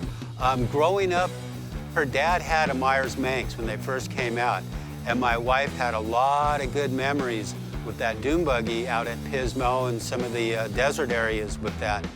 Don is a car fanatic. His wife is a little more conservative. She's always wondering what he's doing over here. He's got 6 million cars. I think that this dune buggy might seal the deal. It might win her over to our side. It's just going to be epitome of driving around in something cool, you know, especially done by Ian, because he's so creative. I recently went to this dune buggy show just to see what's going on in the scene, and it's happening. This type of car has been built for decades. It started out with simple tube frame and advanced into this fiberglass body. At the car show, you see all kinds, and people just dig them. The early dune buggies are super desirable. They're still around, but they're harder to get. What you're seeing a lot of is reproduction stuff with really high-tech performance goods. The cool factor in this type of car is that it's super unique.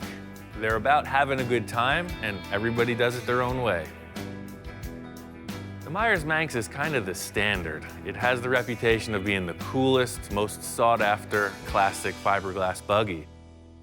Yeah, the fellow across the way said that this was the original, the real deal Manx. I guess this one sits on an original VW floor pan that's shortened. And just looking around it, you can see a lot of the parts are all VW Bug. Seeing all these dune buggies got me charged up. I'm ready to get this thing going. Don claims to have an old fiberglass buggy and a chassis back in one of his shops. He's got like 5 buildings, huge, all full of cars. He said just kind of look around. I guess there's a lot of stuff in here.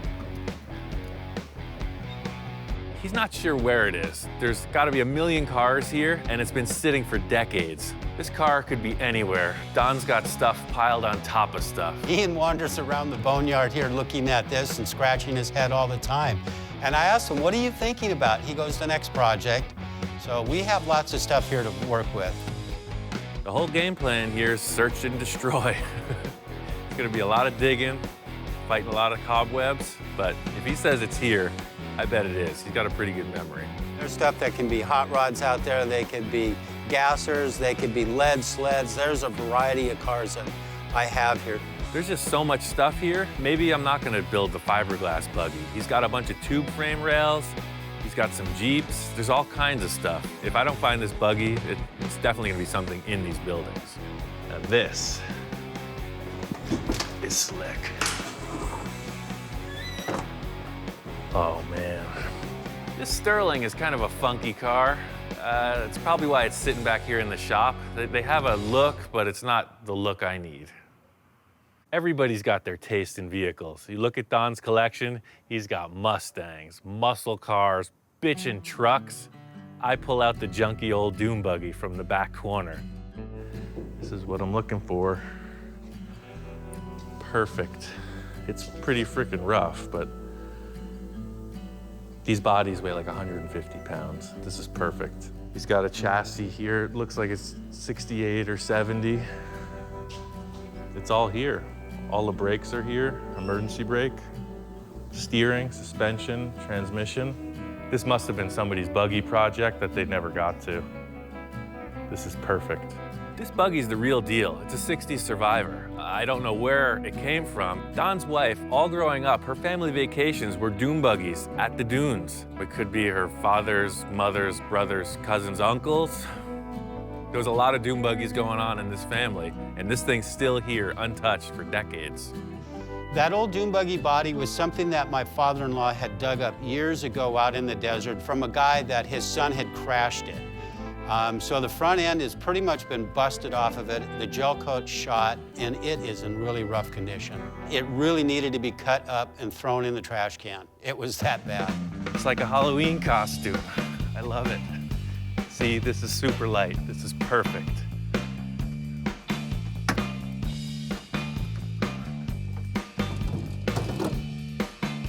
Done. Let's drive it. The only thing I can see for me as a down point is the body is thrashed. It seems like the nose was either broken off or cut off. There's a really bad patch job across the whole front of the car. The car was segmented at some point in its life. Dom was really skeptical at first. This car was literally discarded in the back of the shop. It was on its way to the trash bin. This is probably the biggest piece of junk on the property. It really is, with no exaggeration. It's a freaking dune buggy. They're harder and harder to find. This is great. It's an original, old school dune buggy. I got plans for this thing. I think he's gonna be stoked, and I think it's gonna work out really good. Probably gonna make a roll cage around the front windshield area, so it'll have like 2 hoops that come up, some kind of center bar.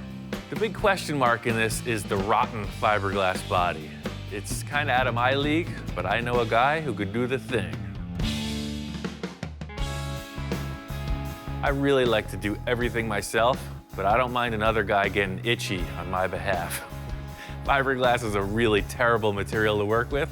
It's one of the few exceptions I'll make. Smiley's work includes every material you can think of. Metal, plastic.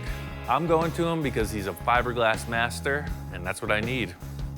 We do a lot of fiberglass work, mold making of all sorts, all shapes and sizes. We realize designs for designers. We build exhibits for museums and for galleries and for film and theater. Yeah, here you go. Hey, just in case you break your leg. Perfect. Hey, break a leg. Wow, that's awesome. But we focus a lot on the sculptural aspects of artworks. I've seen this guy do all kinds of fiberglass work, creating from molds, just hand laying stuff. Cars really aren't his bag, but this is a fiberglass body, and I know this guy's a whiz. Ian came in with a very specific problem that needed a very specific answer. Well, we glassed it all back together. Whoever glassed that beforehand had no idea what they were doing. His problem was his car. It was poorly refabricated, it was poorly altered, and it needed some retrofit. It's pretty straightforward fiberglass repair. However, it was pretty spectacular how big the screw-up was on the previous fabricator's part. It looked like they cut the whole nose off, right? I think they cut the whole nose off and then glued it back together with some kind of combination of chicken wire and bubble gum. Right. We just basically cut out the old section and re-glassed everything the way it should have been. But I can show you if we flip it over, maybe that's a good place to start. Yeah, because I remember it was barely hanging on there. That's why I wanted to attach it right. So, it got really thick in some places, but I'll tell you why. So basically this whole section had some kind of chicken wire in it, and it had no cloth whatsoever in it. The cloth is what obviously gives it strength, but it was just solid resin, which is basically like holding it together with a piece of like glass or something. Well, when I picked it up, it was just chunking out those big plastic shapes, so I knew something was wrong. Yeah. It's nice and strong. Sure, that's what I was looking for. So basically there's an area about 6 inches wide all the way down that went across. Walking in, looking at the car right away, I knew he nailed it. It sits level on the floor. It was all crooked before. The thing's got globs of fiberglass on it, which is what I needed. I need the thing strong and ready to go. It should be straight now. It all sits on the floor now. Yeah, because that was the thing too. The whole thing was really crooked. It was put on like right. that. It's like somebody had it set up on a freaking crate on one side and then glassed it together. I was really hoping that this thing might be sanded and actually a nice glossy paint job on it, but Smiley's super busy. What he did was what I asked him. He got the thing back in action. Structurally, it's there. I gotta take it, sand it down, bond to it, and get it ready for paint. Well, that's the thing, man. I think I could do all the finished body work. It was just this structure that I was clueless. I wanted to be sure it was done right. He works pretty much exactly like an artist in the studio works. He has an idea, and he musters the resources that he needs to make it happen. And he's got a number of projects going at the same time. But he works pretty much as if a painter would be working in the studio. He's got everything there. I don't think he really even works with assistants much. He certainly doesn't work on a kind of a manufacturing kind of capacity. He's definitely hand building everything with hand tools in a studio situation. It's not a factory. That's unique craftsmanship, that's unique artistry. And I mean, because he's designing stuff completely on his own, I would not put those in any other different category than like fine art. The fact it's got wheels and motors, that doesn't make any difference at all. I think he's making art. I don't think he'll admit it. I brought the body back to Don's. I put it on the chassis, and I want him to check it out. I got a couple good ideas, and I think he'll go for it. This is the car that was all the way in the back there, and I think it's got potential. It looks rough, but it ain't that rough. What I'm gonna have to do is shorten the chassis. This is a stock Bug floor pan. It was laying in the back there too, but you can see how the tires are out of place. With the body sitting on the pan, the pan hasn't been shortened yet. It looks a little odd. It's still looking a little rough around the edges, but I have a lot of faith in Ian on this project. Well, this would be great. This would be a little go-around deal for the wife around the yard here. It's a pretty unique body. That's why I picked it. It's gonna be cool. To see this old girl come back to life is gonna be really, really something. Seeing it a rolling project now looks a lot better than seeing where it was before. And it's starting to come along. It's still rough, but there's hope at the end of the tunnel here. Don's got a body and a chassis. I got a VW engine and a few other parts. I think this thing can come together quick. Right on, man. Well, I'm gonna wheel it out of here and get to it. Okay.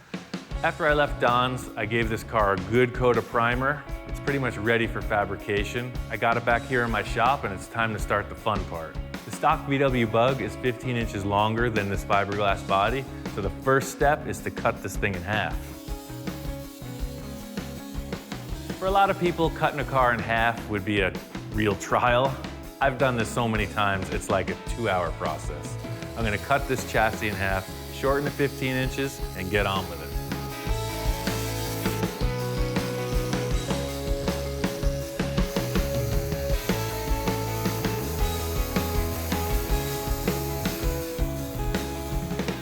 The whole mode of how I'm putting this thing together is to work through it as quickly as possible. I'm gonna get the structure in place and then put whatever linkages I need in later.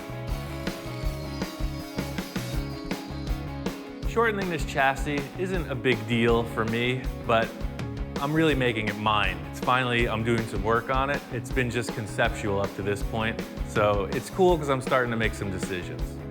Inside the VW pan, there's a whole bunch of stuff. You have cables that control the heater, you have a throttle cable, you have a clutch cable, you have emergency brake cables, you have a shifter rod, and a brake hose, the brake line. When I put the engine in, I'm gonna put all these tubes back in the chassis, so I'm not even concerned with it at this point.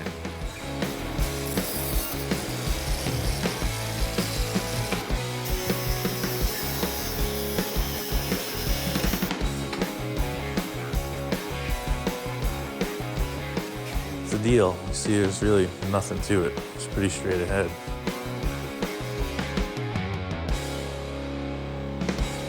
So I'm making all the cuts just a little bit short of where they should be.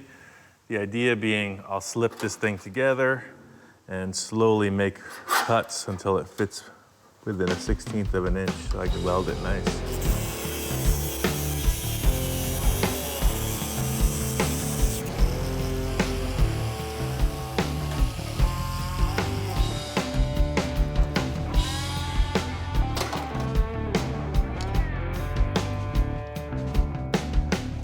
I pushed the chassis back together, shortened the wheelbase. It looks great.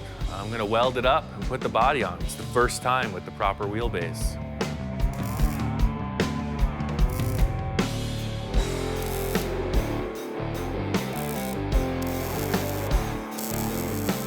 I knew that this body was built for a VW chassis, but this is a later model than the body was. These were for 60s Beetles that had a swing axle. This is probably a 1970 or so. So I really wanted to put the body on once the chassis was shortened and be sure it fit. I never knew if it would fit until now. All my calculations are correct.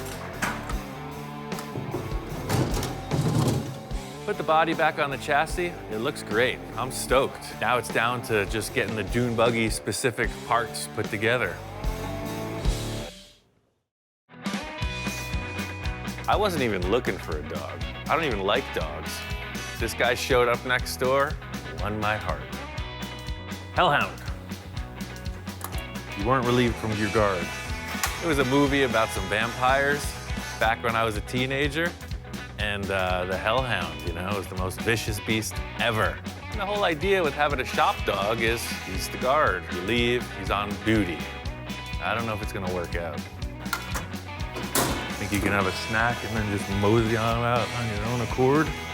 It doesn't seem to be very ferocious. If I walk away, I come back, he's asleep, he's eating.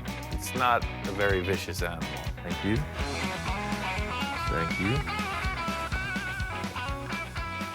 Ready to yelp, ready to yelp. All right, so it just looks like it's missing a top. It won't have a top, but I'm gonna make a roll cage. The look of all the dune buggies is the roll cage. Some of them had a single hoop, that was really early stuff.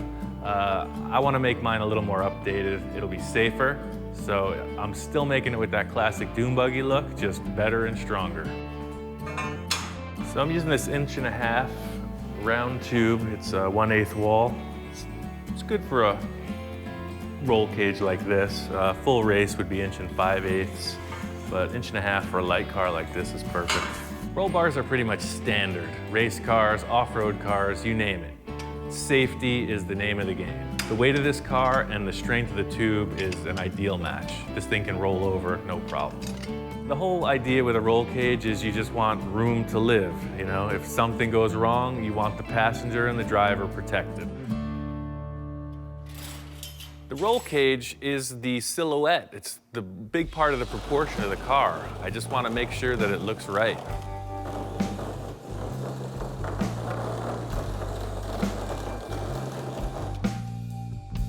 This hoop fits the car perfectly. It's definitely too tall. I designed it that way so I can adjust it. It's really just about making the second hoop and then putting the crossbars in. It's all about how I fit in the car.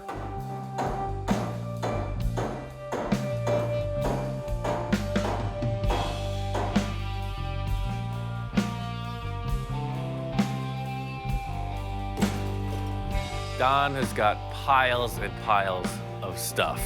I found these 2 cool seats in one of his shops, and they fit the bill.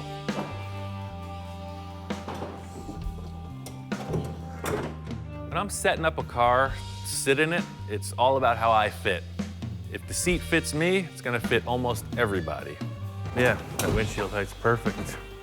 So the back hoop will be just above my head, and I'll have 2 tubes going forward.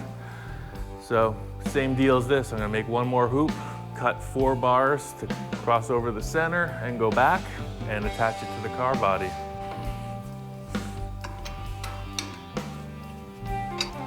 You can see these bodies are made to have this exact style roll cage. See how it fits in perfect down the corner? It's like when they did the glass, they designed it to have a roll cage in there. So you see it fits right in. This is good for me. I mean, there's plenty of leg room. You know, by shortening the car, you think, oh, we're gonna make it unusable, but remember, this Bug was a 4-seater, as small as it is, so I'm actually sitting where the front seats should be, just a little bit further back. Everything looks good. I just need to make the cross members on the roll cage, and it's a done deal. So, worst case, this is the height. Should all hell break loose. Oh yeah, there's plenty of room. That's perfect. That's the height. The next step is to trim the lower sides of the windshield tubes and commit to this height. You can see the tube comes straight through, and I'll actually want to angle this windshield back a bit also. And that ain't happening because of the tire. So I'm gonna cut this off, and I'm gonna have to reattach with some kind of a different plate.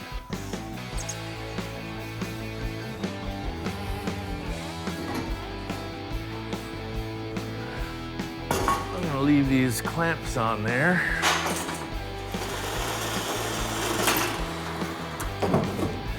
That fits better now. So it's really all about the rake on this windshield. See, pulling it back to there looks pretty good.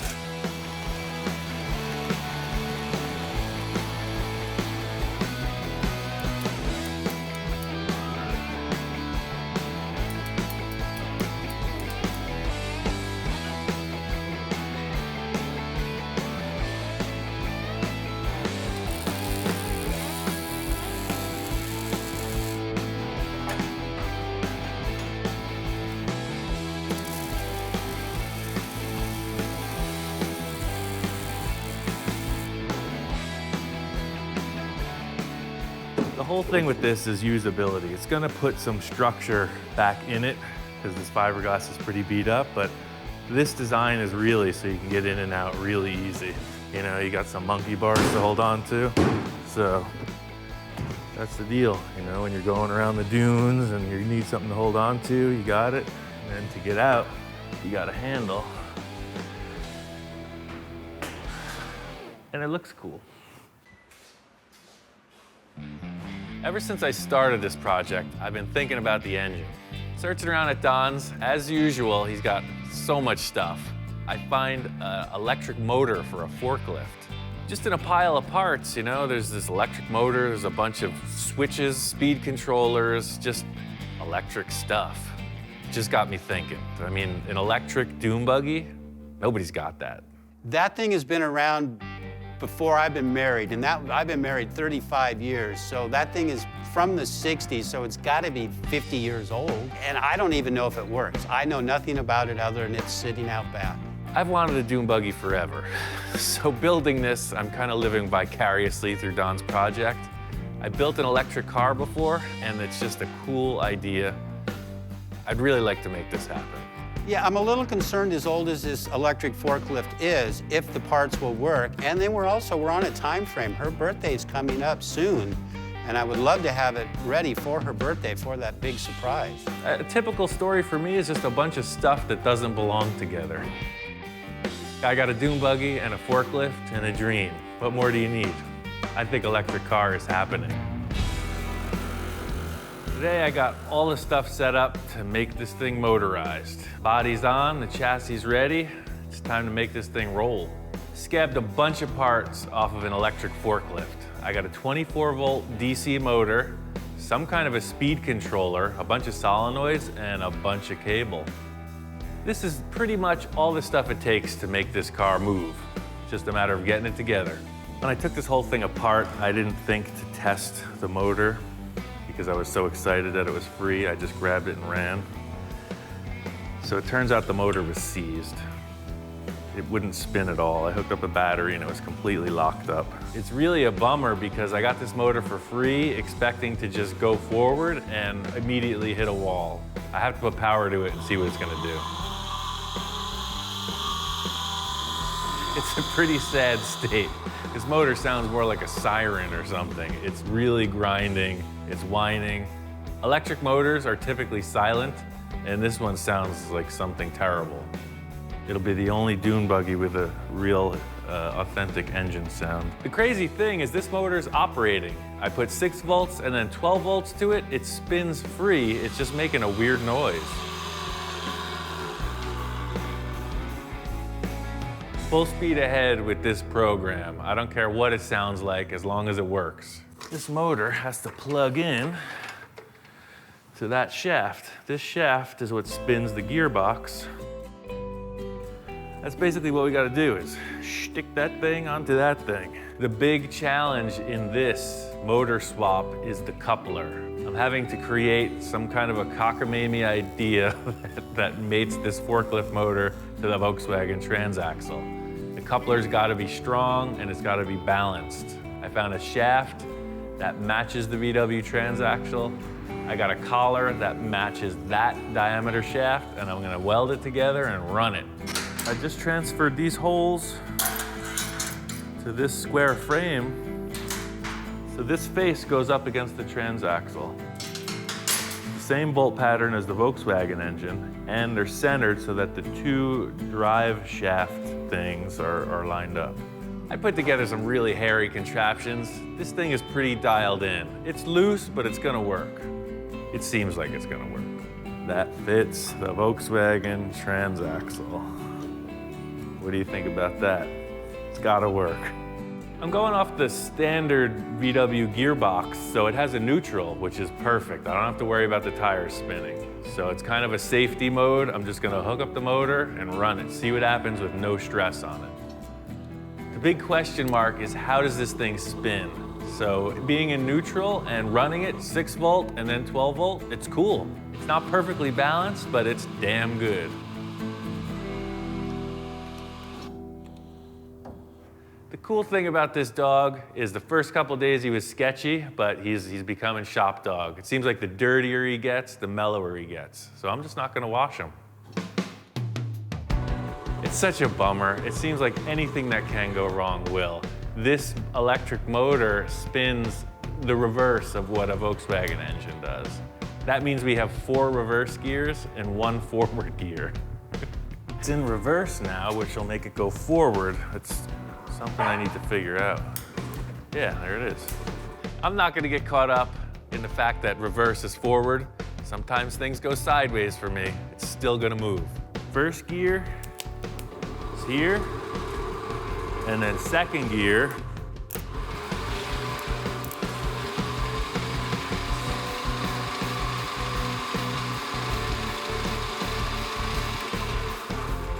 and then with 4 batteries, you'll have 4 gears. Should go 1,000 miles an hour. This proves that it works. There's 3 things I gotta do. Mount the motor, put a steering wheel in, and add some kind of brakes. It's pretty straight up. I cut through one of the brake lines, so if I hook that up, the brake should work. I'll hook up the steering wheel, and it's ready to drive. What do you think, Inspector? It's all right? He's schooling you? Today is all about getting the car ready for a test drive. Bolting on the body, finalizing the steering column, bleeding the brakes, and just making sure it's ready for the road. I got 2 batteries in the passenger seat, a 6-volt and a 12-volt. What it's gonna do is give me the opportunity to choose a low gear and a high gear. I'm not that familiar with electricity, you know? I've heard rumors about hitting people with a stick if there's an electric issue, so I'm gonna put my welding glove on and just try to isolate myself from the circuit. I am literally stabbing the terminal with a big old cable, manually. Right-hand drive, ting. So we got a low gear, right? 6 volts. Then quick to 12. And we're off. You know, I really wasn't that nervous. I'm ready to go out at any time, you know. This dune buggy would be a great way to pass. I'm always ready for the worst, but I stuck the cable on the battery and it just worked. The wild thing is when there was no load on the motor, it was humming. It was making a terrible noise, but once there's the load on it, it smooths out. I think it's just gonna get better and better. This is like a breakthrough. It was all a huge question mark. I've been really stressed about it because the torque that electric motors make will rip stuff apart, and I just didn't want to break. So having this thing operate smoothly is a tremendous relief. It's kind of anticlimactic because it works. I mean, it would have been a really great thing if it blew up or flipped over, but it just cruises. This thing rocks out. It works great. I'm really happy with it. The motor, perfect. I think it's gonna last a long time. It would have blown up right away if it was messed up. It just needed to wear back in. Brakes work, steering works. It's dune buggy time. This test is a complete success. What I have to do is figure out a way to switch the voltage properly. I got a bunch of solenoids, I'm gonna try that out. So what it's gonna do is it'll be a mechanical switching mechanism, choosing the voltage instead of my hand. It's just safer. It's all about the wiring at this point. I gotta talk with my friend Todd. He knows a little bit more about circuits, etc. A bunch of electrical whiz that I have no concept about. What I need to know is what you want as far as control. I want as little control as possible with as much power as possible. Simple. Those are the parameters. Perspectives. So that's where we use the big ones. This was actually the whole control box from the electric forklift.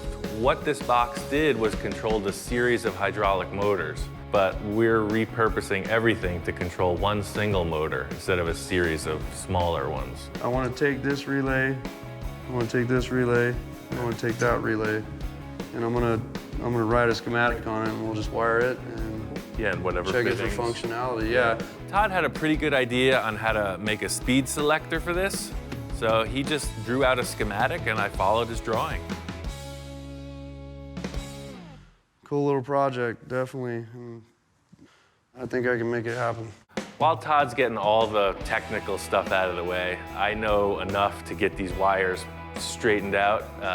Every time a wire passes through the body, it has to have an insulator on it, so I'm just drilling a series of holes and fittings in the firewall.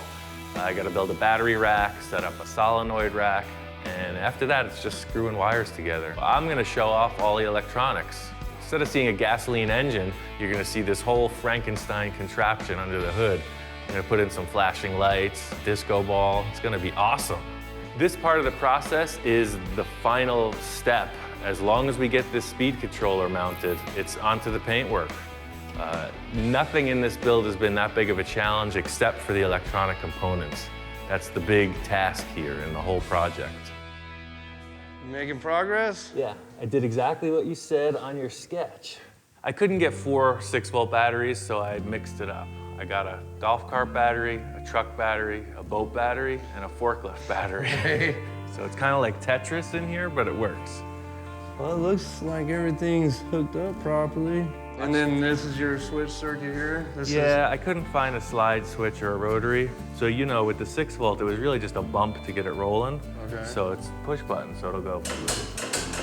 6 will just get you rolling, and then that's cruising speed. The second gear is 12 volts. Third gear is 24 volts. And because I don't know if that 36 is gonna fly, I just put it on a momentary. If it seems like it's gonna work, we could just put a switch there. So let's see if it works. Yeah, just run it.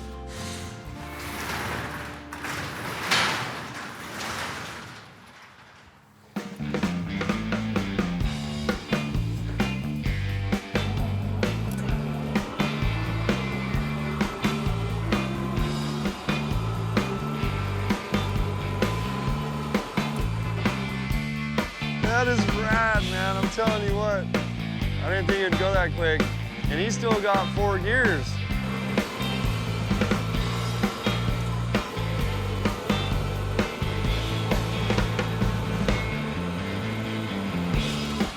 It's a little spooky when right out of the box it works, you know? Speed controllers operated fine. There's power, there's speed. We're ready to rock.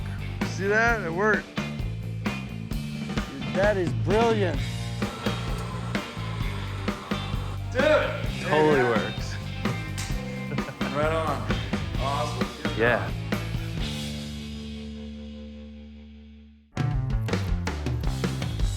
Now that this car is running, I looked at it driving around a little bit. It's kind of bland.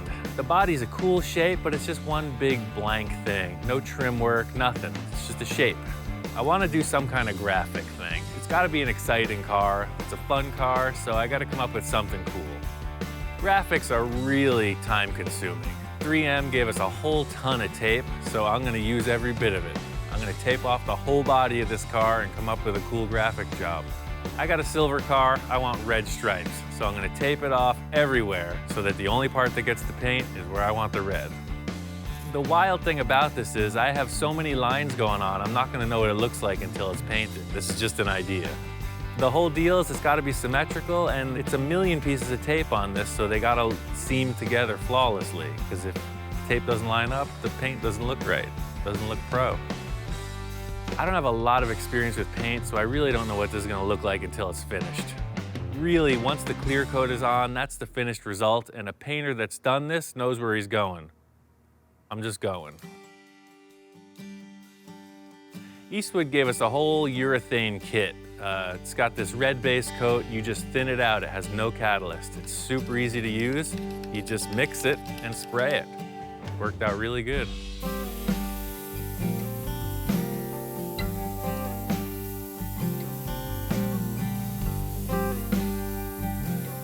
I didn't talk to Don about any graphics.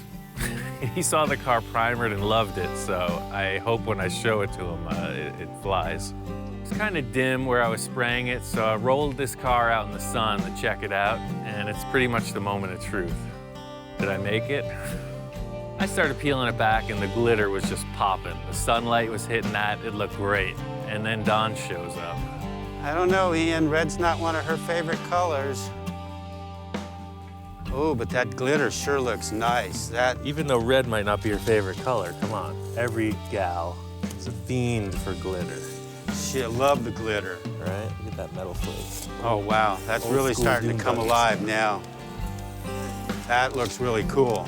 When Don saw this thing in the sunlight, he was sold right there. He thought Patty, even though red wasn't her favorite color, he thinks she's gonna dig it. Not only do you have glittering lightning bolts, but you got a double red line there. That looks really cool. I'm stoked that the paintwork happened. It was a little touch and go, but it worked out perfect. So once this base coat sets up a little, I'll clear coat it, and then really it's just like put on the headlights, put in the interior, and she's ready to roll. I think 3 days is good. Yeah, when he pulled the tape off and it was done, and the clear coat was the next step, I knew it was gonna come alive then. It looks absolutely great. Wonderful, wonderful. Be just in time for her birthday, man. Be perfect. Hope Be a she great likes it. surprise. Oh, she's gonna love it. All right. Okay, I'm going back to work. I'll be here. This isn't a really technical paint job, but it's way further than where I was going originally. And that's the thing, once you get excited about something, just keep going with it.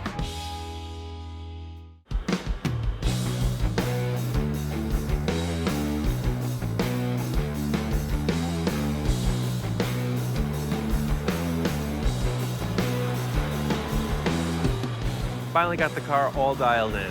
Road tested it for a while, seats are in, carpet's laid. It's time to show it to her. Don and I are gonna reveal the dune buggy, and I really hope Patty likes it. She knows we've been working on something. She doesn't know what we've been working on. So I think this is gonna be a total thrill for her. She's been around the dune buggy stuff all her life. Her dad used to take her out, cruise in the desert many, many, many times. So, and she's such a tomboy. This is gonna work out perfect for her. Don't walk me into something. And here is your birthday present. Oh, I like the red. Wow, this is, oh, and you carpeted it. This is totally cool. No gas, all electric.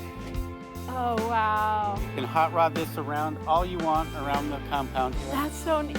And it has the hubs just like the race car. Just like Dad's race car. That's awesome. This is gonna be so much fun. Hot damn, she loved it. She really, really loved it. It's way cool. I like that it's sparkly, and I like the red. The pinstripes and everything on it is really cool, draws a lot of attention. It's way cool, I like it. Yeah, we actually found this back in the shop way back at the end. It was buried under a bunch of stuff, and we restored the whole thing. That is so cool. The thing that Patty responded to most was all the reused parts. We're on the same wavelength in that she's not looking to spend a bunch of money. She doesn't want a super fancy car. So the fact that we used all the stuff that was around her family's compound really turned her on. All of those parts are repurposed from something else. I mean, I don't think he spent hardly a dime on it except for maybe some headlights and a couple other things. I mean, we're into this thing for next to nothing.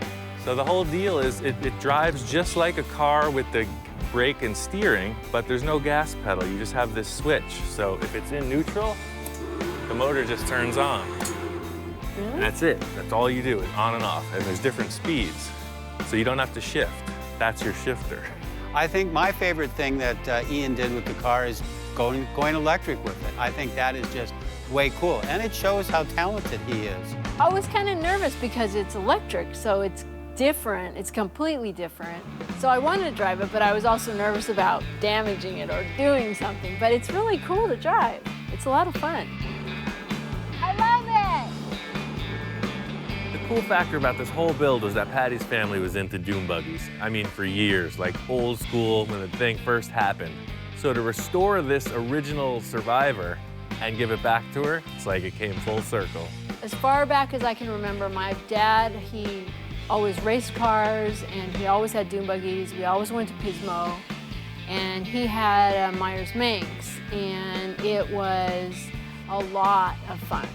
And just looking at this makes me remember how much fun I had with my dad and with my sisters. And I'm not a girly girl, I'm total tomboy, so this is totally perfect. Don was totally stoked. His big issue was this was a gift to Patty. He didn't want to end up in the doghouse, so me pulling this off for Don was really like an ace in the hole. Yeah, Ian did such a wonderful job on that, and my wife is so happy. I don't think we could have got her a better birthday gift than this. It was absolutely fantastic.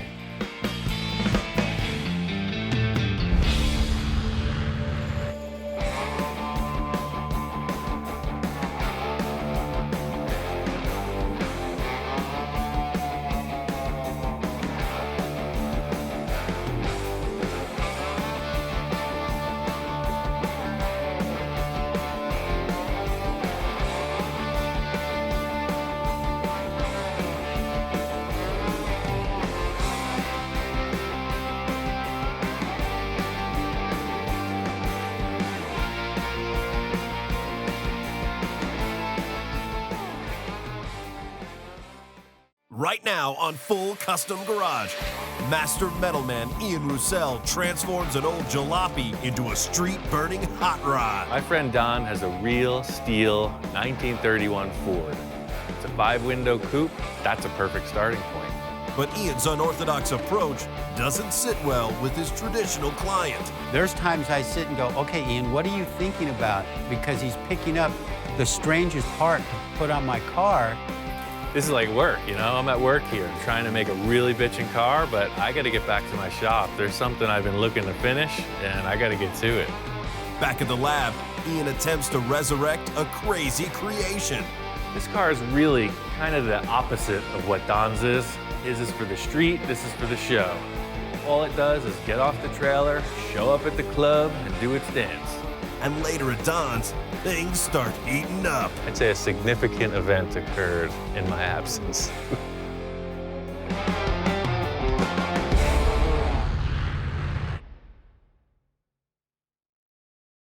Hot rods are a purely American thing. They started with early Fords mostly, 20s and 30s Fords. As I understand, GIs came home from World War II, and they wanted to go fast. These were made from cheap cars that were just sitting around, just waiting to be hot rodded. The primary reason these cars were modified was to go fast. The looks just kind of followed the function. Chop top, for instance, was to streamline the car. These cars had big, tall, square roofs, so the chop top came about from hot rodding. The big draw to these cars is that they're just a blast to drive. They're lightweight, big horsepower. It's just a pretty gnarly experience. These cars are really desirable. They're making fiberglass reproductions, all steel reproductions, so to find an original surviving all-metal body, that's the best starting point. Ian and I have been friends for a while. We've worked on several projects together. He gets excited coming over here to see all the projects that I have. I like things a little more simple, and Ian's way more creative. This is like ideal hot rod material. It's a little bit too far gone if you needed to restore it. All the mechanical parts are junk, but for a hot rod, this body is really good. Just as we started this project, I was injured, and I've been laid up for almost a year now. And this has been the best therapy, with Ian as motivated as he is, and me knowing I wanted to finish this project and get it going, that the relationship on that worked out really good. Don's wanted to bring this car back to life for years. It's literally, I don't know, 30 years, 40 years sitting around. This car's been in the family for almost 50 years now. It needed to do something with it. It was just a cool car. I love this car. It's really old. It's not rotten. It's been through some stuff. It's an old car. Got crunched in on the side. The frame is toast, but the body is totally usable. It had been heavily damaged in an accident when it was in storage. And that kind of took the wind out of the sails on putting it back to original. And that's when we truly decided to go all out with it and build a new frame for it. I have a lot of ideas the way I want this car to come out. And Ian's creative mind, I'm sure he's got a lot more different ideas as well. So this is going to be interesting on this project. There's a show coming up. I just want to go see what's around, get some inspiration, and start this new project. The Ventura Nationals has gone through a couple different transitions.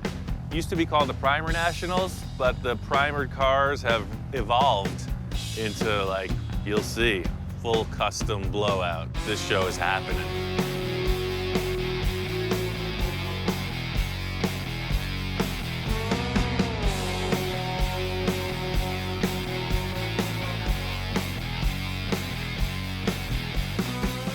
Looking at other 31 Fords, this is like straight cool traditional custom. This is a lot like Don's in that it's a highboy. It's on the stock frame. It's running a Chevy V8 motor. It's just, you know, this is a really clean car. It's the way you would see it done in the 50s or 60s. And it's just a bitchin' look. The way they got the paint set up, it looks kind of old and patinaed. But this is a real hot rod. Good stuff. It's the same year. It's a 31 Ford. It's unchopped. It's a highboy. It's up on top of the frame. This one I consider even more traditional. It has the wishbones, but they haven't been split, so it sits taller. It's got a flathead V8 motor in it. It's totally legit hot rod. It's the real deal. The exhaust on this car is bitchin'. I really like it. It makes a mess, but it looks awesome. Seems like everything with hot rods has been done. I'm always trying to break new ground, but I see these traditional cars that are pretty mellow, and they're damn nice. Kinda on the fence. I know where I want to go, but sometimes you just gotta hold back. We really started this project about a year ago. I built a whole frame for it, and we haven't done anything since. I made a whole front clip look like a stock car. That's when the debate really started. I wanted to lengthen it out about 8 inches just so we'd have more room in the cab of the car. I'm trying to build it as comfortable as I can. The problem with extending the wheelbase is it's not that Model A hot rod that you see on the lakes in the 50s. Those cars were running a stock wheelbase most of the time, and that's the look. But I was going for more of the practical look, had to make it comfortable. Don really wanted room in the footwell, so we ended up making the chassis 6 inches longer. For the rear part of the frame, I used 2x3, 1/8 wall, and I used the Model A frame as a template where I put this little jog in it. I just set that up and took the 2x6, just made a join and then plated them with a 1/4-inch plate on the outsides all the way around. We don't have a proper hot rod front axle, so I'm looking for something that looks like it. Don's got a 59 Ford truck in the back, and I think I can modify that to work. Since we need a front axle for the 31, I did this on another car, like a T-bucket I built. I used a truck axle. So it's cool because these straight axles, they have hydraulic brakes. They got the old school wide 5 bolt pattern. The cool thing about this axle is Don's already got it. It's here, it's got a great brake setup. A lot of guys would convert their cars to truck brakes, and really that's the main benefit. I'm just using the whole axle, but it's all about stopping. It's a no-brainer. I'm just gonna cut off the leaf spring mounts and create a new mount for the hot rod style spring. All right, so that's the deal. The main thing I'm gonna have to do before I start, see these pads where the old leaf springs used to mount? I'm gonna cut straight through and then weld a bracket on to hold the new radius rods.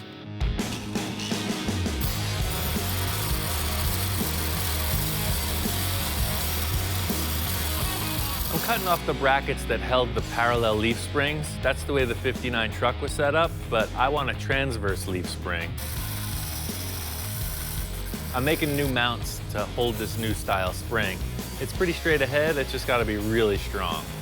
I'm making the setup so that it holds the radius rods and the spring. So it's really just a bunch of 1/4-inch plate. It's basically just a big steel gusset structure that locates the axle. That's all. That's what I do, man. Just using what's available. Anybody can get in the catalog and pick a number, but I'm making it.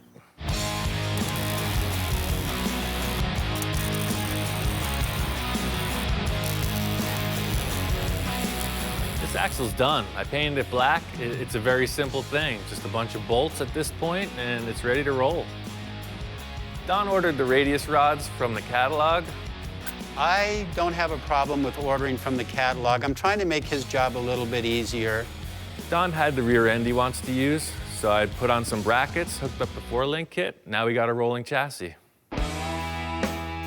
Found this Chevy truck steering box, mounted it to the frame. It's gonna work great. The challenge is mating it up to the forward front axle. They're different ends on the drag link.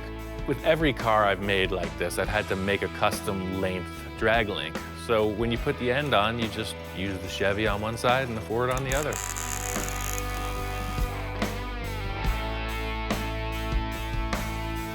With all the stuff that I have around here, Ian really has never asked me to go buy anything for a project. I really like using stuff that's around. There's sometimes you can't get away from ordering parts, bushings, heim joints, that type of thing. But I really just like to find stuff and modify it to fit what we're doing.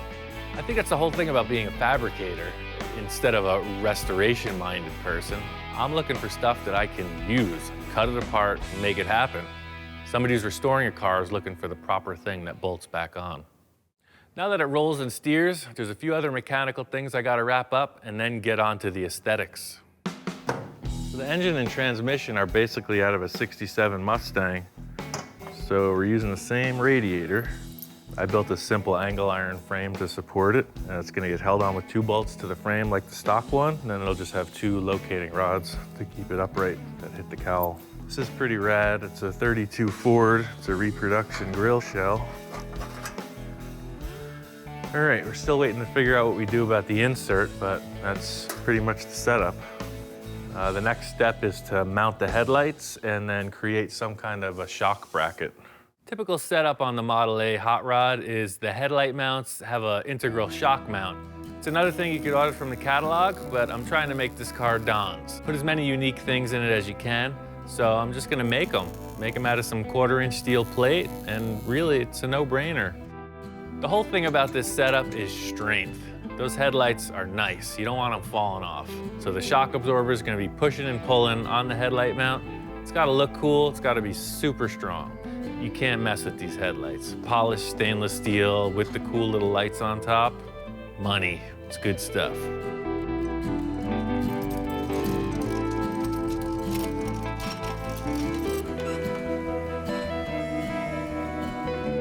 This body is 80, 90, whatever years old. It's super old. We had to take it and do a bunch of work underneath. We got replacement wheel arches, a couple replacement quarters, and it's really just cut and weld. Body work, sand, sand, sand. We finally get the thing pretty dialed in. It's time to see how it looks as a roller.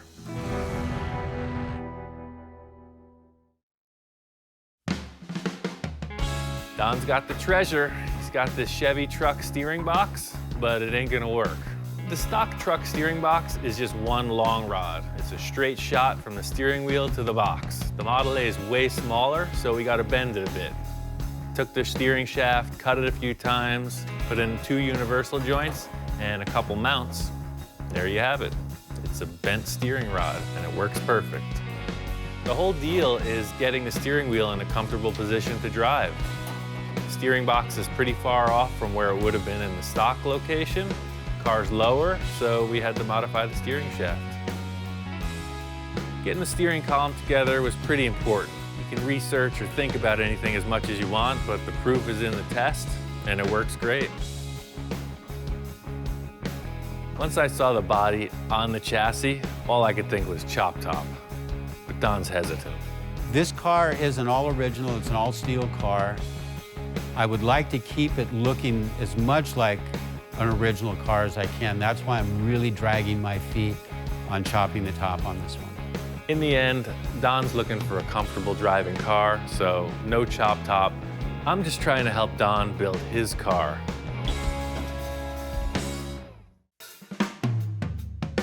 Every Model A has a hole in the roof. Can't get around it. One of the cool factors is it really gives you an opportunity to kind of make your mark. I've been looking around all over, trying to figure out what's gonna be cool. Don's got a bunch of van roofs, he's got car hoods, car trunks, all kinds of stuff. Looking around, I come up on this Mustang hood, and it's pretty thrashed. This is a '69 Mustang hood. The car got wrecked. I cut it out about the same size as the roof opening in the Model A. It's got a neat crease down the center, and it's worthless as a replacement hood. So we were talking about using it to fill the hole in the roof.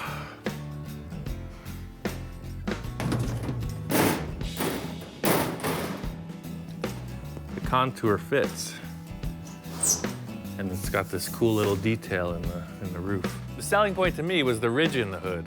The ridge in the hood immediately made me think of a 50s trick where they would put these little air vents in the roof of the car. So that's really what I was hoping to do. I mean, I already had this thing built in my head. I'm not really sure about the scoop Ian's talking about on the back. I'm, more leaning towards a original stock car. But as creative as Ian is, you have to step back. He's so creative. I mean, there's times I sit and go, okay, Ian, what are you thinking about? Because he's picking up the strangest part to pick up and put on my car. It's just, it amazes me that you never know where he's gonna go with something. So I'll probably mellow out these two side ridges a little bit, and they'll just have a center peak right through the hood. It's like I can finally get creative on a very conservative build, which is like my release valve. Finally, I can do something inspiring. The whole deal with this roof insert is the car can buckle. This is a pretty structural point, so I'm having to clean out all the old crud. The whole deal is just grinding all the edges, getting it super clean so we can mate the sheet metal up, and it's a good strong weld. Because if this car goes in a driveway or something, gets some torsional twist, the roof is gonna pop up. It's really important that this is strong, so we're setting it up so it's really strong. This is a huge sheet metal panel, and I don't want to warp it. There's a million ways to jig it up, but I found that tech screws, just screwing it down every few inches, works perfect. So that's the plan. Just screw it down. We'll come back and fill up the holes later with weld. Pretty much it. We'll just weld this on. It's going to take a long time to make all the tack welds. It's about 16 linear feet of welding, so stand by. It's all screwed together and there's no warps or kinks, so it's gonna be a slow welding process, round and round for hours. It takes so long to spot weld a big panel like this. I mean, your thoughts can go anywhere, but mostly for me, it's like the sound of a long, empty hallway with a slight breeze coming through it. It's just nothing. You can't think too much when you're doing this or you go crazy. It takes a long time. The satisfaction comes in the end result, because a lot of guys will want to work through it too fast, and I know what happens. I've been there. So really, I've trained myself to just slow down time. Just take your time and do it right. It's not that hard to weld this on correctly. The whole deal is not heating it up. And if you do heat it up, you got to know how to recover from it. And that's really where the hammer welding comes in. Each time the weld cools down, it shrinks a bit. So nothing's perfect. Some spot welds will be hotter than others. So if you find that it's starting to oil can on you, it gets out of shape, you got to hammer it back before you do the next weld. It's really just keeping the metal under control. It's just a slow process. You got to do it right. Once the welding's all done, you just grind it out. It's the same deal that you don't want to heat it up because you can warp it when you're grinding it. So you got to know where you're going. Just take your time and get it right. When I'm grinding it, I'm just making sure I don't heat it up. I try to keep the edge of the disc on the weld. Never hit the sheet metal. It's really just, you gotta pay attention. Last part of the equation is the Bondo. Mix it up, fill it, go on to primer. The whole purpose of the Bondo is to level the surface. So you mix it up, spread it, cut it back real fast. Get as much of the material off as possible because you want the paint to be as close to the metal as possible. The whole idea with Bondo is using as little as possible, so I like to work fast. I found that I can use this big old saw blade, and it's like 10 grit sandpaper. So if you use it right, it goes really quick. You just sling off the high spots real fast, just go to 36 grit after that.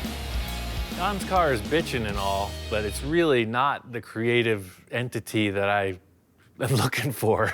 It's like, this is like work, you know? I'm at work here. I'm trying to make a really bitchin' car, but I gotta get back to my shop. There's something I've been looking to finish, and I gotta get to it. Working on Don's hot rod has got me thinking about this car I built about 5 years ago. It's a total show car. It just had some suspension issues, and it's really making me want to bring it back. I took the whole car apart to freshen it up, and what I'm gonna really do is make the suspension work. There's a few really cool ideas, but without the final touches, it's pretty much unusable. This is the freaking mess. It's a pretty nonsensical car. This is the bare frame. The motor and transmission are in it because it's so high fashion, it requires a ton of disassembly to get the engine out. So today, I just gotta come up with a plan. When I originally built the car, I had taken 2 airbags and stacked one on top of the other so they would blow up like an accordion. They were huge. So the airbags, you can see what I did. I just hogged out the threads on this so they just located. So they would fit together like that, a double stack. But the problem was with the arc of the suspension, they would literally turn into a noodle. And if the axle twisted, then they would come apart. They would pop out of the car. So this bag would be here, and then it would just literally break free. The worst thing was that the car could barely even get on the trailer. Even as a trailer queen, it couldn't do that one simple task. The cool factor is it looks like a toy. It looks fake. It was a super simple design. The 2-link is okay, but it needs a third. It needs something to stop it from going left or right. The whole deal with this modification is I do have to put in suspension components and basically busy up the design a little. I'm trying to make it look as cool as it did in the beginning, but without these extra parts, it just doesn't work. My challenge is to make it look as cool as possible and still drive. What I had established, obviously you got plenty of up and down movement, you got articulation in the axle, but I need to stop it from going side to side. So the fix is a 3rd link, some kind of a rod with a joint that as the suspension moves up and down, it swings with it, but it stops it from moving side to side. That's the fix. I might put shocks just inside here. This is all hidden. Might come off with shocks on each side like that.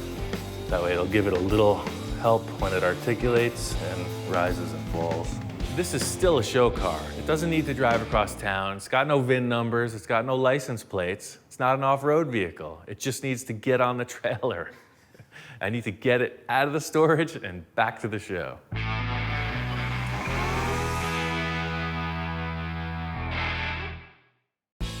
Goal today is to get this thing to have shocks and a 3rd link in the suspension. I was able to get a couple shocks, Volkswagen front shocks from an early, like 60s bug. I figured they're gas charged, so this isn't a performance car. These were around, and I'm gonna make them fit, even if they wouldn't otherwise. Went digging around in my friend Don's back lot. I was able to come up with an old tie rod from a car. I always like to put a little Volkswagen in every project. I'm using VW front shocks, and I found this tie rod at Don's. I'm gonna make into a 3rd link for the suspension.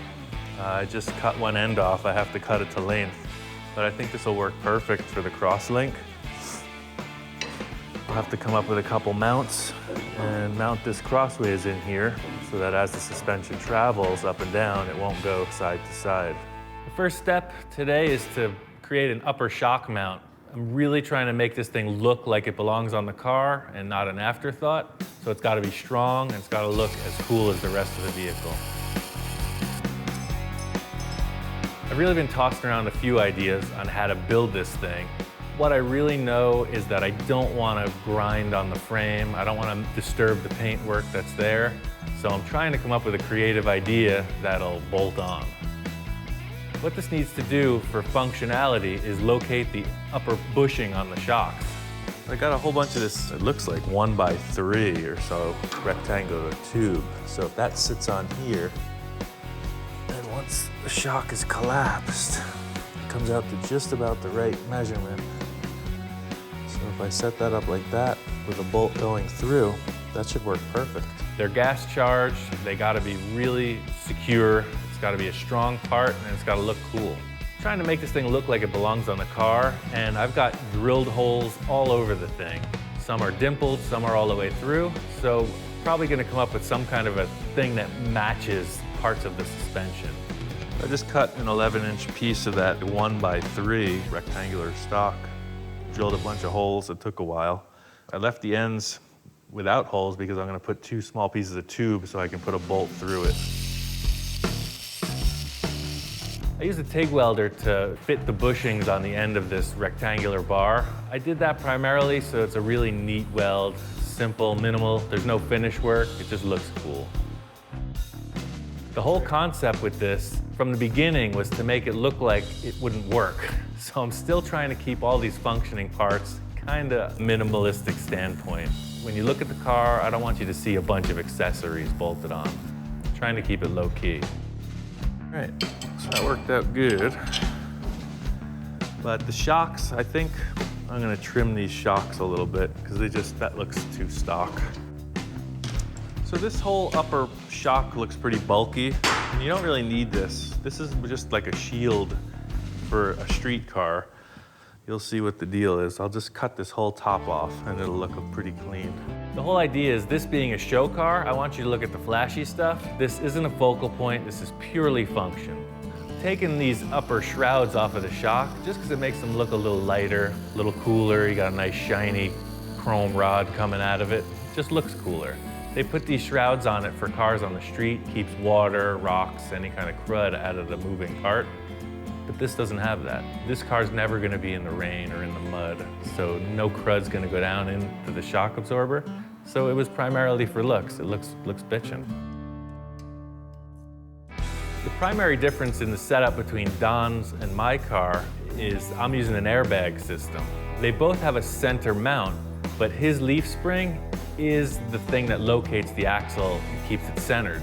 My design for the airbag doesn't have anything to keep the axle centered, so I need to put this third link in. That'll keep it from self-destructing.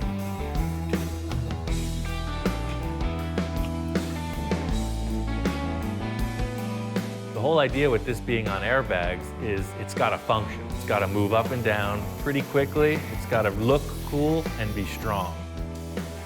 Everything seems to be working, but you never know what could go wrong. I mean, this is a raw chassis.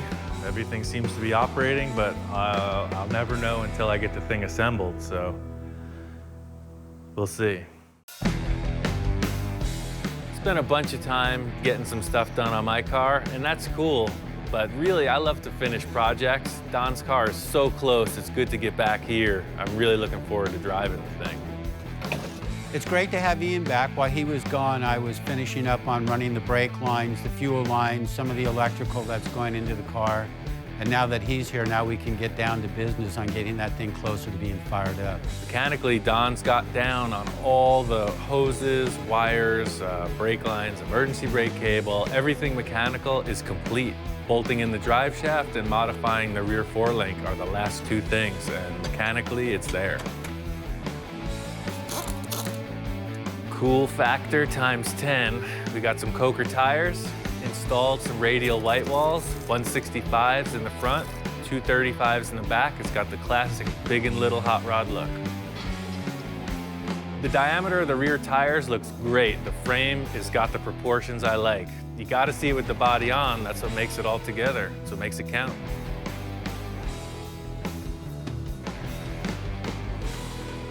Well, the body's in good position. I gotta see what this thing looks like. Been waiting a long time. A lot of effort's gone into getting this far, so let's see what it looks like in the sunlight. I like it, sir.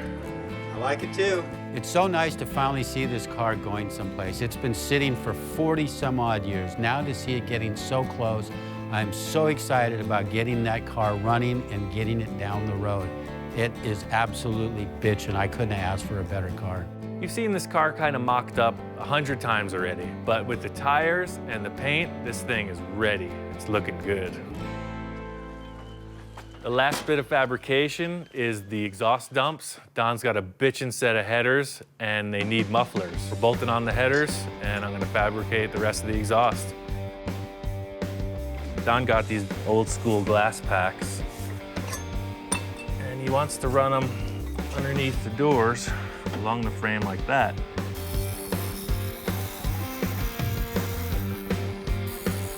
Took a whole bunch of cut and welds, but it actually gave it a better shape in the end. I trimmed it back until it has this like flowing rearward, kind of a mellow curvature. It looks good. That's pretty much the layout. I'm gonna take it off and finish weld it, sand it up nice. Don's gonna paint the whole assembly black. So the last bit is just to put a gasket on here. I'm not gonna put it together finally until we're really done, but this is the gist of it. So you got it and it's shut off. It flows out through the mufflers. So it's a 2.5 outlet to a 2-inch end pipe and muffler. But if he goes out to the salt flats or just wants to annoy his neighbors, he can open it up. It'd be like a marching band coming down the street. Without mufflers, this car will be pretty rowdy, you know. Everybody would know who's coming through town. Don's looking to be a little more discreet. He's a little more mature than I am. And we're ready to install this. An aftermarket air cleaner that looks just fantastic. Usually wiring a car for me is kind of tedious, but I'm gonna try out this wiring harness kit. It looks like it's all there. It's painless, so they say. And all the wires are labeled. Pretty slick. Cool factor number 2, we got a wiring kit from Painless. It's a big hassle to come up and build your own wiring harness from a bare fuse block. So we got this kit and it has everything. The crazy thing about wiring harnesses is there's always a million wires. And this one is color-coded. Each wire is labeled. It's like a tiny little silkscreen machine. I don't know how they do it. Every wire tells you what it goes to. So although it looks like a crazy bundle, they're all telling you what to do with them.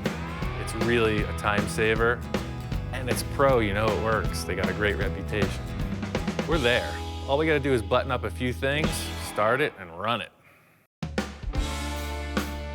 We're in the closing stages of this car. Don's project is just wrapping up. Today's the day we start it. It's all assembled, pretty much just up to the accessories and then the start. Today's the day. It's all coming together. We're finally gonna fire this thing up and put it on the road. I am so excited about this. Gotta put the taillights on, the deck lid, gotta put the seat in, and the steering column. Pretty minor nuts and bolts. The only thing left to figure out is this third brake light. When Ian was gone, I went ahead and I got some LED lights. In my absence, the hood scoop, this great styling element, has become a third brake light. Very interesting. I like the practicality of the safety part of it because the car sits fairly low, that I think that's gonna work out really good. He wired some wires up through the body, and he put these LEDs inside. In the end, it's all about craftsmanship. You know, that is a very custom third brake light. Our plan is to take an old taillight from a car and just cut that shape out. We talked about it. Don wanted a third brake light, and I said, there's no way you're putting one in the back window. So hiding it in the hood scoop was a better choice. The first step was to cut out the shape from the whole lens. We only need a small piece of red plastic, basically.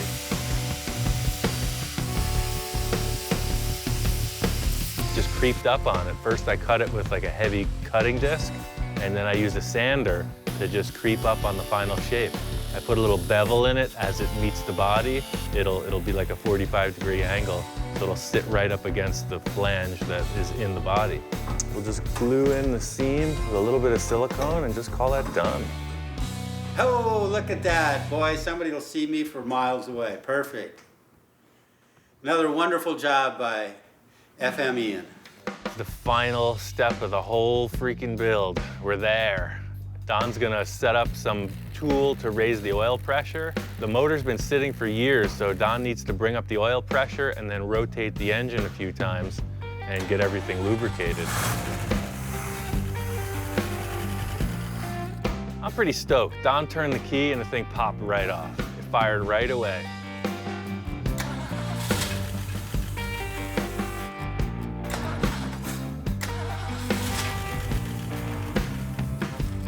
The compression and everything in the motor seems cool. It's firing fine, but it's not delivering fuel. I'm not sure what the deal is. It's pulling the fuel up out of the tank, but it's like sort of just pulsing. It's not really delivering the gas the way it should. For some reason, the gas isn't getting to the engine.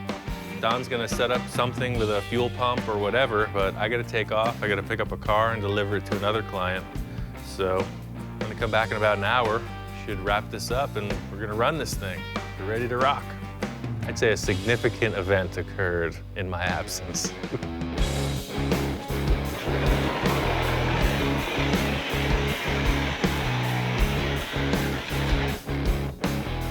This fire could have got out of control. Apparently there was too much fuel pressure and the whole engine seems to have caught on fire.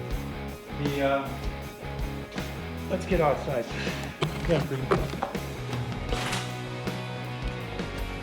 What happened was the seat in the carburetor stuck open. So it was pushing all the fuel out of the carburetor, and I think there was a spark when I went to pull off the wire, and I think that's what ignited it. It takes a lot to get me excited. I'm a pretty mellow dude, so you know, seeing a car that was freshly incinerated, it's pretty exciting. Can't say I was really disappointed because it's exciting, you know? I'm into that kind of stuff. It's a bummer, the car's filthy now, but pretty cool. Not everybody catches their brand new car on fire. It's not going to run tonight. It will run, it will make it to the show. It's just going to take cleanup time now. Yeah, well, nothing's burnt, it's just dirty. No, it's very minor damage. Well, apparently getting gas isn't the problem now. It seems to get plenty of fuel. So I think we solved that problem. I guess all we gotta do is wash it up and run it.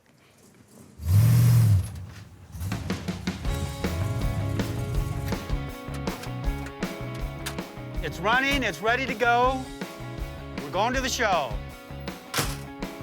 Well, had to clean up the mess after the fire, and that was a little challenging, but we got all the powder off of the car. Have not fixed one burnt wire yet, but that'll get fixed later on. And adjusted the timing on it, and it's good to go.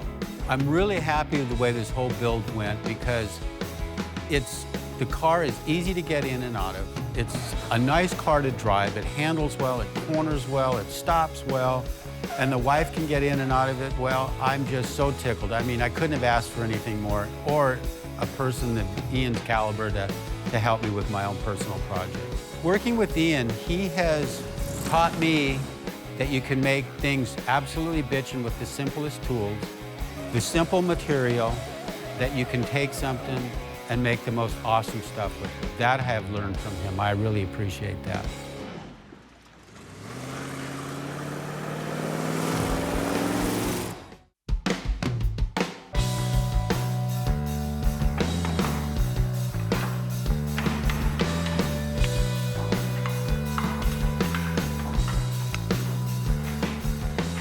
Yeah, this is assembling it for the first time. It's still kind of a mock-up. I don't know if it's actually gonna work, but I got a pretty good idea, so we'll see.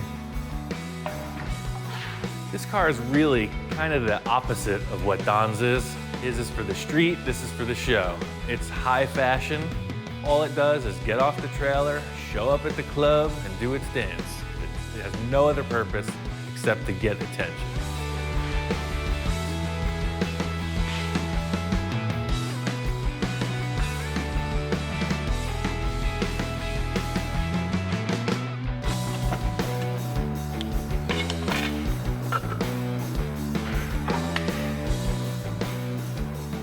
The hardest part about this is that this is a finished, pristine show car. It's not like a mock-up. So I'm really trying to be careful. I want to assemble it, polish it, and show it.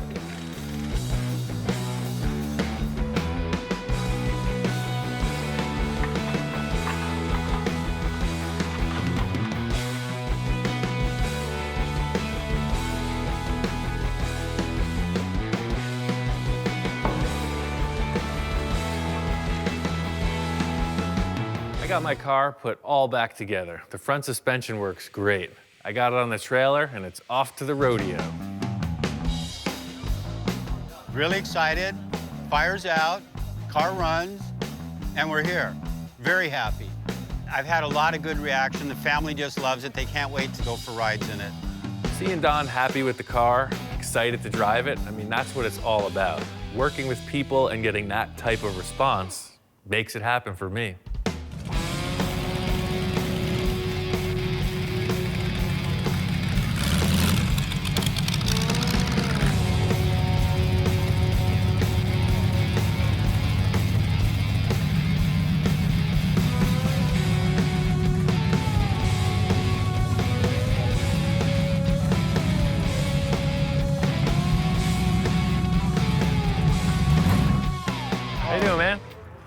guess what kind of engine? Like Pontiac, Oldsmobile? Oldsmobile. Okay. 48, yeah. Yeah. How does it go? It drives like a jalopy. It's Yeah? Like a, Does it got some poop? It's like an angry little go-kart. Yeah? Yeah. Is that like about a 38 bone body? It's a Chevy. Oh, it's a Chevy? Yeah, it's a 31 Chevy. I'll be See darned. all the extra lines in the body? Yeah. Well, what was it, a two-door sedan or a? It was a four-door. Oh, and you shortened it up? Everything, yeah. Yeah, I shortened it a little. Made it the whole channel, 9 yards. chopped it, Channeled it, sectioned it, and painted the mother pink. Well, what a car. I've never seen nothing like that in my life, and I've been around for 77 years. Right on. That's cool.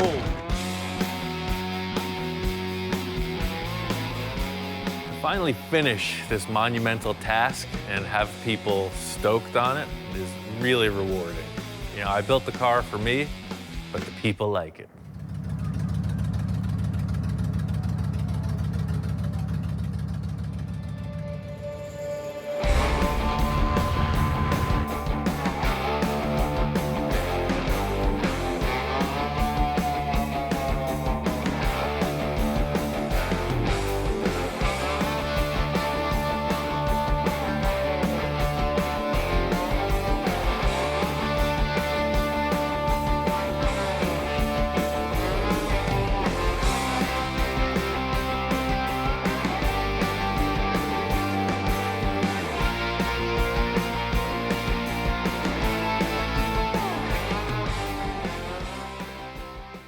Right now on Full Custom Garage, Master Metalman Ian Roussel built a chopper-inspired trike from the ground up. The whole concept with this bike is giant rear tires, long extended forks, total 60s, 70s Ed Roth style trike. Outlaw stuff. With his hand on the throttle, Ian's not slowing down. It's all about making this thing look badass. You see a lot of trikes out there, and it seems like it's the look that they miss on. I really want to make this thing shine. And later, Ian's wild ride hits the brakes. Like most things, best laid plans never seem to come to fruition that easy.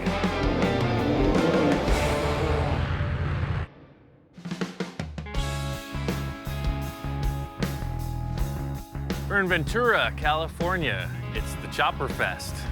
Just looking around, see what's happening. I got a couple ideas of a bike I want to build, and I'm just seeing what's out there. Seems like the bike world's taken a couple turns in what's popular with style. For me, the 60s, 70s, the chopper thing that was going on is really the core of it.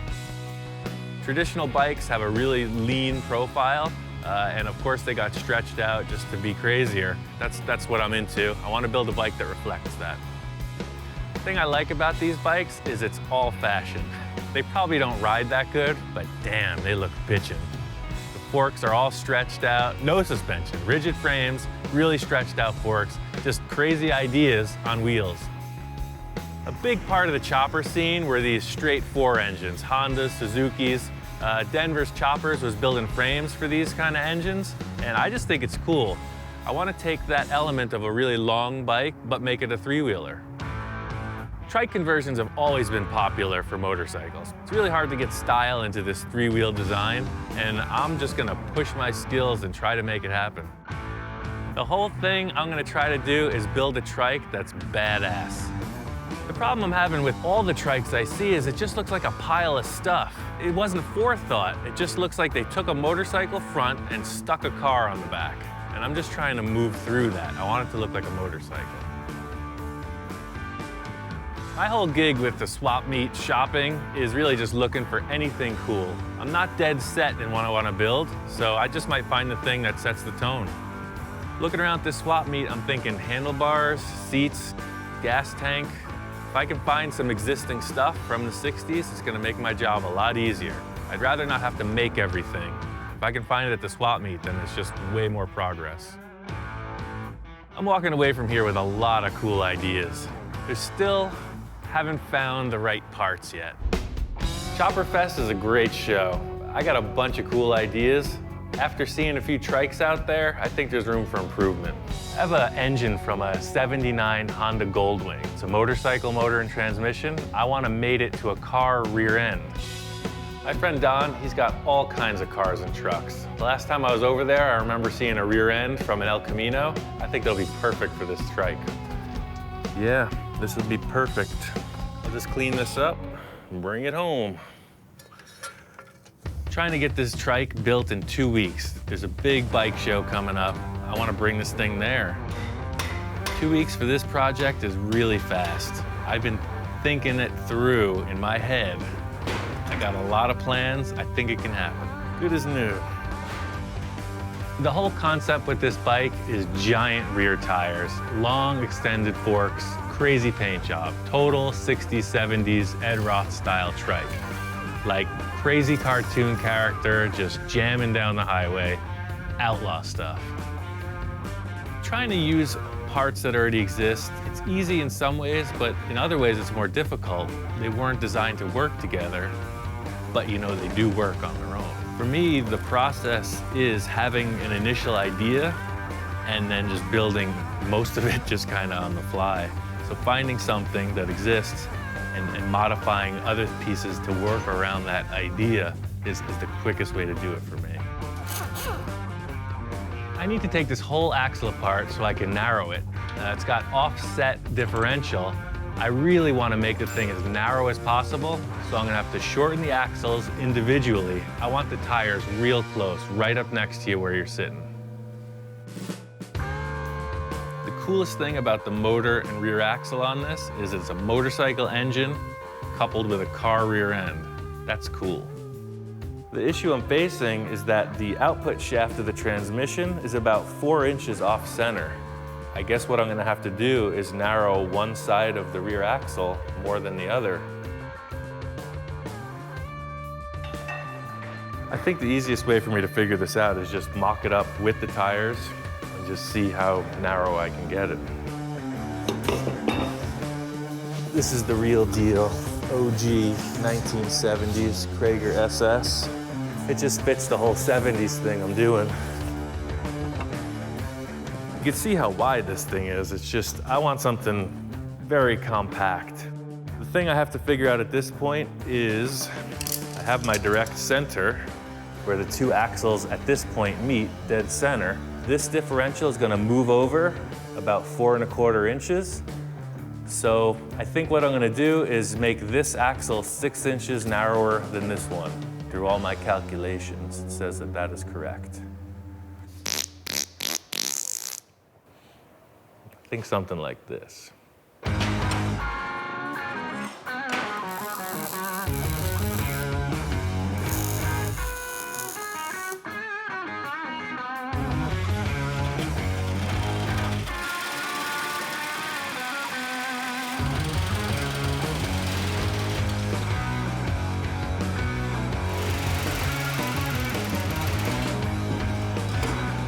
That's considerably narrower.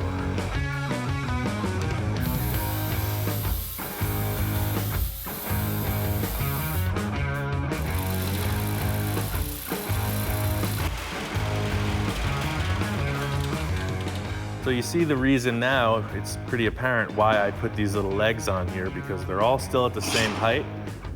I can just move it, re-weld it.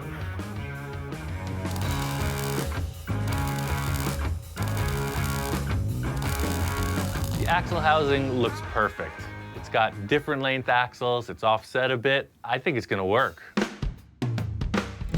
I narrowed the housing to what I needed. This bike has an offset differential, so I just ordered a couple axles that were machined to fit. So you can see, considerably shorter than the originals. This is the test fit. Hopefully it's good.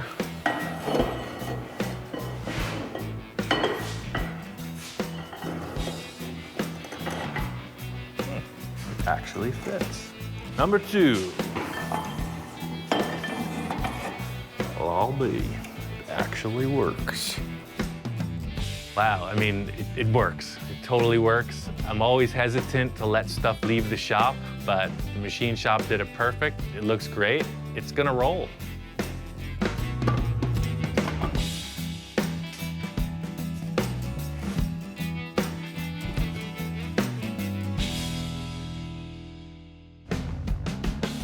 This rear U-joint matches the rear axle, so that's a GM part.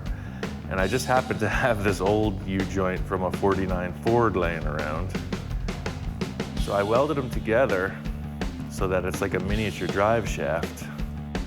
The thing about the U-joints is the only way I'm really gonna know if it works is after it's done. The shakedown run, that's what's gonna tell the tale. The way that I've been building things, it's really found objects. It's used parts, old stuff, things that really have no purpose being together. I could just buy a motor and transmission and rear axle from a supplier. They sell trike kits all day long. For me, the turn on is trying to get this thing together with all these unique parts that don't go together. I'm gonna go visit my friend Gary. He's an old school biker. I know he's got what I need. I've been in this building here for 36 years, and he mentioned something about what he was doing and on a bike, and I said, wait a minute, I think I have something buried here that you could possibly use. Long time no see, sir. Best thing about having friends like Gary is he's been around forever. He was doing the thing when this was popular, so I know he's got what I need. Coming to steal the forks I've been hounding you for 10 years. Yeah. I spy. Here they are. Aha. Yeah, I was going to do a project with them, and I never got around to it. And no sense of letting them just die. Right on. They're definitely old and used, but they got good grease in them. These are perfect, man. I've reached a point in age where, you know, I got to start clean some of this stuff out of here. You can collect only so much, and then you go, what are you ever going to use it? No. The Z-bars? Yeah. Yeah, those are a wall hanger. Right. These are the real deal. These are old school. These parts are great. I just need one more thing. I looked right next to the ladder, and there it was. An Invader rim. That's an Invader rim, sir. What the heck? This is old school too, man. That'd be perfect for that front end. Tire looks like brand new. This is exactly the flavor that I was going for, man. You want the right stuff, you gotta go to the right people. Totally fits. It's exactly the combo. I didn't even realize that. It's perfect. The whole flavor of the thing is 1970s wild chopper stuff. So the forks are period correct, the handlebars are from that era, and I even got a front rim and tire. It's a good setup. It looks like it could have been back then. It's like a time machine. Well, it really helps, right? So I gotta polish all this stuff up, then assemble it. I mean, I'm not gonna re-chrome any of this stuff. It looks great. I'm just gonna clean it, steel wool it, polish it. I want it to look like it was from like a leftover, you know? Total survivor. I think these are perfect.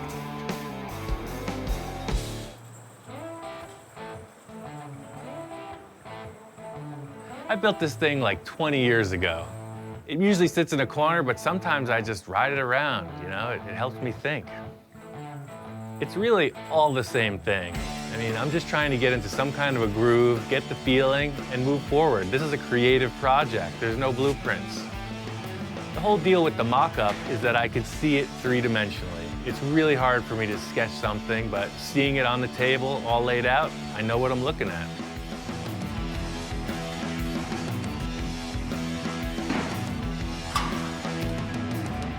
The whole concept with the mock-up is being able to make changes.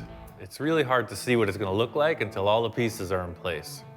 It allows me to adjust the wheelbase, move the handlebars, do my hair, you know, whatever it takes to make it right. Yeah, this is a little too low and stretched out. I'm definitely going to bring the tire in and the handlebars up. This is just the flavor I'm looking for. It's got that 70s chopper look. Thing totally came to life. I mean, it's still just sitting there on the table, but I'm already cruising on the highway.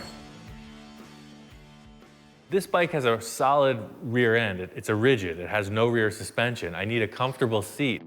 I was looking around for seats, motorcycle seats, horse saddles, wheelbarrows, anything. That would almost work. Just upholster the whole thing. No ordinary seat's gonna fly for this. It's gotta be something really cool.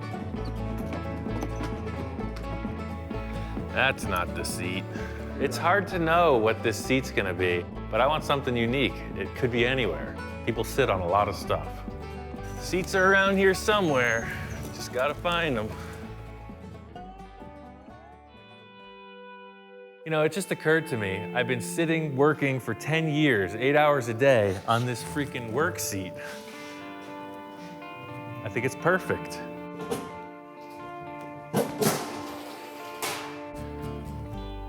I want the seat to be right on the axle. As soon as I put it in place, I was like, wow, it's low back, really wide. It's perfect. I'm gonna put the seat right on the rear axle, so I'm gonna bend a hoop and set the seat. That way I can sit on the axle, put my hands on the bars, and decide where they should be.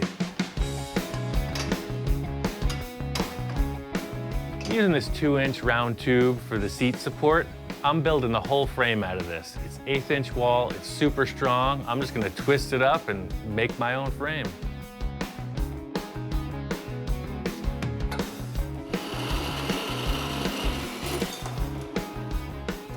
So I made these 2 little saddles out of a 3/4-inch square tube. They're gonna sit right on there, and that should be plenty secure.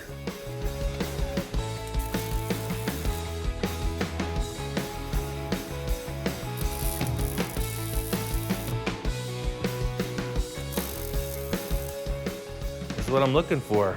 Kind of low, kind of forward. That way with the rigid rear axle, you know, you're not leaning back and it's not beating up your back. It's gonna be a pretty rough ride. So like this, at least you got your own little internal spring working. Wind in my hair, bugs in my teeth. Here we go. I'm just working through getting this frame welded up. I really want to spend my time on the bodywork and the gas tank. You're not gonna see the frame at all. It's not a feature, it's just a structural element. It's got a rigid rear end. It has no suspension in the back.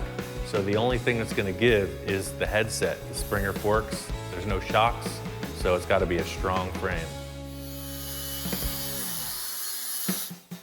I think I'm gonna set up the top tube in the frame so that the gas tank sits above it. Like you see the Frisco style choppers with the gas tank above the frame. I kinda wanna reflect on that. Most times you'll see like a straight backbone that comes through straight up into the headset. I put a little bend in it because I don't want a big like tunnel through the gas tank. I want to put as much fuel in here as possible. Because it's going to be a coffin tank, I was thinking it would just follow the line of this bend. You'd have a big open shape that held a lot of fuel.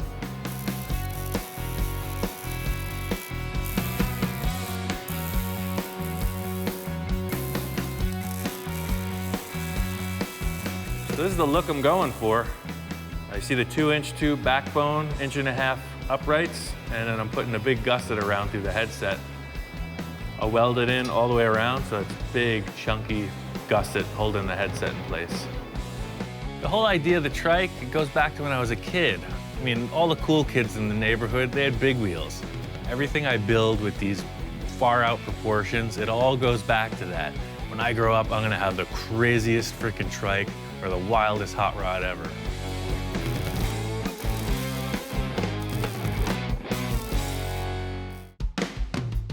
Coffin gas tank is iconic. Late 60s, 70s, chopper stuff. I want to build a coffin tank just like I saw in the magazines. So this is the start to the gas tank. Just laying out a couple quick measurements of what I want it to be. At this point, I'm just eyeballing it. You know, I'm putting out a center line, I'm setting up the top dimension of the tank, and I'm just gonna put it in the sheet metal brake and fold it, see how it looks. The main reason for using cardboard or hard paper is that you can create a 3-dimensional mock-up of what you're building. It's way cooler than some computer-generated image. That's pretty cool. That'll work. What I'm building is a take on this classic coffin tank, they call it. Has flat sides, kind of faceted, sort of like a diamond, or like a coffin. The coffin tanks are pretty basic because they're just flat panels bent on a sheet metal brake. It's pretty simple. No English wheel, no special hammers. You just bend flat panels and weld them together.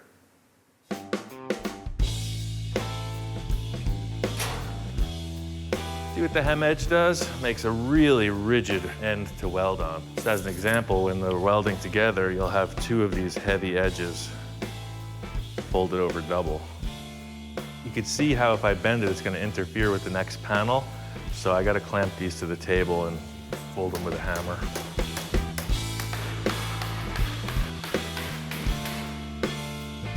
This is pretty cool because it shows that you don't really need all the fancy tools to do this type of thing. This is the last bend. This type of fabrication really reflects everything I've been doing, is just try to figure it out and make it happen. I've never had the luxury of so many fancy tools.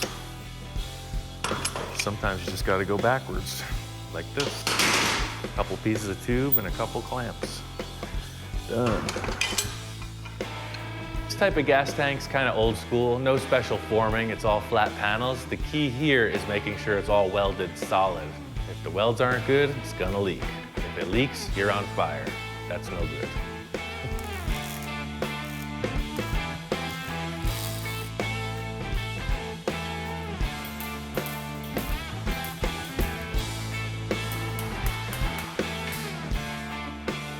I like to use the MIG welder to spot weld all the panels together. It's really quick to mock it up with the MIG. Later I can TIG weld it and then it'll be liquid tight.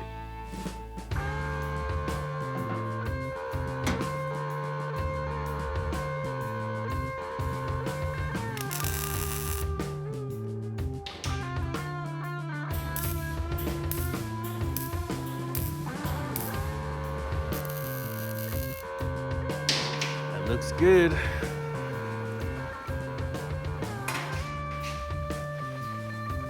Oh yes.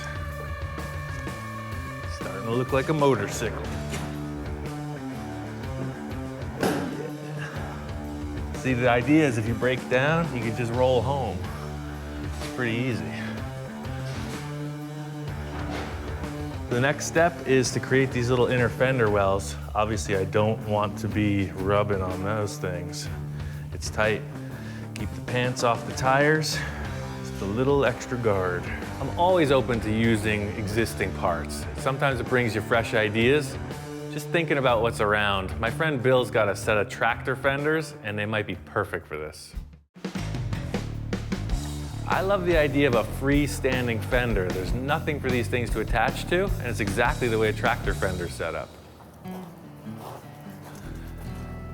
Now this is what I'm talking about. It's crazy because this tractor has almost the look of the little seating position that's gonna be in the trike. These fenders, I might just take these and modify them. It's exactly what I have on the trike. The seat right here, the tire's very close, and these do the same thing as I'm talking about. You see the rubber, and they just protect the rider from falling into the tire. That's it. Nobody's got fenders like that, baby. You're in your little chamber. Well, you're definitely protected from the tires. But, they look absolutely ridiculous. These fenders are not gonna work.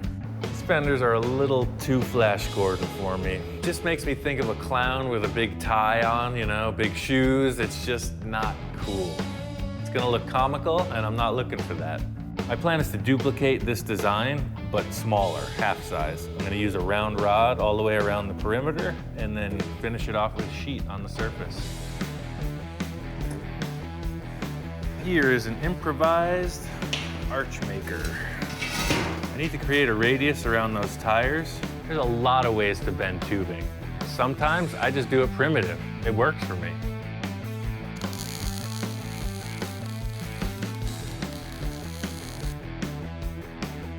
Weld the end, flip her over, and roll out the barrel.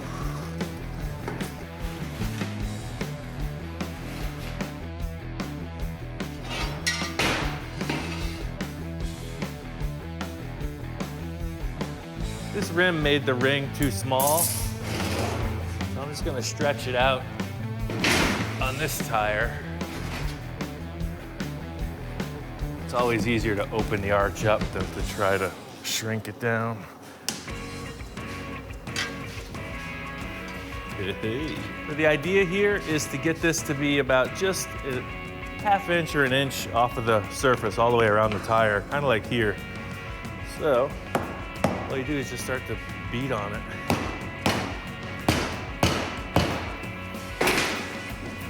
Right about there.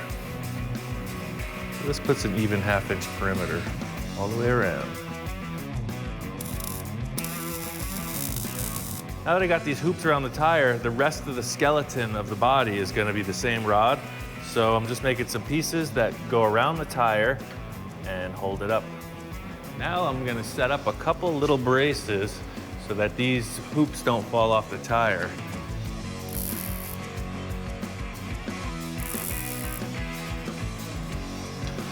Really, the only way you can create these shapes is by eye. You just put it in, give it a little twist, put it back on.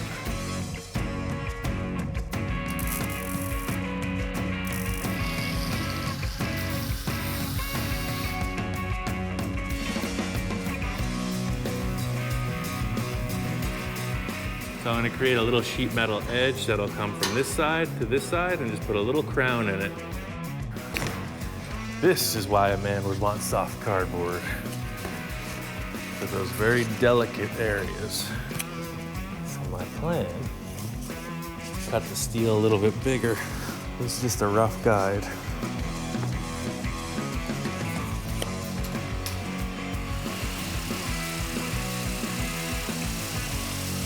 I got some pretty cool air shears. Eastwood sent them over. They work perfect.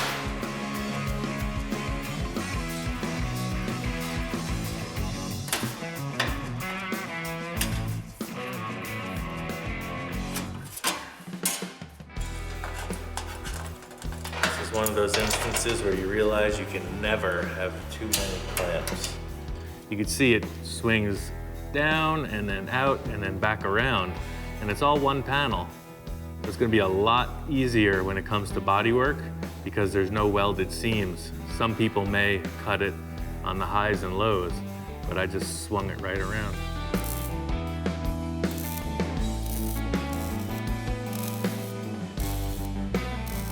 In the end, I'm gonna paint these fenders so they look like some kind of a carnival freak show. I want it to look like you're locked in on some kind of a wild ride.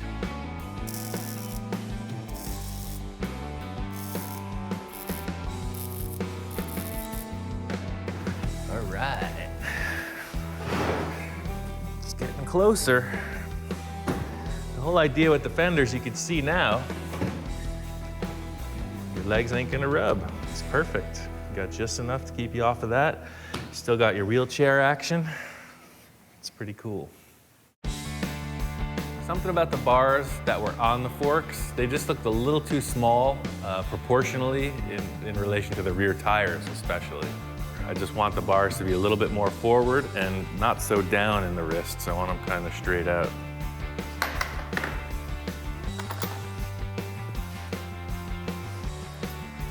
I feel like with those giant back tires, the handlebars should be a little beefier. So I'm gonna make them out of this 1.5-inch round.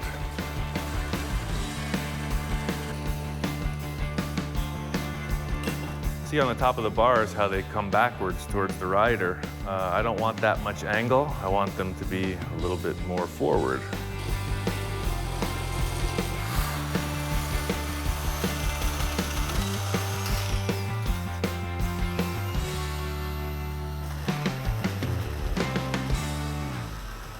I want a little bit of pullback, so I'm just gonna put this piece of bar stock under it.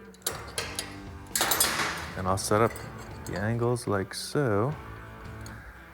And that should be good.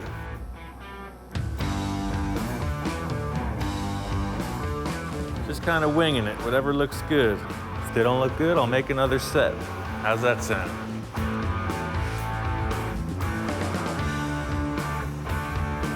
Right now, I'm just trying to make sure that they're both even. You don't want one limp arm, right? So I'm keeping these angles parallel, straight through, and then they're the same distance off the table. And that's all there is to it. Another issue with the forks that were on the bars was the risers. I thought they looked a little bit too spread out. I wanted something right down on the headset so that the springs really showed. These are the risers. They're gonna weld on the bottom of the handlebars. Instead of bolting on like those, it'll be a clean, clean look.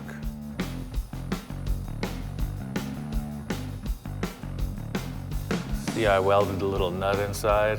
Then there's the bottom plate. Makes it very, very strong.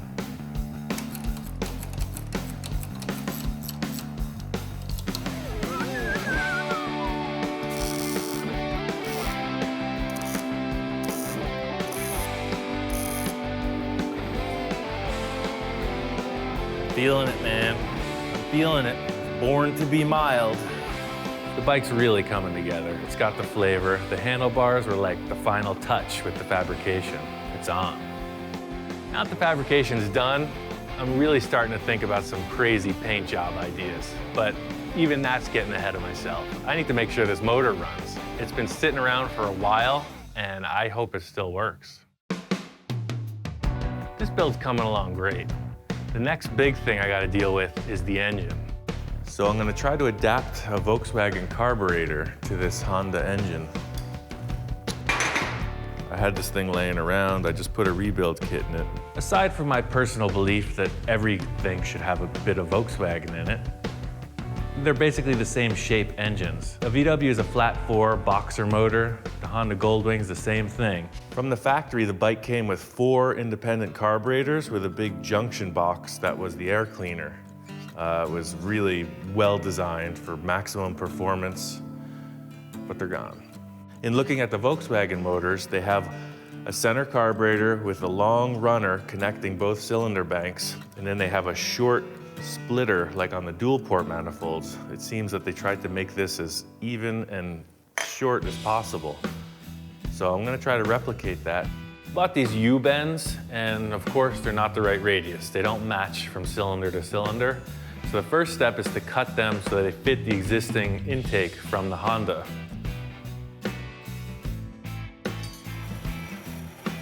The Honda motor and a Volkswagen motor, this style, are pretty similar. I don't see why this intake wouldn't work.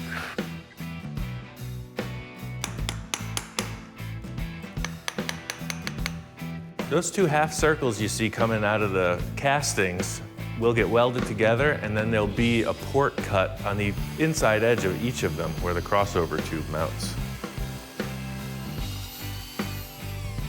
Next, I'm gonna make a tube that crosses over the engine. After that, just make a riser for the carburetor and weld a base plate on.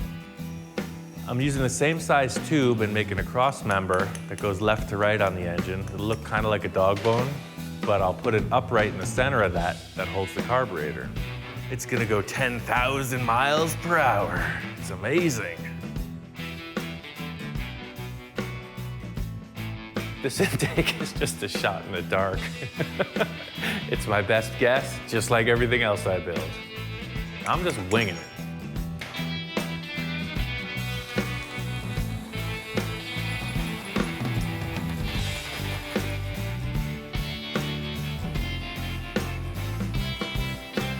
Found this cool little air cleaner. It's more just like a wire screen, but I modified the end of it so that it fits the VW carb. Now you understand why the frame has that strange shape in the front. See, that sits just like that. Pretty slick. So all I need to do now is just make a tube that goes up and holds the carb. Like most things, best laid plans never seem to come to fruition that easy. This isn't gonna work at all. I didn't take into consideration the way the throttle linkage it's gonna hit the manifold. Pretty much married to the idea of the intake being this shape. I gotta come up with a way to make this work. I think I'm just gonna make a curved tube that sets the carb a little bit forward. I had intended it for it to be right on top of the intake, but it's gonna be a little bit offset.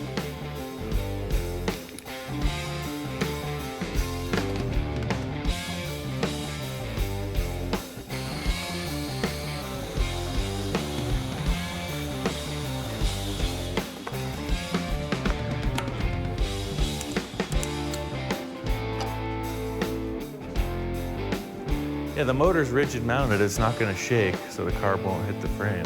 It's all good. Bitchin'. I think it looks great. It's exactly what I was thinking. You always gotta jump hurdles to get there.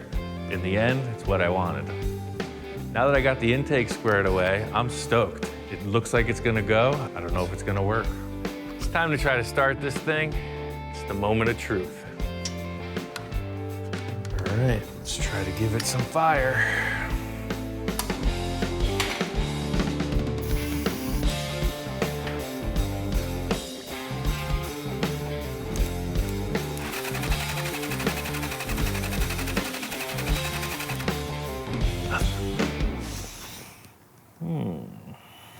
Every internal combustion engine is pretty much the same theory, so I knew somewhere it wasn't getting electricity where it needed it. No spark. There's this red wire just sitting here. I don't know if that goes to power. There's a little thing in here. It's no more ignition points. So this magnetic module needs power. That's what it is. Aha. So somebody changed out the points to this cool little electronic ignition. I had this whole motor rigged. The wires were twisted together, there was no fuel tank, no exhaust. I don't even know if there was oil in it. I just wanted to hear it go. Prepare for start.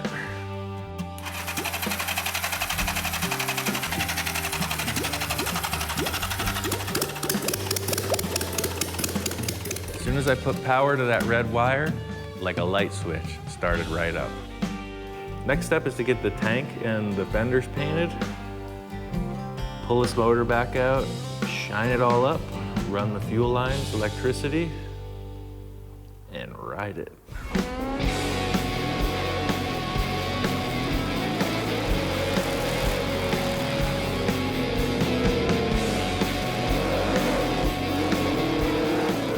This bike is bitchin'.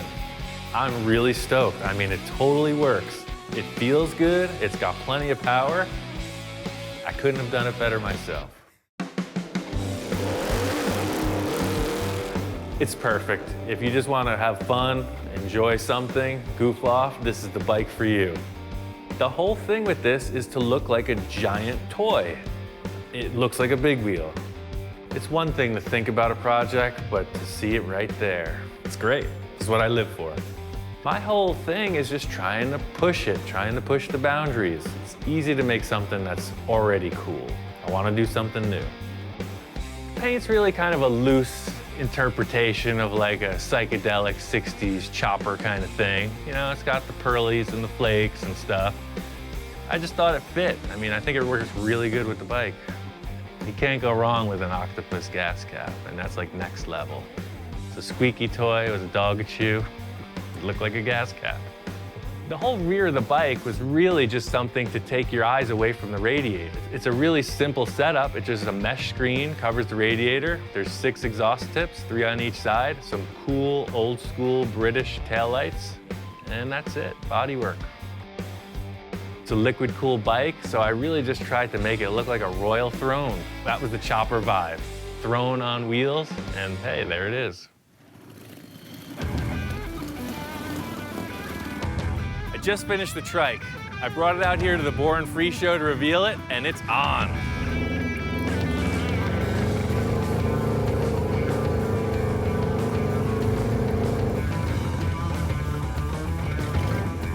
Born Free show was the perfect venue to take this to. It's just mellow, good vibes, great show.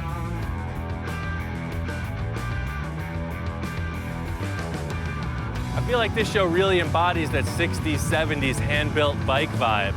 You see a lot of really long bikes, thin tires, everything that was happening before the mass production.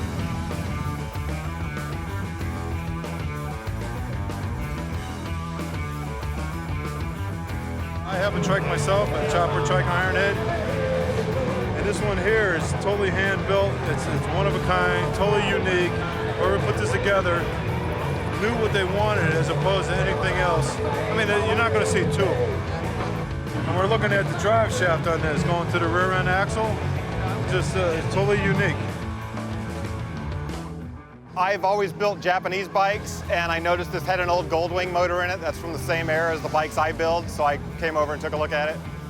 I like all the angles, you know. I like a style of bike called a digger, and they had angled tanks like that, you know, like mid-70s sci-fi type of stuff, and I noticed that before I even realized it had the Japanese motor in it. Once I saw the Goldwing, that just topped it off. Didn't notice it until we stood here, but it's got a seat off a lawnmower on it, you know, and it's perfect. Nobody would ever guess, but I mean, he did the same thing, just home built different ideas, and it works perfectly.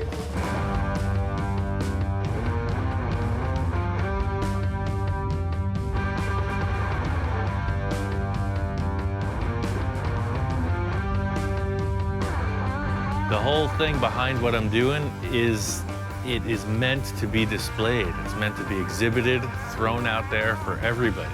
It's pretty sick. You can make a Honda Goldwing look cool. And a badass trike that's like super short. I don't think it probably pops wheelies like no other. A lot of ingenuity in it, very clean.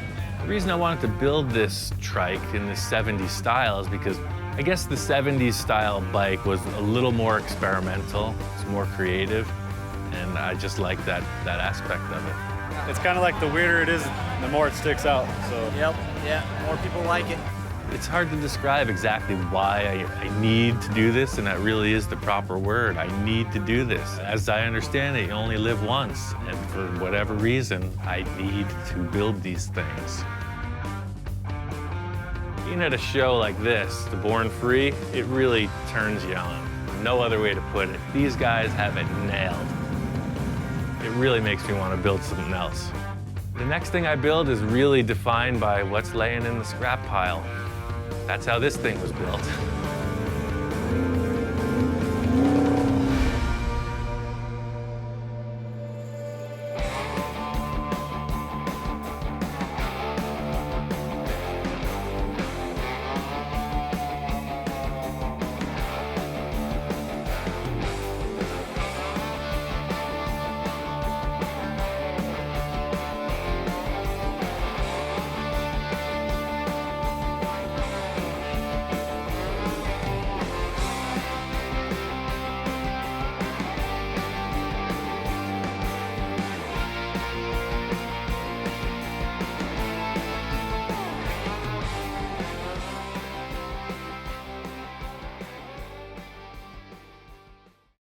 Right now on Full Custom Garage, Ian continues the transformation of the T-Bird bubble top, and his client pushes him even further. It's already been built 2 times. What's one more time? I want it to be like a spaceship.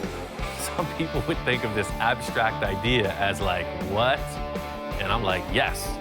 I spent a couple seconds inside that dome, and it's hot. So we're having vents in the front that'll vent the cabin, and then vents in the back that'll exhaust it. But the mission doesn't stop there. My whole task here is creative metalwork and mad scientist inspiration. He's got a pro interior dude. I meet the guy, and it turns out he's deaf. And Victor's like moving around, flailing his hands, this and that. You know what? I move my hands, and I'm a hand talker, if you could see, and we could communicate perfectly. He's talking about making it look like this is like the main power source for the entire car. It's crystal-powered spaceship. I'm a subtle guy, if you could tell by my car. With the finish line in sight, Ian and Victor take the bubble top out of this world. We're on the final run of the whole game right here. And Victor comes up with another idea. But now I said, Ian, we need a new element. He wants to take it one step further, so we're gonna try something unique once more with the roof. I don't know exactly how we're gonna get there, but this car is gonna be amazing.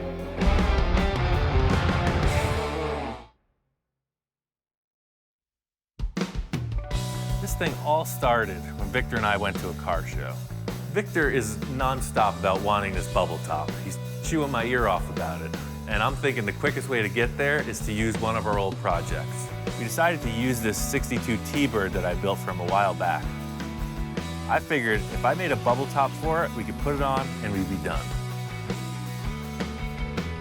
So I built a huge oven structure to heat up the plastic, and we took it to Victor's. And he said, well, we need some igniters or elements. I said, I got some perfect elements. Let me just finish cooking my steaks. Victor and I share a lot of the same characteristics. He's always pushing me for more. And I said, Ian, crank it up. Let's take it to the limit. Yes, Captain, taking it to the limit.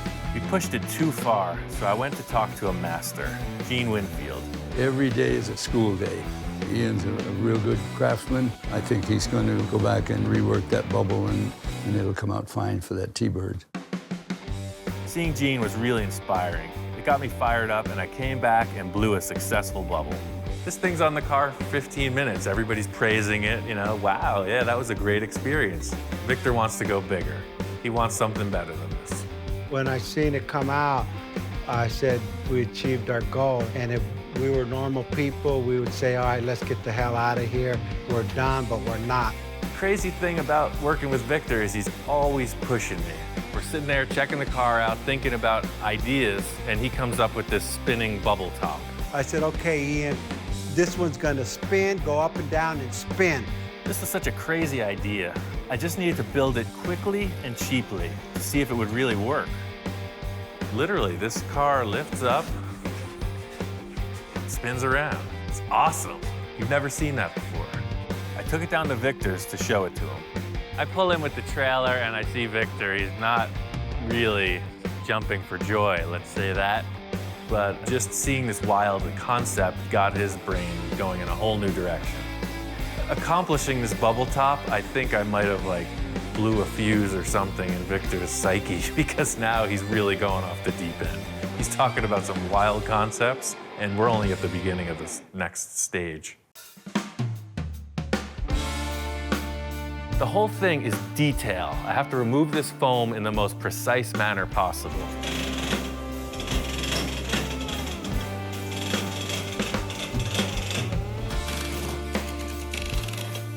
This whole car is conceptual.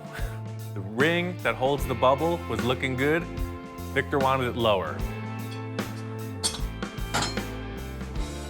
All right, so Victor changed his mind a little bit, or Victor changed my mind. It's not gonna spin anymore. It's just gonna be a simple up-down motion. It's way safer. Primary issue is safety. This thing is coming around to the car show and does, as it's been doing, it's gonna take somebody's head off. This whole thing I was setting up with the body being raised up and contoured to the ring, he wanted it to be lower. We're gonna cut this whole area out and then lower the ring to the same height as the door. Refitting this metal ring, it's a flat base that the bubble sits on, and the car is a curved surface. So I created this series of steps that allow the ring to fall down into the car and still look like a finished part.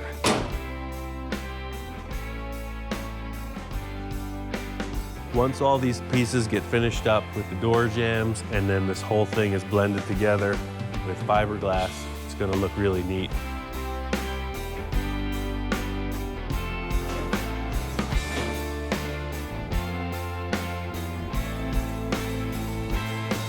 Really refined the way the whole bubble opens.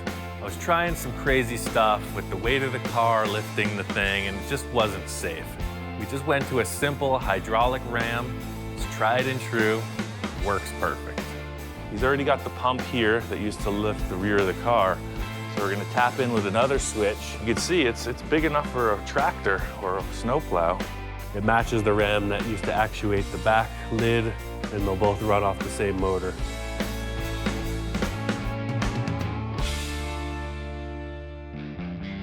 I spent a couple seconds inside that dome, and it's hot. This thing's a spaceship. There's people inside. There needs to be a way for air to get in and out. I made these vents in the front of the car. Victor loved them. He came up with this concept. He wants some more vents towards the rear, so my challenge is to match them, complement the front with the back. I think I like this idea. The car is so flat that by putting these vents in, it's pretty cool. It kind of lends itself to the louvering thing in the 50s, but this is like new, old, space-age stuff. All these vents work. It looks cool, but it's gonna keep you alive in there. Otherwise, you're gonna cook. Once the ring that fit the bubble was established in the car, it looked great, and it worked so good, we decided to seal the doors up. That's the main point of getting in and out of the car, is through the lid. So the bubble top's gonna be the only way you can get into the car. That'll hinge up and you'll get into it like you would a flying saucer. Should be cool.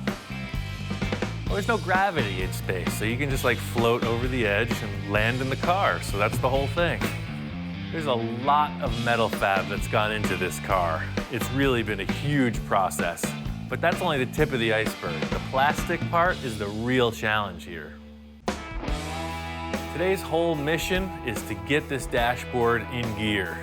I just finished some really basic structure to just hold this gauge cluster. It's from an early Plymouth. I think it's a 300. This has been used in a couple other really popular show cars. And the reason we're using it is because it's freaking cool.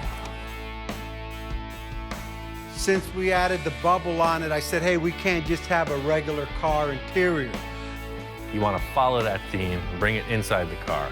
So I want to have some kind of clear plastic elements on the interior. The big challenge with the plastic is creating three-dimensional shapes. I'm using fiberglass for the dashboard. It's going to incorporate an acrylic dome, just like the roof, and who knows what else.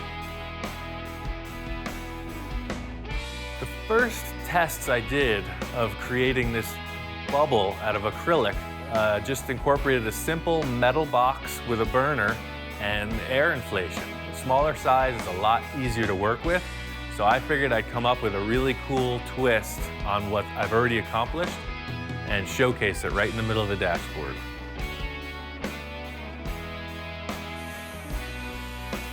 Every bubble I've seen has been blown off of a flat base.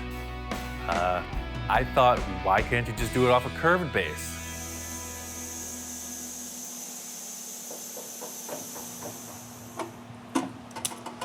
I'll unscrew it.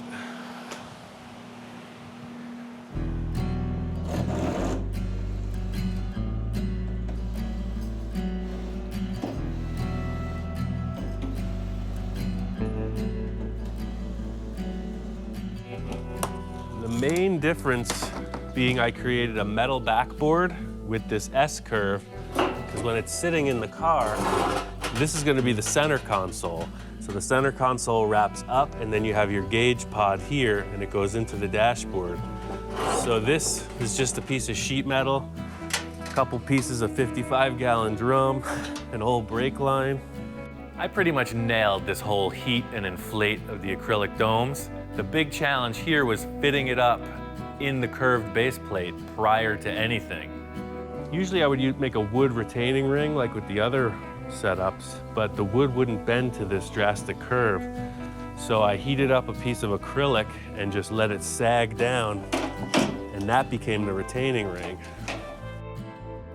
So what the paper does, you can see the holes I punched here.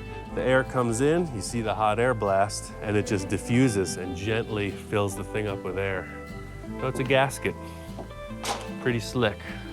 These two got overheated, but it's still the center that I'm looking for. So I'm gonna cut this center out and I'll put it in the car and you'll get a look at it. By building this cool metal backboard, it puts an S-curve in the base of the bubble and it makes a perfect transition from the horizontal dashboard down into the center console. So this is like your center console here. And then to get to the switches and stuff on the gauge, this will lift just like the roof on some kind of a air ram. And then you can turn on your lights and all the other stuff. So it's just like dimensional plastic shapes. You know, you got 1, 2, and then 3. It's gonna be like a real fishbowl in here. This whole thing is really my greatest achievement.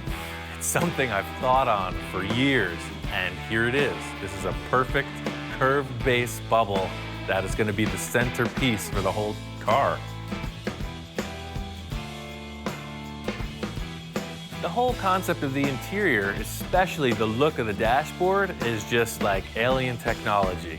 It's gotta look kind of spacey, kind of organic, and I think fiberglass is the only way we're gonna get that really curved compound surface. The whole dashboard is fabricated at a solid round stock. It's really easy to form. I can make mirror images of the left and right side simultaneously, so it's just a quick bend, cut, and weld.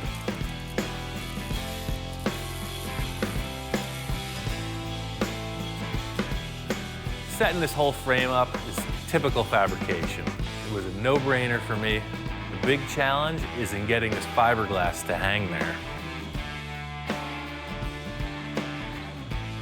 Fiberglass resin is just a liquid, and the material is super flexible, so it needs some kind of a spine to hang on until it turns solid. The whole thing with this process is if you haven't done it before, you don't know what to expect. A friend of mine, Scott Owens, he showed me this cool trick with aluminum foil and fiberglass. So I'm gonna see if I can't pull something off. The whole idea with laying this subsurface for the fiberglass is using the foil and trying to stretch it across the steel ribs that I made. That way you have this really organic shape, and it just gives the fiberglass a perfect backboard to hang on until it sets up. I have very limited fiberglass experience. I was able to lay up a ring on the bubble for the roof, and so far so good. We created a ring that lifts off that will hide all the screws. That way the bodywork comes right in and it looks like a headlight bezel. It's a nice, clean, simple ring. So you can see here, you got your steel frame. You'll have your fasteners with rubber rings to hold it down. And then this nice, clean ring will snap on top and it'll be perfectly smooth. It's fiberglass with a Bondo cap. I got the foil in place. It was pretty simple to set up. The next step is to trim out the fiberglass and mix the resin. So, we'll lay a little of that in there. This next part's like making a lasagna. You just throw your noodles in there. Toxic lasagna. The whole process with the fiberglass is to mix up the resin properly, cut your mat to size, and you basically just soak it, screed off the excess liquid, and then put it in place. The idea with using the fiberglass on the inside is that it will give us a really organic, multi-dimensional finish that we can paint. That way the outside of the car wraps over the top and comes right in.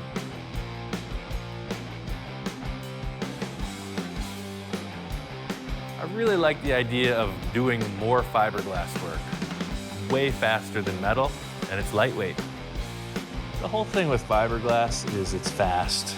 It's a little stinky, but if you were to create these compound curves in steel or aluminum, you'd be at it a lot longer than the 20 minutes I've invested so far.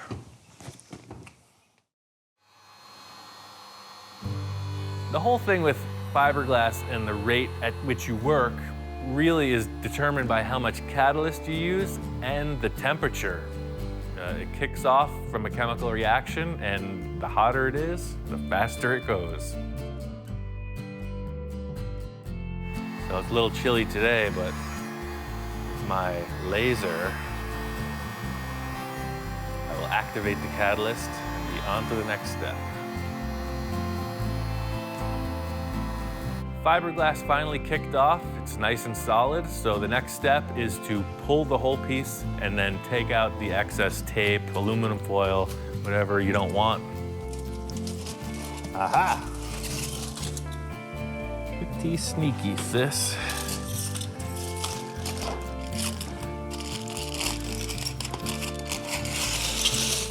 I pulled it off the dashboard, and it looks like it's a piece that will fit on and off as many times as you need. So I'll let it cure up like that. Then once it's fully hardened, I can sand back the edges, glue her in place.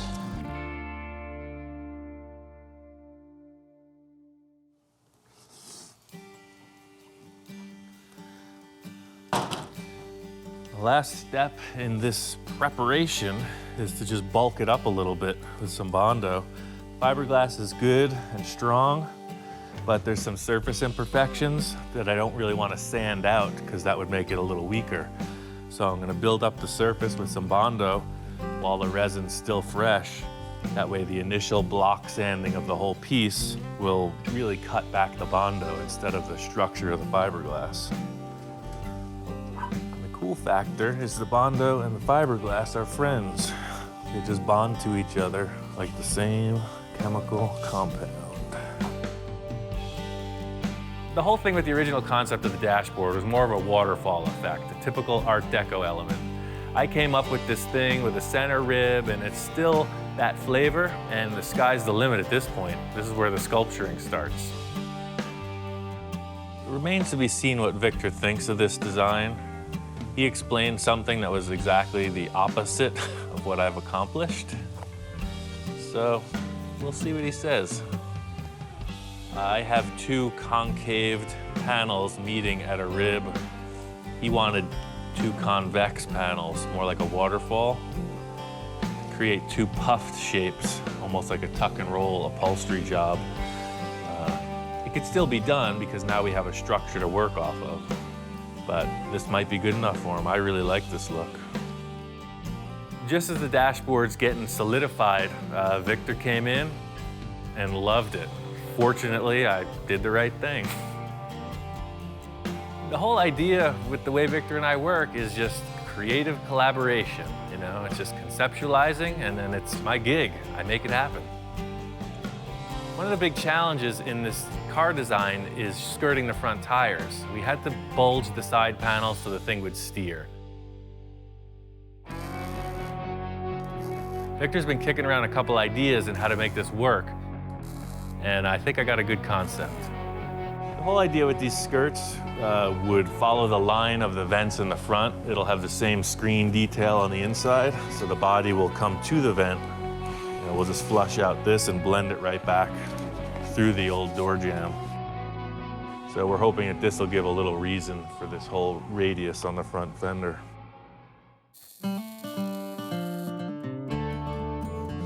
Laid out these square tubes that are going to be the base of the floor. I think we're just going to make the seats ourselves. Victor didn't like the seat that was in the car, so I just set up a framework here. It'll be the base of the floor that's going to roll down into the footwell. It's a spaceship, you know? No rules.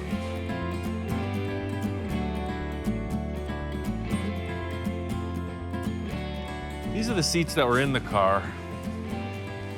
They look cool, but you've seen them before, right? So Victor wanted to do something next level with it. This seat was pretty bulky and it was hitting the perimeter of the bubble, so we would have had to modify the seat back anyway. We talked about it and I came up with a design, still developing. The seat bases are going to be in the car, and then this will be the seat back. So it's a lot smaller. It's just like a little lumbar support. And we're thinking about having them pivot and disappear into the floor of the car. I set up some round rods, just bent it to shape, welded a couple nuts on there for a hinge. I'm gonna cut some holes in here because Victor was saying he wanted some LED lights in the seat back. And you know, it's just developing. We'll see if it actually flies or not.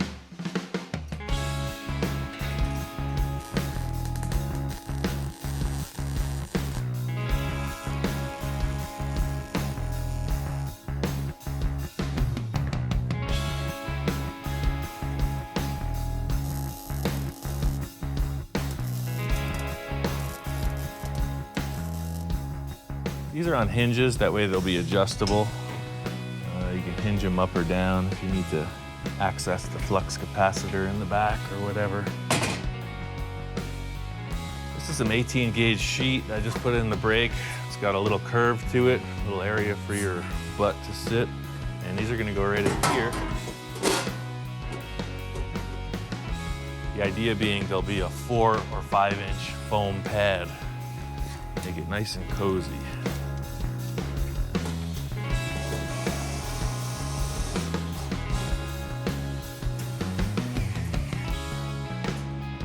My whole task with the interior on this car is really just framing it out. I tried one interior in the past and I really have a lot to improve on, so I'm gonna let the professional handle it. The one thing anybody who is gonna critique a bubble top, the first thing the negative people say is, it's gonna be really hot in there. Victor's answer to that is a vintage stainless steel fan.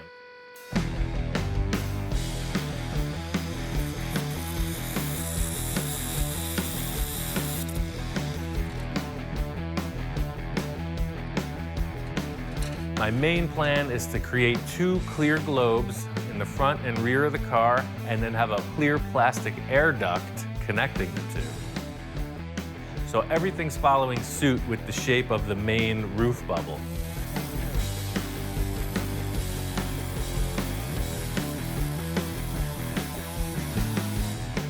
So this is the back wall that will have the air coming from the upper vent down through here. So I'm just gonna shroud this in. That way the fan will draw. You know, this will all be walled off. It'll have no choice but to draw through that vent up there.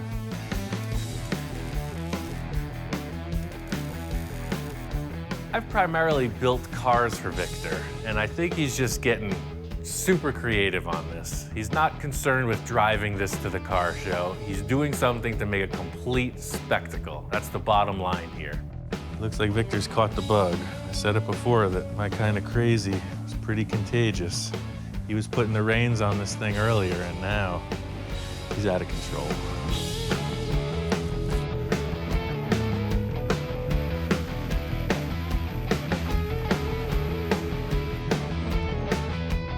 So that's the concept.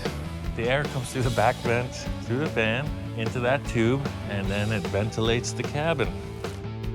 Feel that breeze, Tony? It's good, nice, right?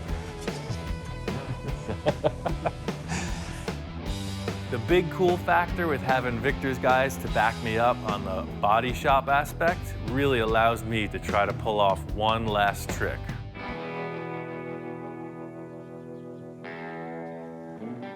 We've made a bunch of successful roofs for this car. We're on the final run of the whole game right here. And Victor comes up with another idea. The third one came out perfect. It flowed perfectly. But now I said, Ian, we need a new element. He wants to take it one step further, so we're gonna try something unique once more with the roof. I'm gonna light a fire, man. Yeah, and actually, I know it's gonna work. You've seen a clear plastic bubble a million times. He wants something more. He wants like a pattern embossed in the rear of the roof. And it's like a whole new direction. As a last-ditch effort to stop this frame from flexing, I just put in a bunch of wooden shims because the box starts to blow out of shape. There's so much force from this. We got like 180 bolts clamping it together. But the box just needs to get up to 300, 320, and it's good to go. But getting 300 degrees over 32 square feet, that's the real challenge. For this last try, I think we're gonna need more heat. A little more propane, a little more fire. It remains to be seen what's gonna go on once we get up to the proper temperature. The only access I have to the material is through these little portholes. This structure that's inside the oven doesn't allow me to see in there. I really only have my past experience to guide me through this. We're not gonna know if it's a pass or fail until it's done and on the car. I think we're there. All we can do is turn up the air pressure. Ready? I'm gonna do it slow. The good thing is this is working just like all the rest. The heat's even, the thing's inflating, it's looking good. Oh, the front, look at this. Amazing. We're there. I can't push it anymore. I'm gonna raise it up. It's the moment of truth.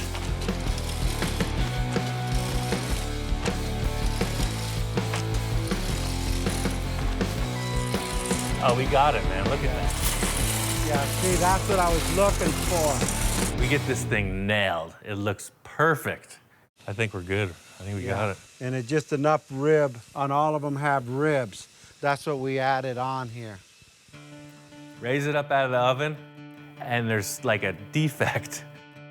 I put all these reinforcing screws in there, and one of them has pushed the base out of position after it's inflated. There was one screw that was still poking through, hitting the second bar, which didn't allow it to sit. The bubble came out perfect, but the screw was hitting, so the front of it wasn't straight.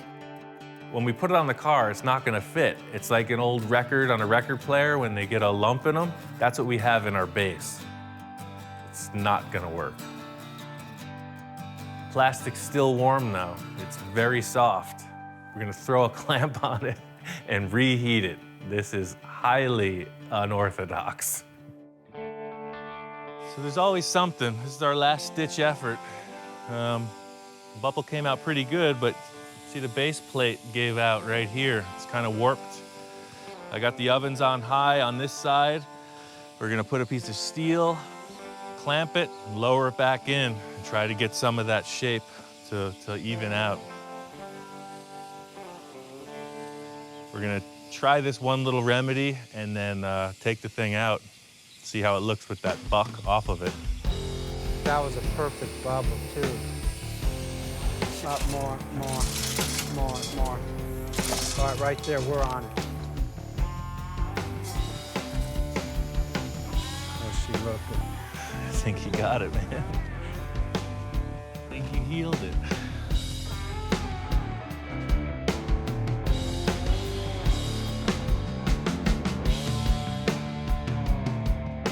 All that matters with this project is the end result.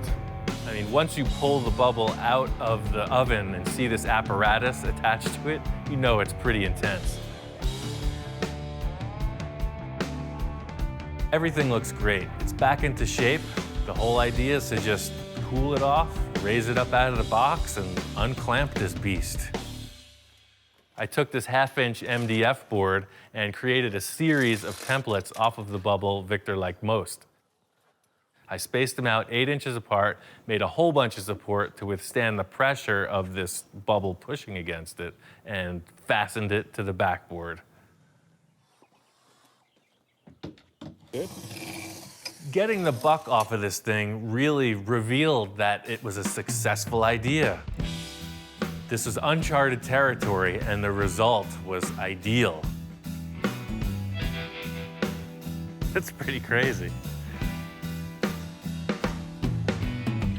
But the real tell is gonna be how it fits on the car. That's what this is all about. So we cut it out, brought it over to the car, and then, yeah, that was what we were looking for. It's freaking awesome.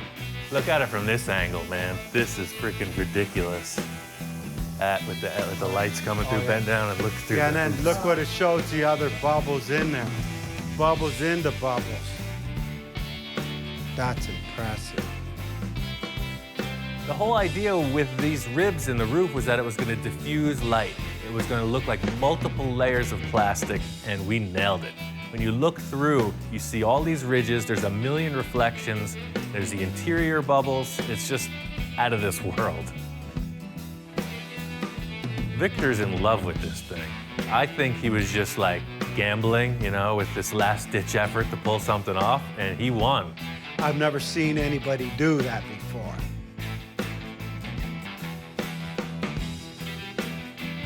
The creative process on getting this bubble top done is there, but this is the whole car. Victor wants to set up the interior on this car to be just out of control, something no one's ever seen before. It's basically a blank canvas and anything goes. My whole task here is creative metalwork and mad scientist inspiration. He's got a pro body guy on the job, he's got a pro interior dude, and he's got a mechanic. I finish my work on Victor's vehicles, and I don't see him for months. I come back, and like there's these amazing paint jobs, incredible interiors, and I've actually never met the people he works with until now. Victor's interior guy is here. I don't know where he learned his craft, but he is like top-notch. This is my upholstery guy, Lino, which is fanatical about inches, and this car was hand-built. and nothing is precise, it's close. And we're trying to just figure out the details on filling in gaps where we didn't anticipate, you know, area that need to be filled in or something added to it. You give him an idea, and if it's not right or flows, he'll make it flow and tie into the concept of what we're trying to achieve. He won't do it unless we could do it right. I meet the guy, and it turns out he's deaf. And Victor's like moving around, flailing his hands, this and that. And it's really how they hash out these ideas. It's pretty crazy. There's like no verbal communication. And the results are outstanding. Right here's gonna go rubber. I got it. Yeah, no. We got...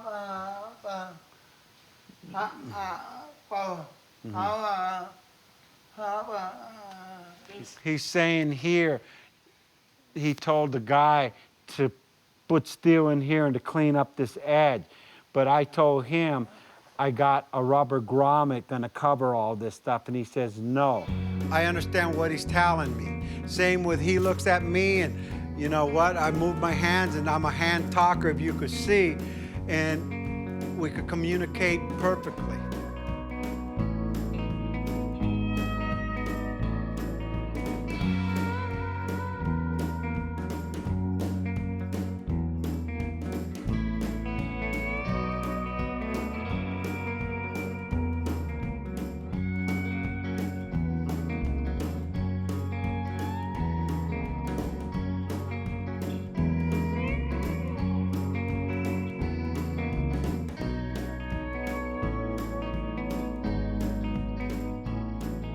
He understands what our goal is to make an awesome vehicle that we could share with everybody.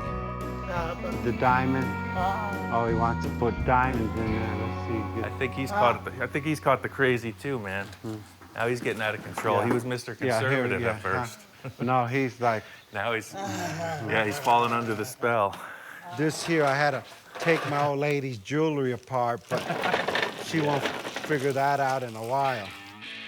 The whole concept with the center console is to move air through the cabin. And Victor comes up with these crazy ideas. He's got all these clear crystals. He's got LED lights. He's talking about making it look like this is like the main power source for the entire car. It's crystal-powered spaceship. There is 100 different variations. But you see how this is in the day, people. Here, let me adjust that. Here we go. Let me see, there's another one. Or maybe you want that, or maybe you want this. Or maybe we'll do that. That's pretty cool there, yeah. I mean, it's getting like out of control. And we'll do it subtle. I'm a subtle guy, if you could tell by my car. Every time I look at it, I envision things. And my vision comes from just looking and expressing, this is the way I feel. You know what, I may be an old man on the outside, but inside I have a vision and I'm cool. And this is the way I release my inner vision of what I think of cars. I've seen what this guy's done on the other interiors, and they've all been fairly conservative. His workmanship is out of this world. There's no limits on this interior, so I can't wait to see what he comes up with. We're gonna finish up the interior, then we're just gonna get the car wrapped, and just the final detail of just wiring it up, and we're done. We're so close. I let Victor take the reins in the last step of this project. I came in today, and the thing is freaking unbelievable.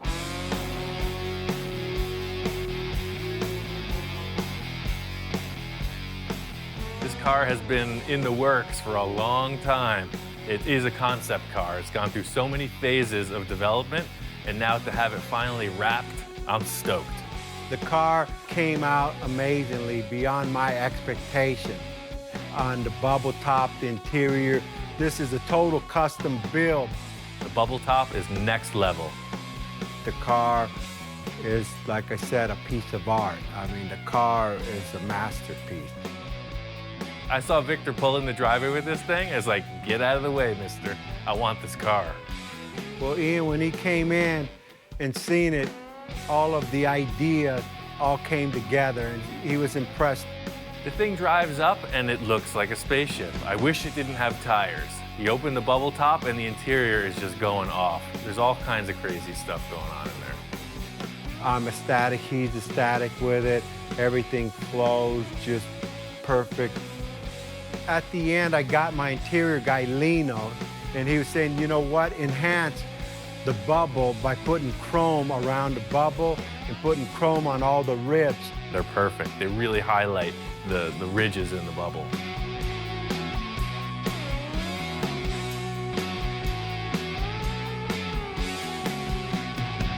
Victor wanted some kind of a crazy alien-inspired paint job. I seen a car going down the street with a wrap on it. And of course, me, I got the most crazy, elaborate wrap. It almost looked like a reptile. He had these guys come in and wrap it, and it looked reptilian. On paper, it looked brown. As we put it on, it was orange. And actually, I had a couple nights of lost sleep because I really hated it. I called Ian, I said, Ian, come look at that, man. I'm really not happy with it. And I knew we had to do something. This car was going downhill. And he said, look, I painted over it. I said, paint it over it. And we painted over this wrap, and it came out freaking amazing. Fortunately, we were able to pull it back, toned it down with a brown candy, and it's on. It looks like some kind of a fantasy lace pattern beneath the clear coat. This clear coat with the candy in it saved the project. That, to me, is the spice of life. I don't want things to go smoothly. I want to hit walls. I want to run through dead ends and recover from it. This is a perfect example. Ian is so resourceful. Maybe 90% of everything that's on this car that you see in the interior and exterior besides the actual car was stuff we made work. From the hydraulic system, from the parts, from the back bumper to the instrument panel. And if he doesn't have the part, he'll come up with something else. He'll walk around the junkyard and find something and put it in there, and it works better and at zero cost. Since I'm 15 years old, it's been car after car after car. That's just what I do. I can't stop. All of the projects I've done so far have really just expanded my skill level, my creativity, and just the idea of what's possible. So whatever's coming up next is going to be big.